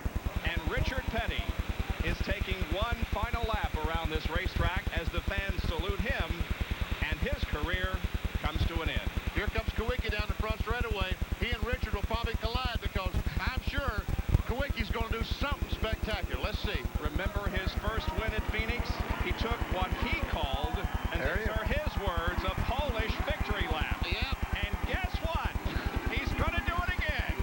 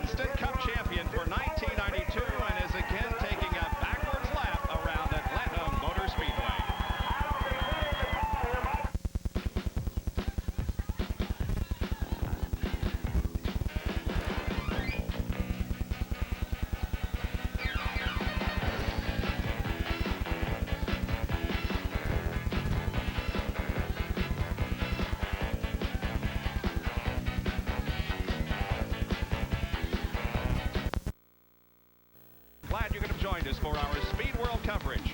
Brought to you by Hooters Restaurants, always delightfully tacky yet unrefined. By Smooth Bush Beer and easy drinking Bush Light. And by Fram Oil Filters. Fram, you can pay a little now or a lot later. Allen is completing his lap the wrong way around Atlanta Motor Speedway and now comes down to the end of pit road toward turn number 4 and will pull in and come here to the main straightaway on pit road to receive the congratulations of everyone. He has won the Winston Cup. Now, ladies and gentlemen, we're going to rush that line, but within a short period of time, we need to clear pit road. Let's clear the track and clear pit road, please. Doug, we'll get back to you guys in a few moments here in the tower. One happy human being right there, Alan Kawicki, has got to be on top of the world right now. Undoubtedly, the most happy moment of his life. He said, did I mess up? Did I do wrong? Making that lap the wrong way? Right now, he's a champ. He can do about anything he wants to, Kenny Bob. Absolutely right. It's been a long, tough season for Alan Kawicki, but he has done it. Appropriately, he wins the championship in the race sponsored by his race team sponsor, Hooters Restaurants. Yeah. Alan now gets the helmet off. They've already got the cap saying Winston Cup champion for 1992 that Alan will proudly put on his head, emerge from the car, and receive the applause from the thousands and thousands of race fans who have gathered here on this Sunday afternoon to see who among 6 drivers would win this championship. What? He's combing his He's hair. combing his hair. He had a comb down there. I wonder what he was looking for. Come on, Alan. Put on the hat.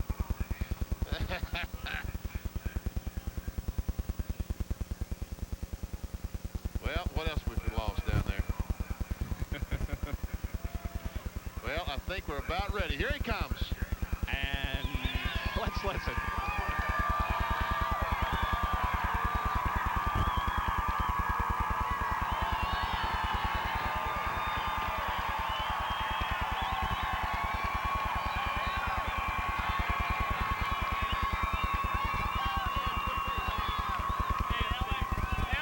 Last time an owner driver won the NASCAR Winston Cup Championship was Richard Petty in '79, and how appropriate on the day he retires, Alan Kawicki becomes the first since then to win the title as driver and owner. Here's Jerry.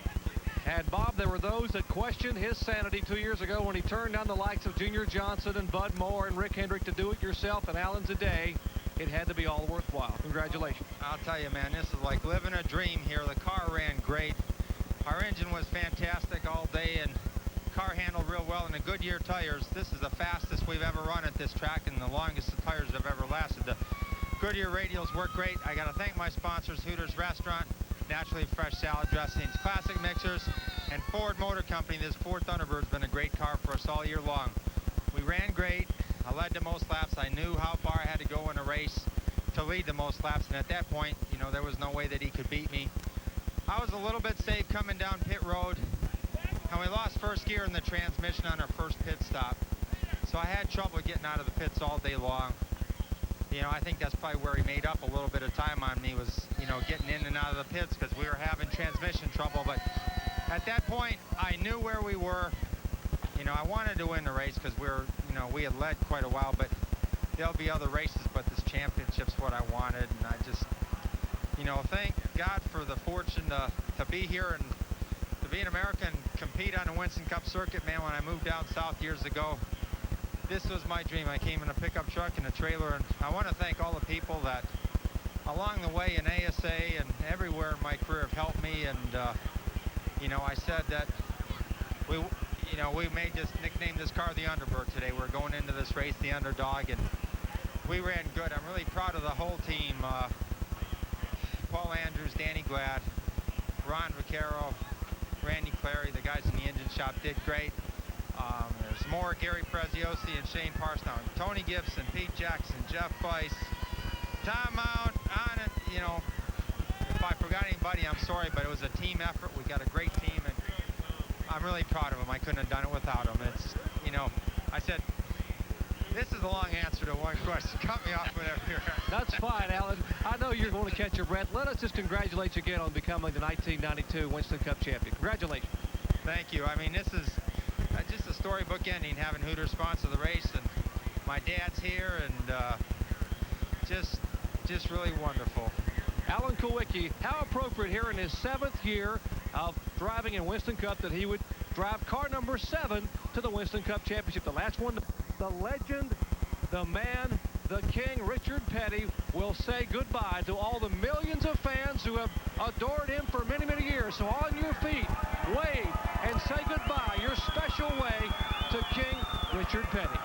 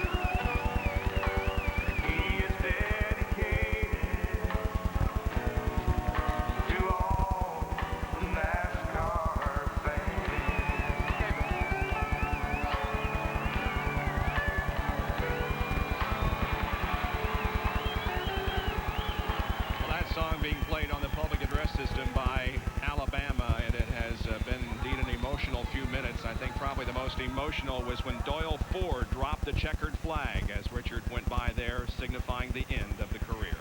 Let's go down to the Richard Petty car.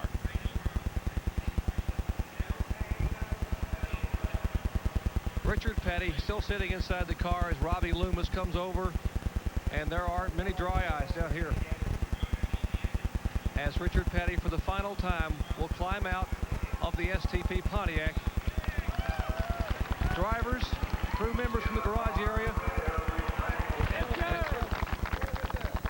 Richard, it's been a wonderful 4 decades, and it's over. Yeah, that's what I found out when I made that last lap there. It's been wonderful. I mean, 35 years, the good Lord's looked after us all these years. And, you know, I'm still walking around. You know, I hate to got in a wreck and disappointed me and some of the fans, but the big deal is we're here talking to you when it's over with, and I wouldn't change none of it. I wouldn't trade nothing for nothing else. Neither would we. Thank you so much, Richard, for all the memories. Richard Petty walks out for the final time of the STP Pontiac, and coming up next, we'll have a very, very special tribute to the King. Have the hankies handy, folks, because it is something you don't want to miss. Let's check into victory lane with our race winner where John Kernan is. John? Well, Bill Elliott, you did just about everything you could. You won the race, but as you said when you climbed out of the car, hey, I won, but I lost. Well, it's been a long year, and, you know, regardless of what happens, it's been one of those type seasons. A lot of things has happened, and I mean, I'm just glad it's over with. This Budweiser Amoco team has done a fantastic job all year long. And to go out, winning the race, the last race Richard Petty will ever run in, I guess that says something. You know, we've done about everything else. We didn't win the championship, and I think we're going to go up to Bill Elliott Ford tomorrow. We're going to have a hell of a car sale. Okay, I'll see you there. Bill Elliott in victory lane, guys. Congratulations to Bill Elliott, who did indeed give it everything he had, but came up just a few points short in his attempt to win his second Winston Cup championship. The quest for the Cup standings, 10 separate first and second. It is the closest margin in NASCAR Winston Cup history. Bill Elliott with 4,068, 10 behind. Davey Allison finishes third, Harry Gant fourth, and Kyle Petty finishes fifth in the point standings. As far as the race results are concerned, Bill Elliott was the winner, followed by Kowicki, Jeff Bodine, Jimmy Spencer, and Terry Labonte. Well, Benny, it's over, and it was great, wasn't it? It was fantastic. I'm just so glad that I was here today to be a part of this, because we saw two guys doing everything they could possibly do. I'm talking about Elliott, Kowicki, and Davey Allison when he was in there trying to win a championship. And, of course, we saw the final race from Richard Petty, which in itself was enough to bring all the people here that came here, but we threw the championship in as a bonus. Fantastic. Ernie Irvin, we see way back there. Jeff Gordon, his first race, his first Winston Cup race, he finishes 31st. And Richard Petty will be shown as 35th finisher in his final NASCAR Winston Cup event. Season is over, and it's been a great one. There you can see Alan Kowicki as he is now on the back of a convertible being paraded in front of the race fans who have gathered here. Alan Kowicki, winner of the 1992 NASCAR Winston Cup Championship. And he's not going backwards. He's going around the racetrack the way he's supposed to. But he threatened, and he told everyone if he won the championship, he was going to go make that Polish lap backwards. Well, now thoughts immediately turn to 1993. Each driver will be hoping that 93 will be his year, as 1992 was for Alan Kowicki. There are just 92 days until the Daytona 500, and we can start it all over again. So as NASCAR is crowned a brand new champion here this afternoon in Alan Kowicki, we bid another very special farewell. The familiar crowds, everyone seeking an autograph, an endless chain of ceremonies, the occasional special dedication. And finally, the big race itself, starring the King, Richard Petty. November 15th, 1992, Richard saddled up old number 43 for the 1185th time. But this time, it's different. The career that spanned generations ends here. Imagine the memories,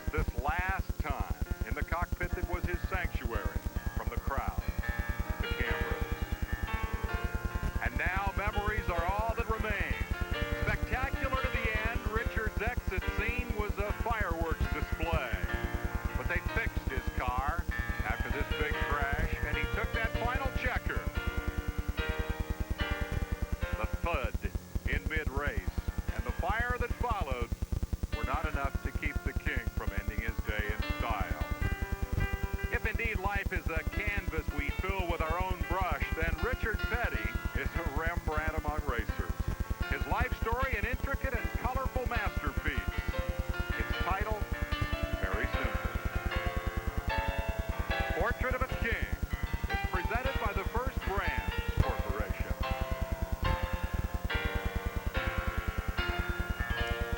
An impressive array of Sam Bass images of Richard Petty provide the backdrop for our Portrait of a King. Hello, everyone. I'm Dave Despain. We welcome you. It is now official. Richard Petty's career as a driver is over. He is the only man in sport whose retirement could have created all the fuss that we've seen here today and indeed all season long. The phenomenon begs for comparison. I'm reminded of Jabbar's last campaign, all those emotional tributes in arenas that he played for the final time. But there's a big difference. Basketball was there before Kareem hit the boards. Stock car racing is entirely a product of Richard Petty's lifetime. From the motorized backwoods brawls that lured his daddy to the current love affair with the Fortune 500, Richard has lived and breathed the creation of the sport. He is its biggest star, indeed its embodiment. And having given us so much, now he's given us the Fan Appreciation Tour.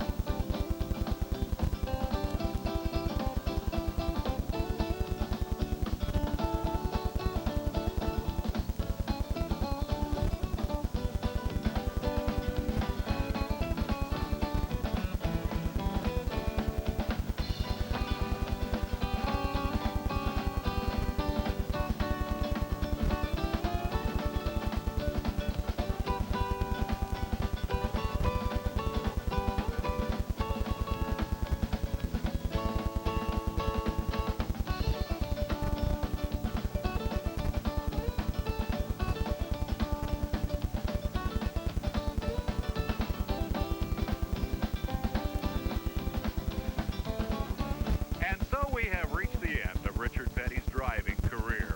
Our racing masterpiece we'll admire in detail when we come back. Portrait of a King is presented by the First Brands Corporation, the makers of STP gas treatment. Back. This time we get him. STP gas. That day, although his father Lee was there in victory lane to help him pick up the check. But the victory celebration was far from over that season. Teaming with brother Maurice, the Petty boys ran off with an unbelievable 27 wins that year, including 10 in a row. Records that still stand today and likely will never be challenged. That particular record of 27 wins in 47 races or 46 races, whatever we run. They don't run that many races now. You know, some of the records and stuff that might be completely out of the realm of possibility because the circumstances now and the system is so much different than what it was when I came through. As the 60s came to a close, America focused on the unknowns of space exploration as man walked on the moon. Meanwhile, in North Carolina, Richard Petty was exploring his own uncharted territory, picking up career win number 100. In Bowman Gray Stadium in Winston-Salem, North Carolina, 1969, quarter-mile flat asphalt track around the football field. As the years passed, Petty continued his exploration of the unknown, logging his 100,000th mile in 1972 in Ontario. And some 11 years later, a young cable network got a thrill of its own, covering a little bit of history. Bob Jenkins makes the call. Bill Elliott from Dawsonville, Georgia, looking for his first win onto the Tri-Oval. Still, Richard Petty leads the way as we have 2 laps to go. This is the final lap at Rockingham, less than a mile to go.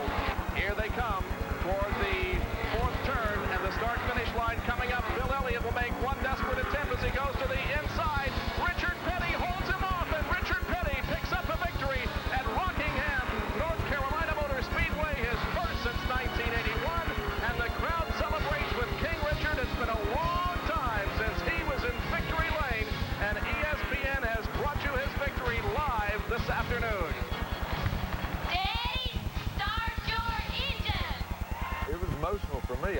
glad I had my sunglasses on where they couldn't see how emotional I got. But when your daughters do something like that in front of all the people, and like I say, it's thousands start, that was a big, another one of our big days. It's Richard Petty. He revs up the STP Pontiac. Yarborough hounding him. It's just nose to tail on the back straightaway. Up ahead, 5 slower cars as they move for turn number 3. Yarborough now dives to the inside, tries to get inside the STP Pontiac. He's not there. Now he is up beside Richard Petty as they hit turn 3. Yarborough down low. Petty's up the banking. Yarborough pulls up in front of him. Petty right up on his bumper, points his nose down inside. They race back to the checkers. Lap car ahead. Petty right down to the apron. They're side by side. Richard drafts down to the bottom of the racetrack. They are door to door in the dog leg. They touch coming to the tri-oval down to the line. It's Richard Petty by a foot. Petty wins his 200th career NASCAR victory. The only record I ever really wanted was the 200th one, and that when I got it, I couldn't do no more. But that was the only one that I really, really tried to get. Richard Petty really is one of our country's great pioneers, truly deserving of his place in American history. If I set a goal and got to it, I didn't set it high enough. And then if I set one and never did get it, then I was always going to be disappointed. But I always looked at the situation of saying, you know, let's just do better today than we did yesterday. And I always felt like we'd go forward that way.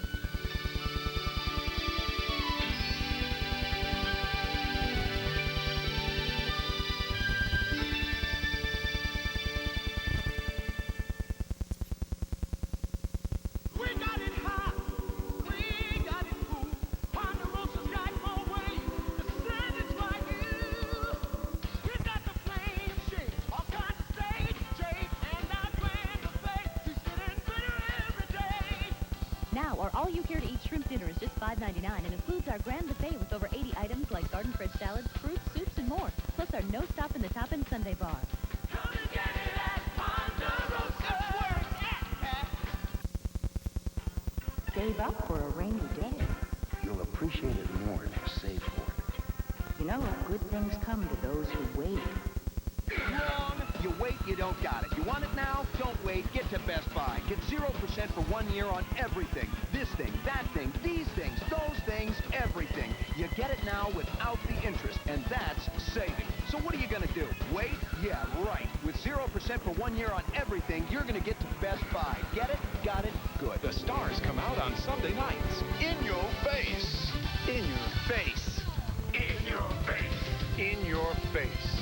In your face. In your face. In your face. When the stars come out, ESPN is in your face. ESPN, Sunday night NFL. The Giants battle the Broncos Sunday night at 8 Eastern. Quality motor oil can go a long way toward protecting against engine wear. But by adding STP oil treatment, it can go even further because STP increases even the best oil's viscosity by up to 50%. It's that simple.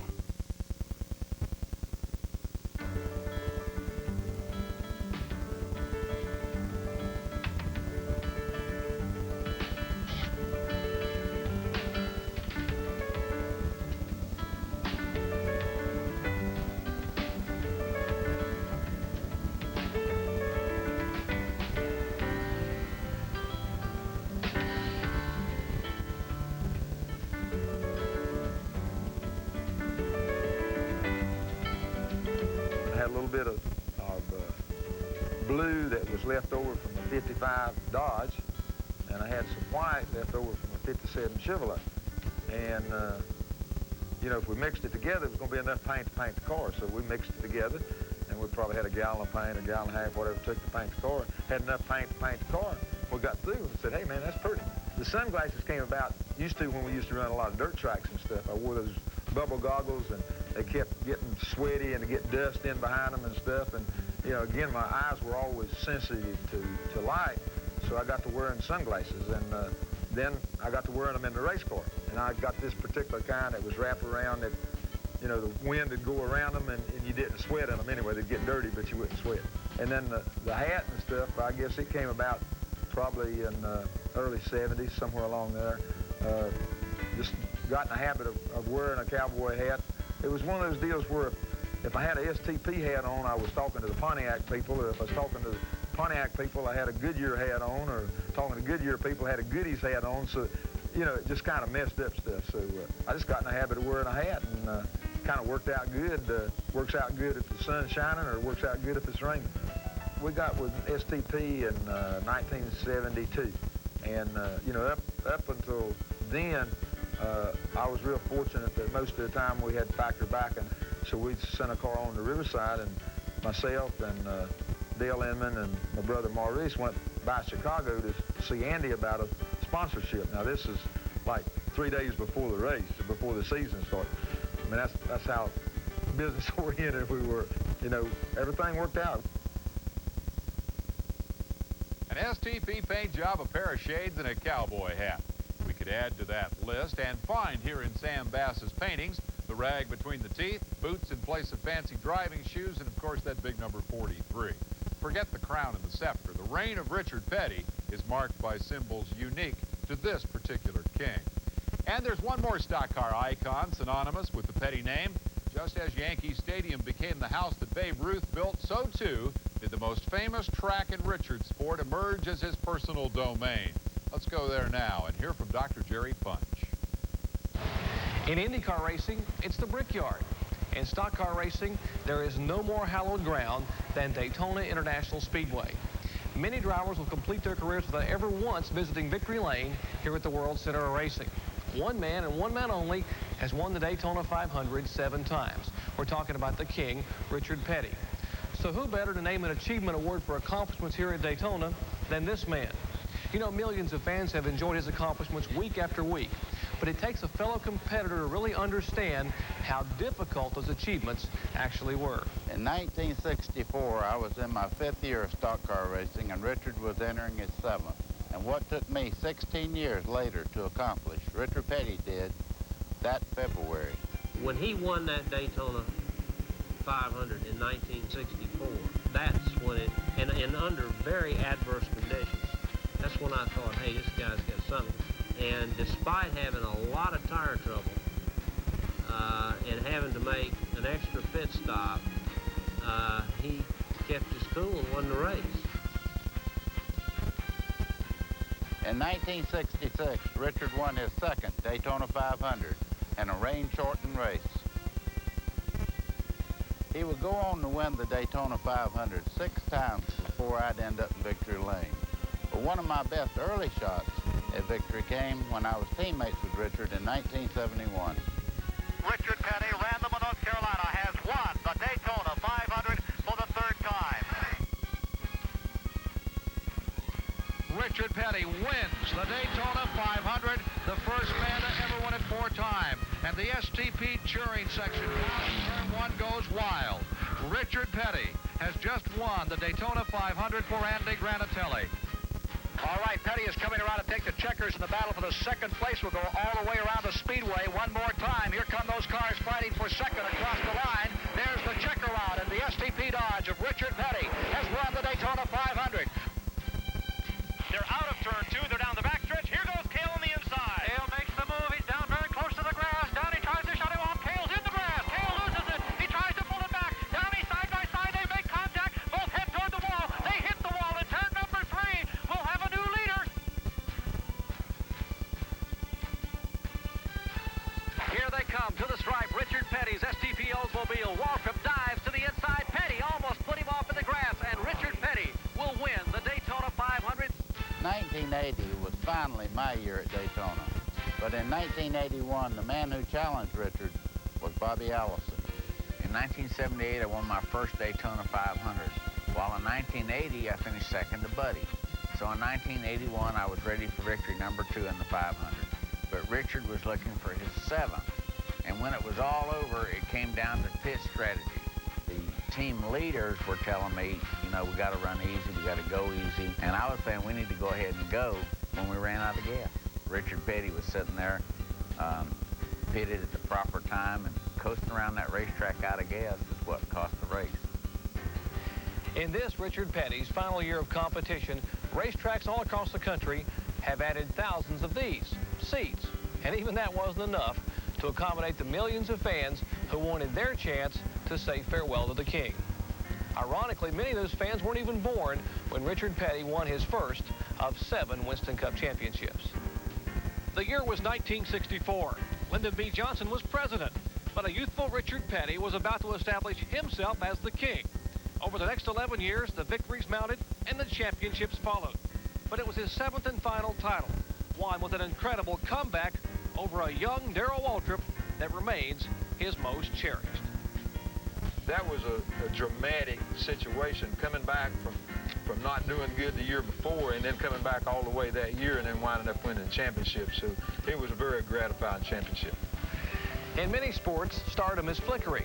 It goes as quickly as it comes. Arguably, no other sports legend has impacted their sport this century as much as Richard Petty. Throughout his career, which spans some 5 decades, the legend of the King has been witnessed and enjoyed by generation after generation. And although he may no longer drive, in the hearts of millions of fans, long will live the King.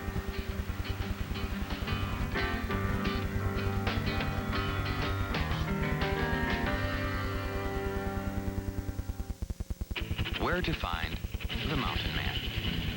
A mountain man can often be found on the trail of adventure, in search of remote watering holes, or weathering harsh climates. Most often, however, you'll find the mountain man wherever you find smooth bush beer or easy drinking bush light. So, head for the mountains and find yourself in the wide, open world of the mountain man. Today, performance cars come in a variety of designs, sizes, and even prices. So do Goodyear Eagles, the world's most successful line of performance tires.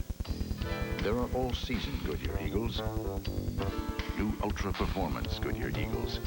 There are Goodyear Eagles for the classic and for the contemporary. No matter what performance car you own, there's a Goodyear Eagle priced for you. It's another reason we say the best tires in the world have Goodyear written all over them. This high-performance drink cleans your fuel system to help maintain peak performance. STP Gas Treatment, the high-performance drink for your car.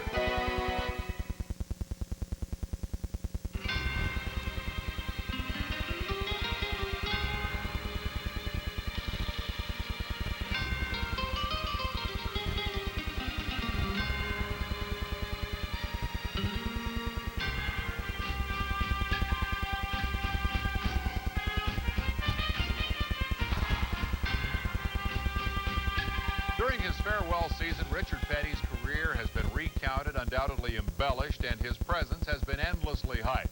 Richard, for one, and I, for two, will be glad to see the end of the hype. Point is, if we judge this career by what's been said in the last 12 months, there wouldn't be a wart in sight. And in fact, what Richard said a long time ago was, it ain't always pretty. Amid all the highlights, there were also controversial run-ins with other drivers, complaints that the Pettys were the privileged haves in a world of have-nots. There was, do I dare say, cheating in the context of the King. Call it creative interpretation of the rules. And worst of all, there were those crashes. Benny Parsons has some thoughts on the bad times. You're right, Dave. Richard Petty has had many bad things happen to him, but a lot of good things as well. Probably none better when they dedicated the statue to the King. But Richard Petty, like most race car drivers, remember the bad things much better than the good. He'll probably never forget Darlington, 1970. That was one of the worst wrecks I had. Broke the steer, and the car come down to the inside, turned over 4 or 5 times, and my arm kept coming out the window, and it really, really looked bad. When we got to him, the car was upside down, and his arms, you know, he's long and lanky, and his arm was just limp laying in the car, and you know, the first thing I thought that he was dead, you know, and of course I'm in the car with him, and when I unstrapped the belts, and we're trying to hold him, you know, a big lanky body like that, he hit pretty hard when he did come down, and he groaned, and so I knew he was alive. The 1976 Daytona 500, a classic Petty-David Pearson battle, results in the ugliest but most memorable finish in history. As they hit the banking, they're 3 abreast with the left car. Pearson moves in front of the STP Dodge. Petty comes back to the inside. They almost touch as they move down low in the banking. They're going to be side by side as they exit the bank and head for the finish line. Richard Petty goes back in front. They both spin. They're in the wall. Petty is sliding, slamming into the wall. He's coming down toward the finish line. Will he make it? He's still moving. The car stops.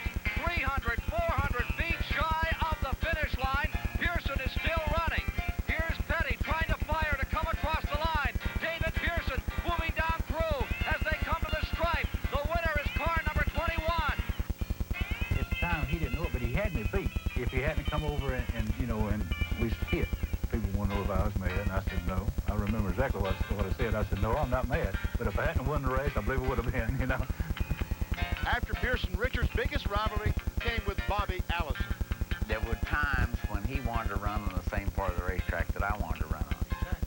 And somehow I was able to get my car up to a good enough speed that I could be there on that part of the racetrack that he wanted to be on, where a lot of the other guys couldn't keep up.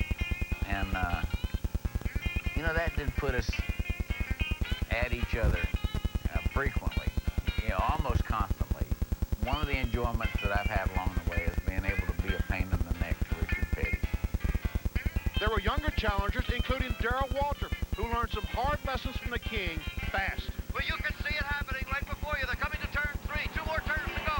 Richard Petty still side by side. Donnie Allison is still hanging in third. Petty has got the lead. There comes Waltrip down below him as Petty stood up high. Donnie Allison trying to move past Petty into second place. They're coming to the finish line. It is Darrell Waltrip winning the Rebel 500. Petty is second. I didn't get the full impact of what Richard Petty meant to this sport or who he was until I actually started to compete in it. When I stepped it up a notch and I got to run in that crowd, I was a little bit eager. That's when I really got to know Richard on a personal basis, and I'm talking like up close and personal, you know. He got the longest, get him to show you this finger right here sometime. He can stand 4 feet away from you and poke you in the chest with this finger, and it's crooked. I don't know whatever happened to him. When he comes up to you and he takes that long finger and starts pointing you in the chest, poking you in the chest, and looking at you through those dark glasses, there's some beady little eyes in behind them little dark glasses, I'm here to tell you. I watched him on the truck. You know, I was standing in the infield and watch him race, you know, and I never thought I'd be racing against him. And then here I am in a race car at Charlotte Motor Speedway, and I'm fighting this big Dodge and running about 29th or 30th, and everything's all lovely in my little world. And by the time Richard Petty goes by me at about 100 miles an hour faster than I'm running, scares me to death. And, you know, you realize who he is and what he's doing. That was the first race he ever won at Charlotte, too. It was the first race I drove there. The Petty name managed to escape most controversy until win number 198 at Charlotte. Bill France runs NASCAR, and he comes in and he starts talking. He says, okay, so, you know, they got you on this tire deal. So we're going to have to work out something here, you know, how penalize you and fine you and all that. So, okay, so they was working on something. And Dad Gumpy didn't call up there and said, hey, guys, your motor's a little bit big here. You know, and man, we just both throwed up our hands in. I said, oh, me. I said, we're in deep trouble here. It was a tough call to make, but it had to be made. And we did not put the engine, when I say we, NASCAR, did not put the engine in the car, nor the tires on the car. I really hate it for Richard and Maurice, but somebody in the organization had to make the call, and they got called. Perhaps the King's darkest moment came in 1988 when the hushed Daytona crowd thought they may have seen the last of the King. They were replaying it on a closed circuit TV, and I stopped, and all at once it hit me that this was Richard in this car, and it was just flipping and coming apart, and even when it stopped in the middle of the track, he took a tremendous impact again. And I thought, the first thought in my mind was that they're not being truthful here. You know, I know he must be dead. I walked back to the area where they had brought him in, and there he lay, and he smiled, and there was not a scratch on his body. Gentlemen, start your engines. Then in 1992, the King's final days at the Speedway almost resulted in a pole position, but one driver had other ideas.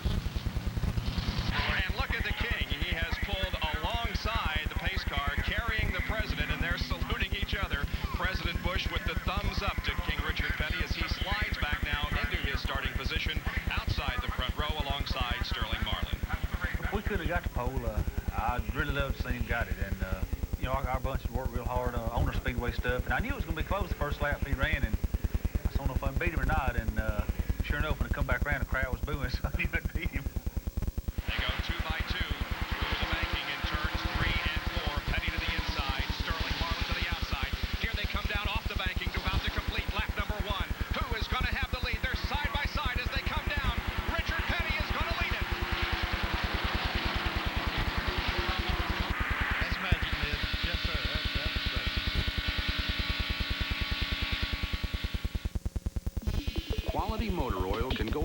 way toward protecting against engine wear.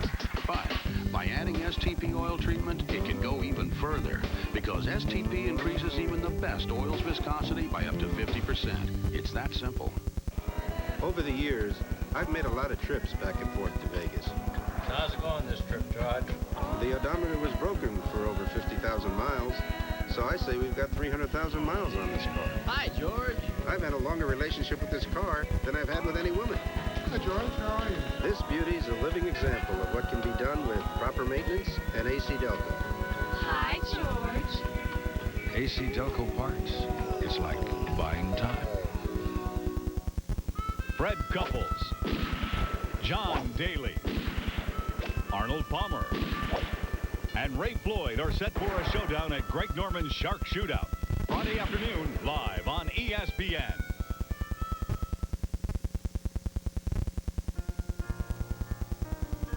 This picture is live from Atlanta Motor Speedway. King Richard's ride had a pretty rough day. This his final day as a race car driver. This ESPN special, Portrait of a King, is being brought to you by the First Brands Corporation.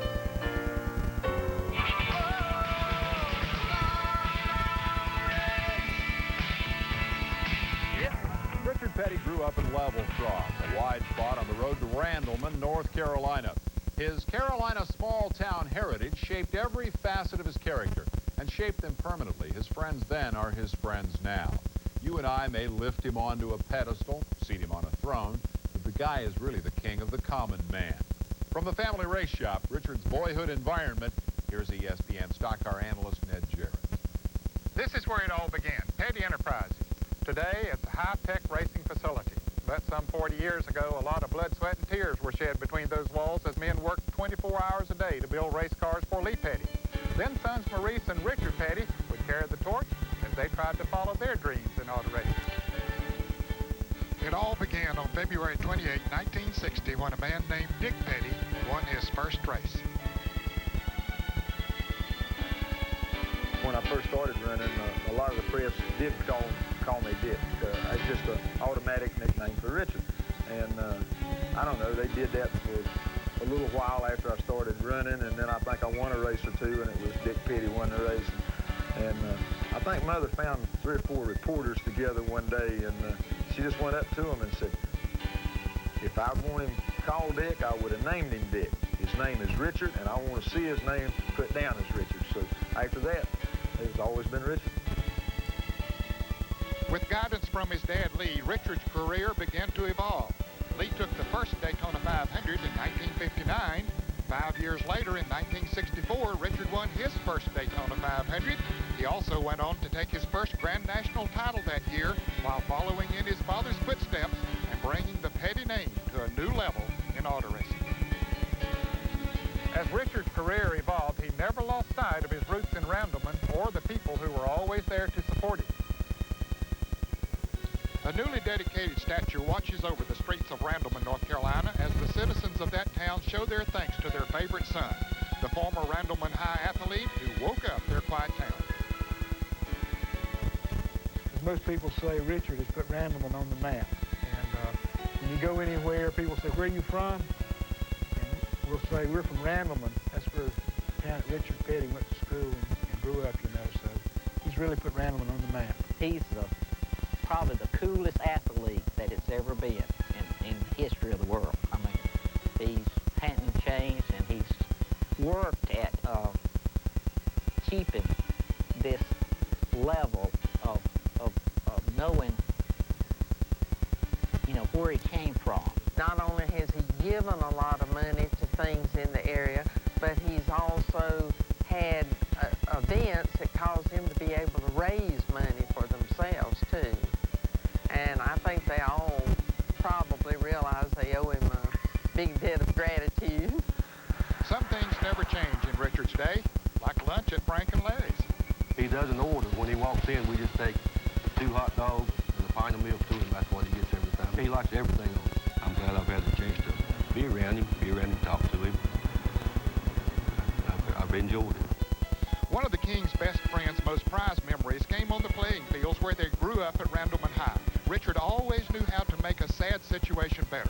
Thought this battled with cancer and they amputated my leg, I go on my crutches to this game. And, you know, everybody is so pitiful, you know, poor Ronnie and all this stuff. And, you know, I couldn't stand that. And anyway, I was sitting up there in the stands, and here comes Richard. Comes up.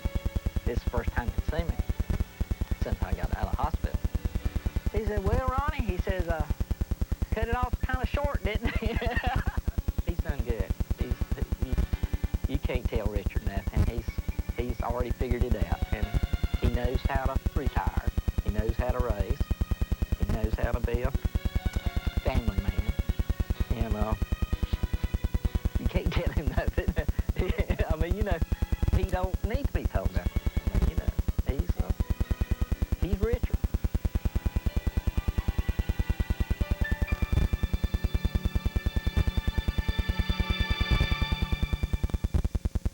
Into the world in the usual way, but there were planes to catch and bills to pay. He learned to walk while I was away, and he was talking for I knew it. And as he grew, he'd say, I'm gonna be like you, Dad. You know I'm gonna be like you. This is the house my parents lived in when they were first married. I lived there for a little while. When they first got married, they worked really hard to make things better for them, better for us as we grew up. But like I've said before, you know, it was a normal childhood. It was just like anybody else's. Until I was 9 or 10 years old, I thought everybody's parents had a race car. You know, we spent a lot of time at racetracks, a lot of time following Richard Petty around the racetrack. But I think the most special time we spent together was around the dinner table.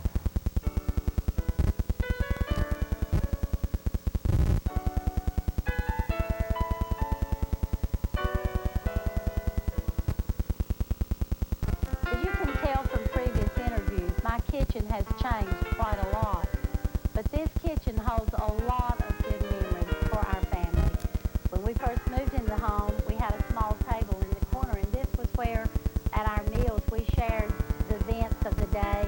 The children were always telling us about their day at school. Richard was telling us about his day in the shop. And on Mondays, we always shared the events of the day before the previous race. Well, as far as I was concerned, it was normal.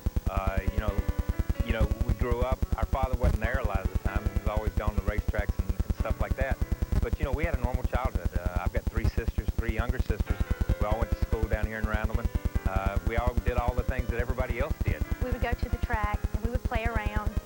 We knew Daddy was out there racing, but we really didn't pay attention. You know, at the end of the day, Mom would say, okay, come on, load up, it's time to go, or come on, let's go to Winter Circle, and we would run to the Winter Circle, and, you know, it was fun, but I don't think it hit us that he had won the race. I mean, I didn't know what that meant. Christmas here is, I mean, it's wonderful. And nobody's as big a kid as Daddy himself. I mean, he thinks he's Santa Claus, and it just makes him happy to make everybody else happy. I guess as far as childhood, I had the happiest that anybody could ever dream of having.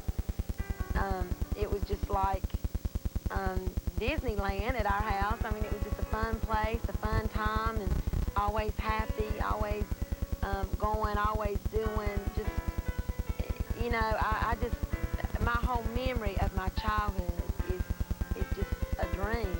They see him in a different light. They see a side of Richard Petty that the public doesn't see. And they are very defensive. I mean, if they read any bad press, if they hear anything said bad, oh, they want to respond immediately. That is not how our dad is, they say.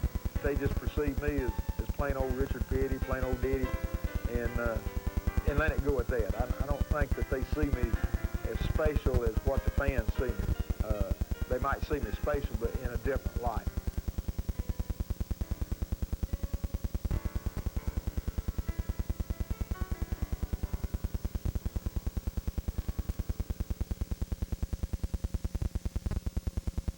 Sure, there's great bowling at Red River Lanes, and now...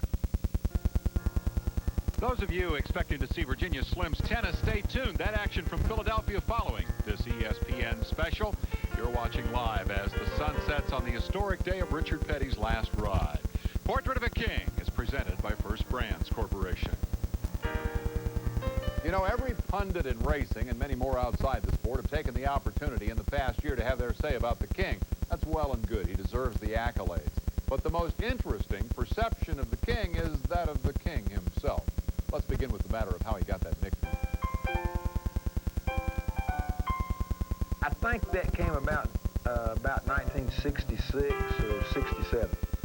We'd had a couple of real good years there, and everything was working good. And I think 3 or 4 of the regular reporters, maybe more, probably out drinking one night. Anyhow, they got to talking about it. And, you know, different people had different nicknames. They nicknamed Pearson and a couple of others. You know, that Fireball had a nickname. You know, there was just different situations.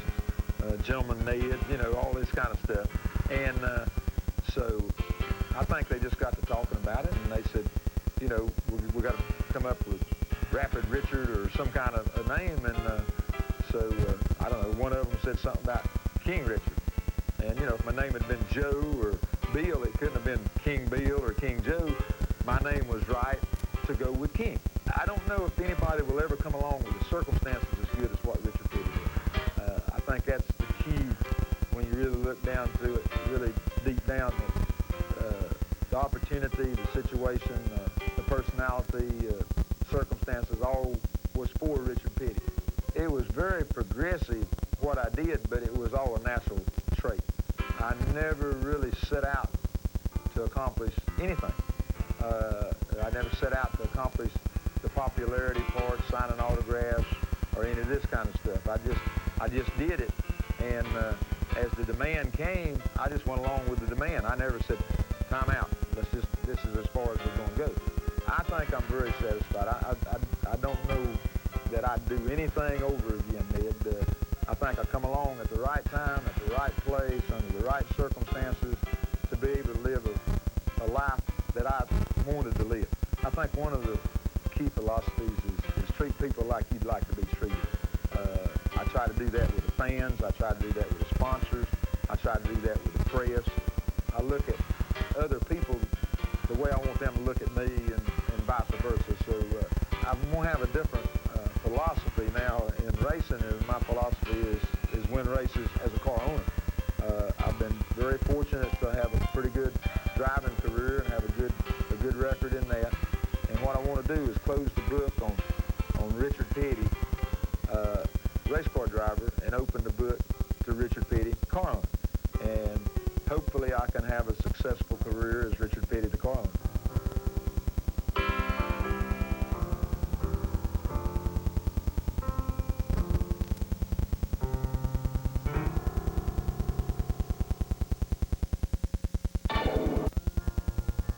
The shot is live from Atlanta Motor Speedway. You see the jammed infield. The King's minions turned out in record numbers today to see his final ride, and they may be part of the all-time record Georgia traffic jam. Some of them will be here for a long, long time, but what they saw today was certainly well worth it. Portrait of a King is presented by First Brands Corporation, makers of STP gas treatment, and in part by Smooth Bush Beer and easy drinking Bush Light, and by Goodyear, #1 in tires.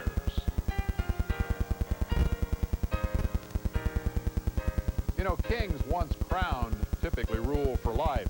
Turning over the driving chores doesn't mean Richard is abdicating his throne, but he's reached the final milestone as a driver, and so it's time to think about how we're going to remember this guy.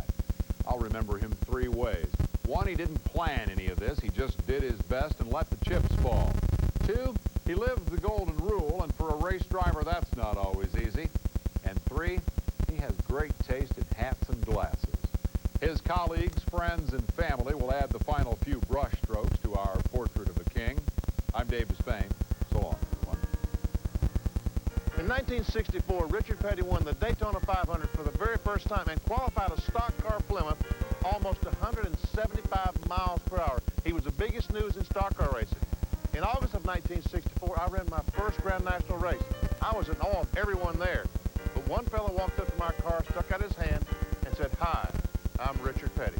I'll never forget it. You think about the idea, well, maybe he's getting too much credit, or, you know, maybe somebody else didn't get enough or something like that. But you only have to think about it a few minutes and you say, no, he earned it. He's earned every bit. And what he did was good for the sport. sport, it wasn't just good for Richard Petty. I'm just thankful to have had the father that I've had, and I've had the kind of life that any daughter could ever dreamed of. And I just want to say how proud I am of my father and that I love him very much. Thank you. Thank you for the values that you've given to us. Thank you for the wonderful father that you have been. Thank you for being the person that you are. And I love you. One of the things that impresses me most about Richard Petty is the fact that after 7 championships, 200 wins, and all the other things that he accomplished in the sport, that he hasn't changed. He's still the same Richard Petty that I remember racing against for the first time in 1959. And I'm so happy that the 6.5 years that I spent driving race cars were during a part of his career. I think to me, not only in racing, but in my personal life and growing up, that Richard Petty meant everything to me. He taught me everything I know, whether it's driving a race car, how to deal with fans, how to treat people. And I think in that aspect, you can't separate Richard Petty from Linda Petty. They're both the same as far as that goes. And they both just gave us a good set of values to grow up on. And, you know, I can't think of any other way to thank them except say I love them. I just wanted to say how proud and honored I am to have been a part of Richard Petty's life, and that I'll get all choked up, and that he really is a hero.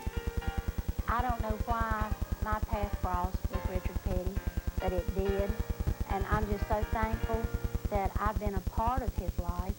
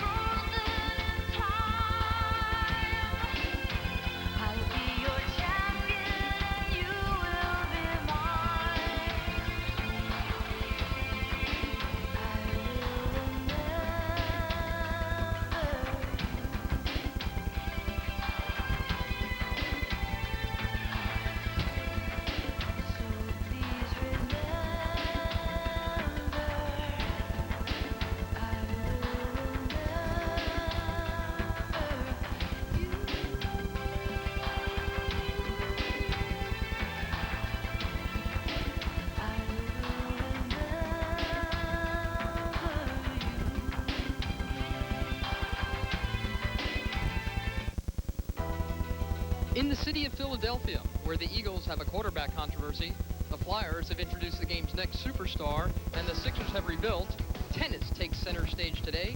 Steffi Graf is looking for a big finish to 1992. She's already captured 7 titles, including the biggest, Wimbledon. Graf, a notoriously tough self-critic, says that her form here this week in Philadelphia is equal to or better that which she showed in her brilliant July. Arantxa Sanchez Vicario burst onto the tennis scene when she captured the 9th